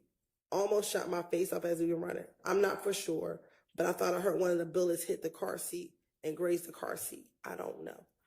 I've been to jail so many times that I know whatever I say to the police will be in black and white. They have me no concern about being labeled a snitch or being concerned about being labeled a snitch. The way I live and the way my mind set up is, I don't care how nobody label me. Like I told you, somebody shot me while I got my child. Okay. And with that, the detective tried to encourage you to tell who you saw, and you would not. Is that true? My right-handed guard, Detective Gaither, told me who shot at me. She asked me, did I see one of the people? And when she said that, I was like, I didn't see this boy, no nothing. First thing came to my mind, why you bring his name up? I didn't know no blood was in the car. I didn't know nothing. And when they told me that and she brought his name up, I knew who shot at me then. Didn't you send to Detective Gaither, and the day after this interview, a picture of the person who shot at you in the car? Tay never shot at me. Okay, but there was a throw off. But you sent her that picture, correct? I can't recall. If I did, I probably did. But my whole motive was to get, in my heart, like I said last time, and to this day right here, I have seen Tay after the fact, and I didn't do nothing to him because I knew 100% fact that this boy didn't shoot at me or do nothing to me. The pressure that the Atlanta police put on me was just like to say anything at this point, because at the end of the day, I know this boy didn't shoot at me. Y'all went to lock them up and charge him. The DA office called me And when I was in, they didn't call me, they called Deshaun. But when I was in jail, and they was talking to her, and they was saying something about trial, I told them people on the phone while I was in jail back in whatever year that was, that he wasn't the person that shot us. I'm not protecting him. And to this day, he's out wherever he at. I'm not protecting him. I never saw him shoot at me. Okay. In the same February 20th interview, do you recall there being a period of time when the detective left the room and it was only you and Deshaun in the room speaking? I don't recall nothing that took place in the interrogation. But as we speak today, I'm telling you what I recall. When they shot at me with me, Deshaun, and my child, I remember every second of that night. I still see it every night I go to sleep. I still won't. That's it. And is it true that in the same February interview, when Detective Curry left the room, it was just you and Deshaun, you said to her, "This shit not going to work. Sit right here and be a damn snitch, so I'm going to keep going." And she says to you, why are you acting like you did? I didn't. They want me to say I did. Well, you should just said no. I thought you know all of them. And you said, I do know who it was. You were just saying you didn't know what to say. I did. When he jumped out the car, I know exactly who I saw. And she said, who? And you said, this shit got my blood pressure up.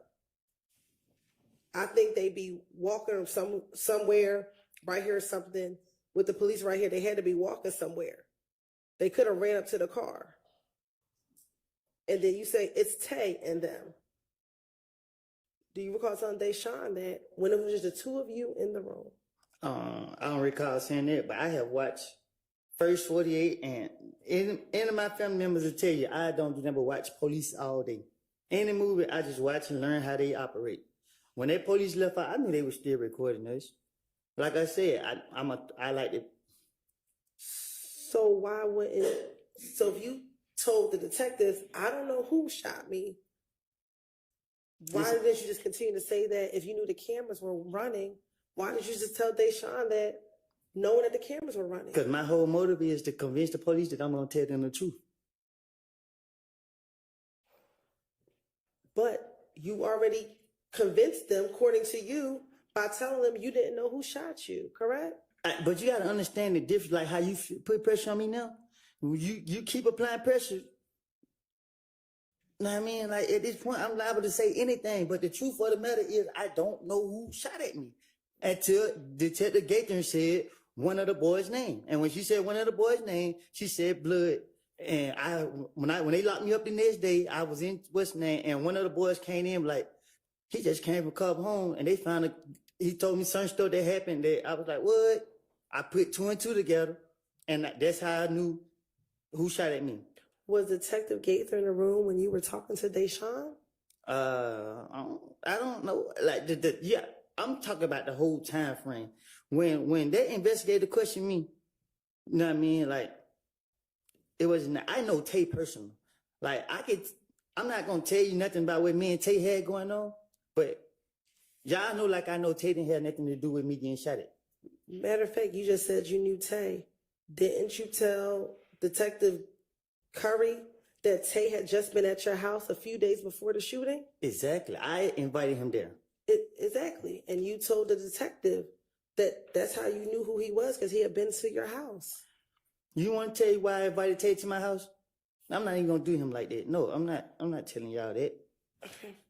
I'm not asking you to tell me anything. I'm asking you, were you concerned about snitching, which is why you did not want to initially tell Detective Curry who shot at you?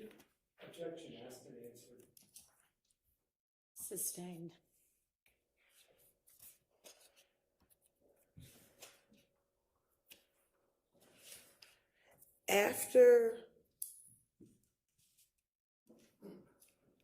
In that same February interview, once Detective Curry left the room and you had an opportunity to talk to Deshaun, do you remember Detective Curry coming back into the room and speaking with you some more? I don't remember. I don't recall how the interrogation went. Okay. I don't recall.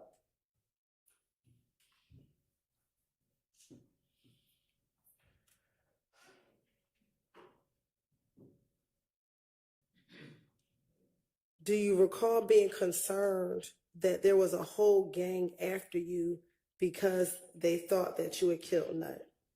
I wouldn't be in the streets if that was the case.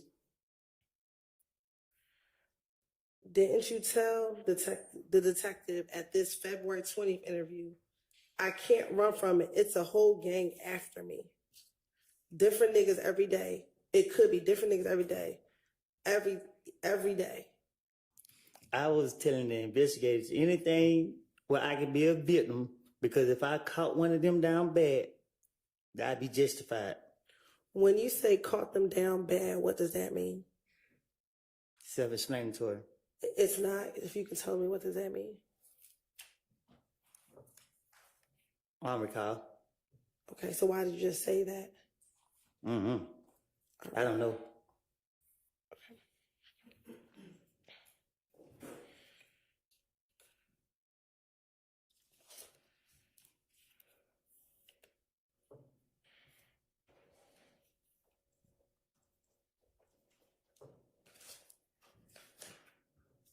And in February of 2015, when you had this initial interview after you and your child mother was shot at,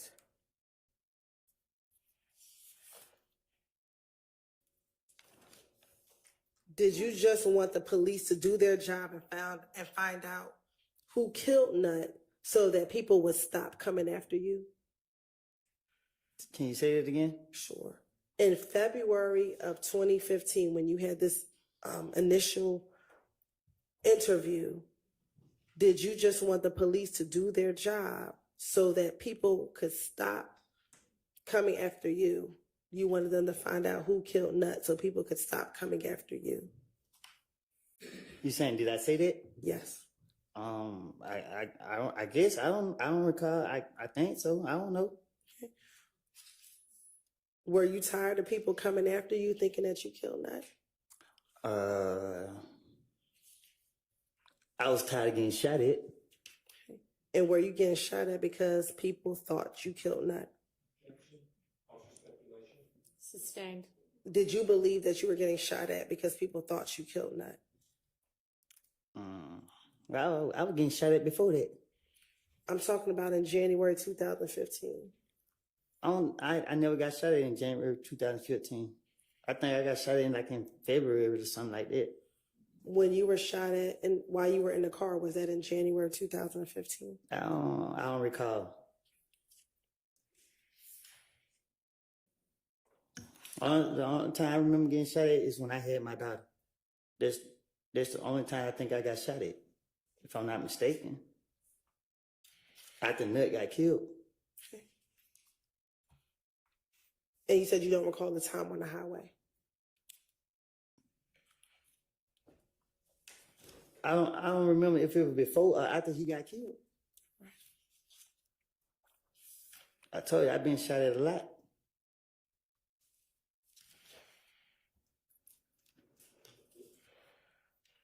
Now, you said that you finessed them because they wanted the gun that you used to shoot back at the individuals who shot at you. What happened to that gun? How do I know? What did you do with the gun after you shot at them? What gun? The gun that you used to shoot at the individuals who shot at you. I don't know nothing about no gun. I don't recall. Okay. Did you just testify a few moments ago that while your baby was in your hand, you took the gun and shot at these individuals who shot at you? Oh, I told them I throw that gun in the woods. Who did you tell that to? The police, they caught me there that night. And they went to search the woods and they said they couldn't find it. All right. Did you tell the detective who you were interviewing with that the gun was back at home and that you were going to go get the gun and bring it to them? Yes, I think I told them that. Okay. I told them if they let me go, I'd bring the gun back. and that specifically you won't call Gaither and give Gaither the gun. I don't know if I said that, but I probably did. Okay. And did you ever give Gaither the gun? No. Why not? You crazy? They asked you for the gun. Why didn't you give it to her? I knew I was gonna get on the gun from the start. Okay.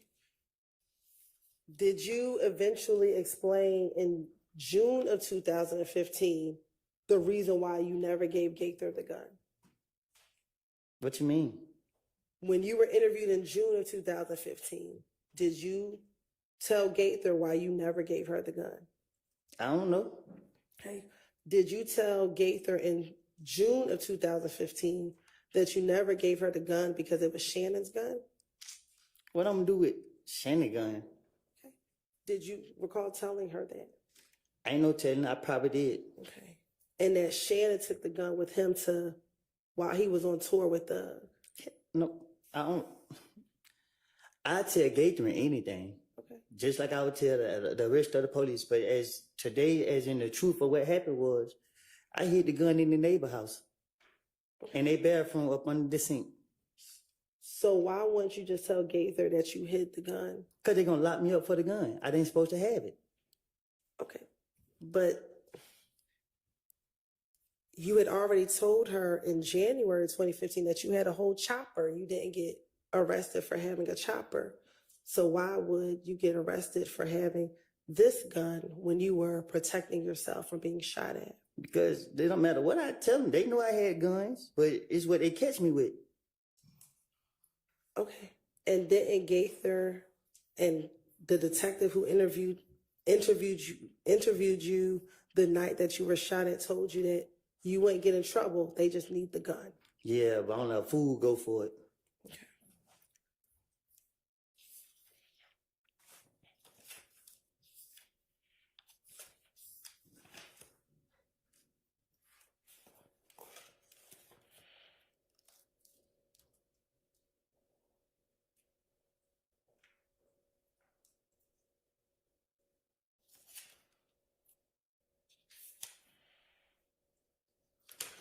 Now, when you were talking to the detective back in this February 20th interview,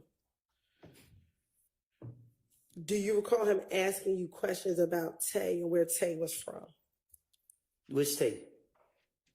The Tay that you initially said shot at your car. Oh, I don't I recall. mean, excuse me, shot at you and Deshaun. I don't recall.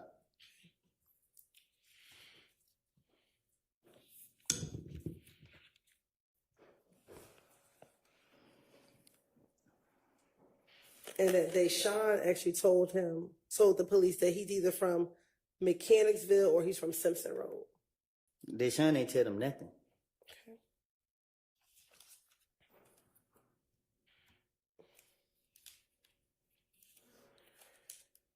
And matter of fact, Deshaun, when they asked him how old is Tay, Deshaun told them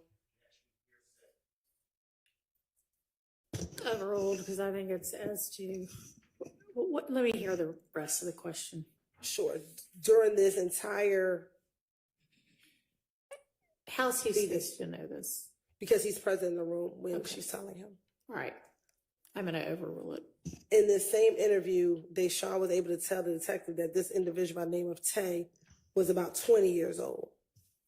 I don't recall Deshaun saying nothing to the police other than she ducked down. And that matter of fact, you actually told the detectives that you used to hang out with this Tay before he shot at you.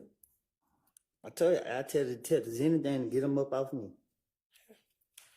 And specifically told him that you and him used to play basketball at Carver High School. The two of you used to play basketball on the basketball court at Carver. I don't recall.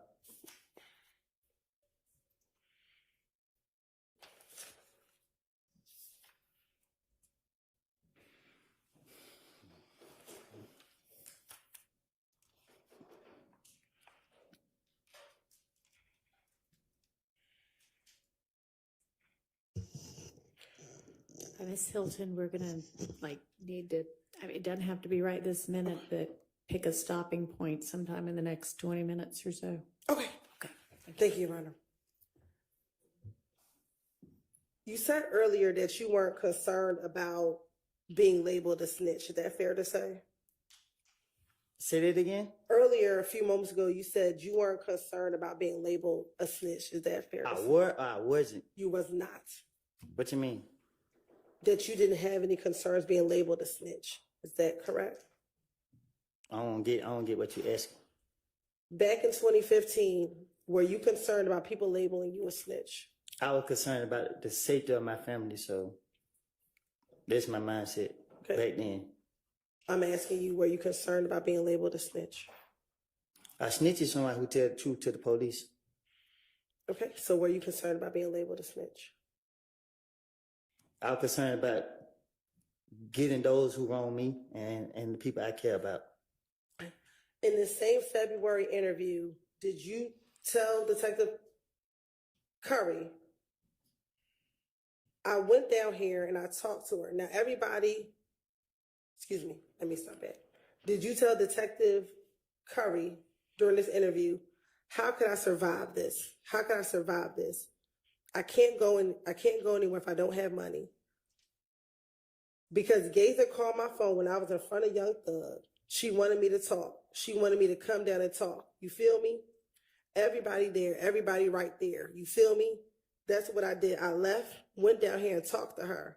Now, everybody look at me like I'm a snitch now. It's just like I can't get no money. You know, I was just getting money by just doing nothing. Hey man, I need to borrow this right here, just hanging around going for the mall. He paid for everything for me. And now they think I'm a snitch.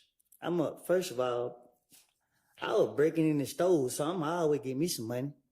That's what I'm gonna do. So what I told the investigators is just anything. I keep telling you that. You know what I mean? Like, okay. So my question to you is, were you concerned back then about being labeled a snitch? I was playing the victim card. I keep telling you that. It was about being labeled a snitch, because if I was concerned about being labeled a snitch, I would never even try to finesse my way out of no situation, because even lying to the police, y'all to put it in there as in this and then third. I know anything that I say to a police officer, they're going to go into a police report anyway. So it's self-explanatory. I only cared about getting myself out of situation to protect my family. That's it. And is that why you're changing your testimony here today? I'm not changing I'm sorry. Go ahead. Because you're concerned about being labeled a snitch? Miss Hilton, the damn word called me a snitch. You think I'm only concerned about telling the truth today?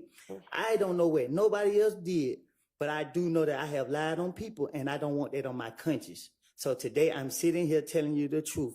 I told you the truth before y'all called me in this trial. I told y'all I have made it up. I told y'all that. I wasn't going to say anything about nothing to hurt my friend. My friend was strict. I was only protecting him.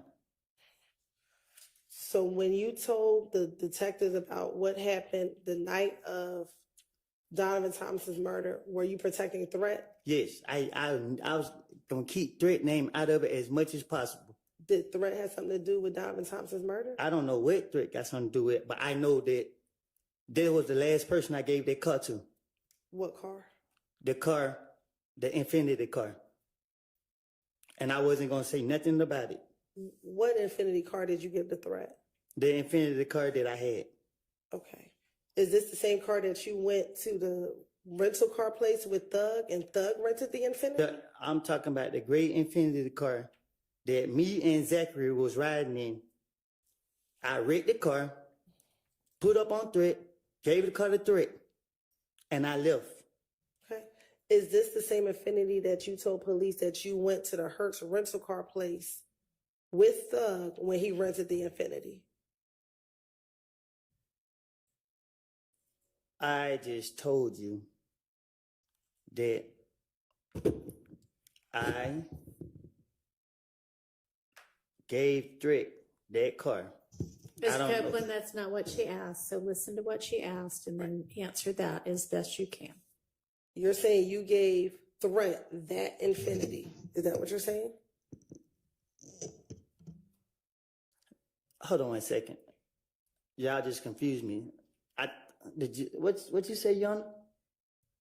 Well, I wanted Ms. Hilton to ask the question clearly and you listen to it and answer it. So ask the question you asked him a minute ago, if that's what you want the answer to. The infinity that you're talking about, is that the infinity that you went to the Atlanta airport with Thug when he rented the infinity?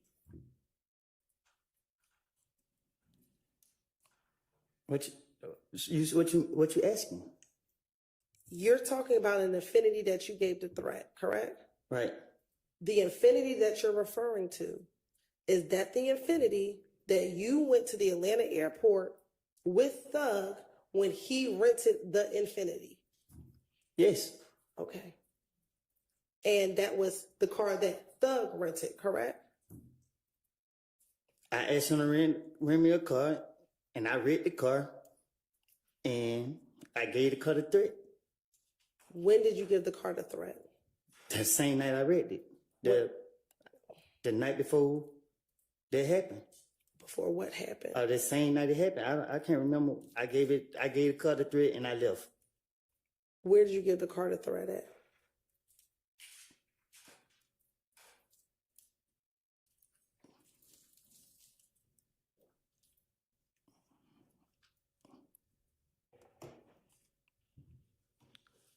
At the studio.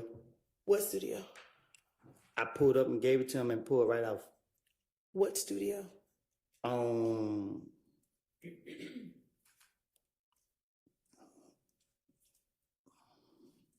was by Northside Drive, Marietta. It was one of them streets. Was there anyone else at the studio when you gave the car? I didn't go in the studio. I pulled up. I was pulling up, and I seen threat. I gave threat the car, jumped out of the car, it got in my called my brother to come and get me. And was this the date Donovan Thomas died? Was this a few days before? In relation to when Donovan Thomas died, when did you get threat this vehicle? I gave threat that car. I read the car, gave it a threat. So when you wrecked the car, why would you give threat a wrecked vehicle? So I could, what you mean? It wasn't damaged bad. I don't know. I hit something on it, and then shit, the thing on the cover, it was tripping. So when I pulled up, I wasn't giving it to threat, but I just seen him standing outside. And I was like, he like, what you about to do? I'm like, just get the key real quick. I'll be right back. Gave threat the car, and I dipped. I don't know if it was late. So when I woke up the next day, I came outside, and this when I heard what happened. Okay. All right, Ms. Hilton, is this a good time to Yes, stop it's a good for the time to day? stop. All right. Yes. All right, Mr. Copeland, we'll see you back here at 9 in the morning. 9? 9 in the morning. I can go? Yeah, you can go for now. All right, ladies and gentlemen.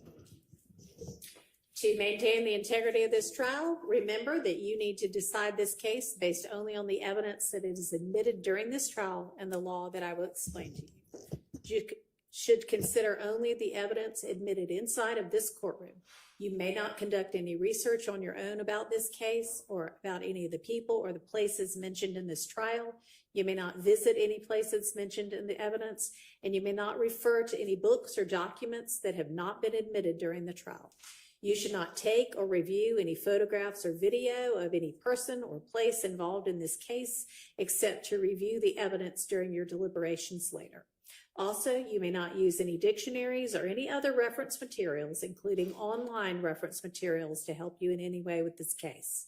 You may not use Google or any other internet search engine, or consult websites, blogs, podcasts, any social media websites, apps, including but not limited to Facebook, Instagram, Twitter, X, TikTok, Reels, Twitch, YouTube, Kick, Reddit, or the like. I'm sure I left out a few, but any of those. Or any other source, electronic or otherwise, to get information about this case. And do not use any of these sources to get information about legal terms or concepts or about the law. Finally, do not watch, read, or listen to any accounts of this trial that might appear in the news media, whether online, in print, on television, on the radio, or otherwise. And this includes any social media as well. In short, do not seek any information about this case from any source outside of the confines of this courtroom. Remember, you are the ones who've been qualified as fair and impartial jurors to decide this case, and no other influence should affect your decision. For that reason, you may not discuss this case with anyone, including your family and friends, or let anyone discuss this case with you or around you. This includes discussing or sharing information in person or by phone, email, text, blog, or any form of social media. And if anyone does approach you about the case, please immediately let Sergeant Ingram or another deputy or court staff know that. Please remember that you should consider the evidence with an open mind, do not jump to conclusions, and do not reach any final conclusions until this trial is complete. And by that I mean until the deliberations begin, after you've heard all of the evidence, the lawyer's closing arguments, and the law that applies to this case. You must not, until that time, even discuss the case amongst yourselves in the jury room, during breaks, or anywhere else. Please remember to leave your notes and notepads in the jury room as you leave for the evening. Thank you so much for your time and attention, and we will see you at 9 a.m. in the morning. Thank you. You're excused for now.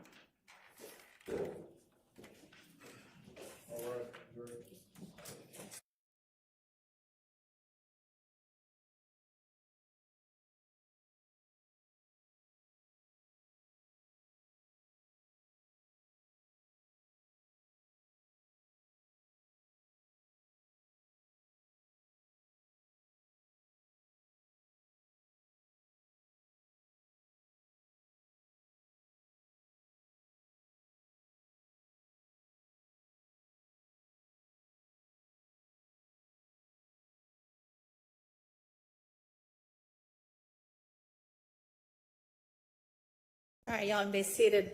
I'm going to have Ms. Pursfield double check and confirm with the jurors their understanding of what days next week they were released. I thought it was Monday through Thursday, but I just want to make sure that they don't think they're also off Friday. I got told that maybe the one juror who's taking her kid to school might be doing the whole drive back on Thursday, so I'm just going to double check on that. But I am planning for us to work pretty much the whole week next week, just as a non-jury week. If it turns out that they are ready to come back on Friday or think that that's when they were being called back anyway, then that'll be a jury day for us. But otherwise, at least it'll be Monday through Thursday non-jury, and we'll just see about Friday based on what they think. I'll just go with whatever they have already been told by the predecessor judge.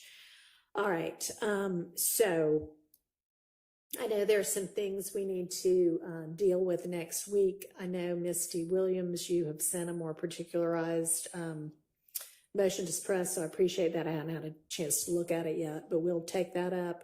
There's a motion to exclude late identified, I guess, co-conspirator statements that we'll take up then. If we're lucky, we can get to what everybody understands the exhibit list admissions are. I don't think that's the most critical thing to do, but if we get around to it, we need to have confirmation on the motion in limine 49 concerning the PowerPoint. Do y'all have an answer to that yet? Your Honor, I don't. My answer is preliminary. I just remember what I said, and it was not contained in, partially contained in the motion in limine. So we are looking back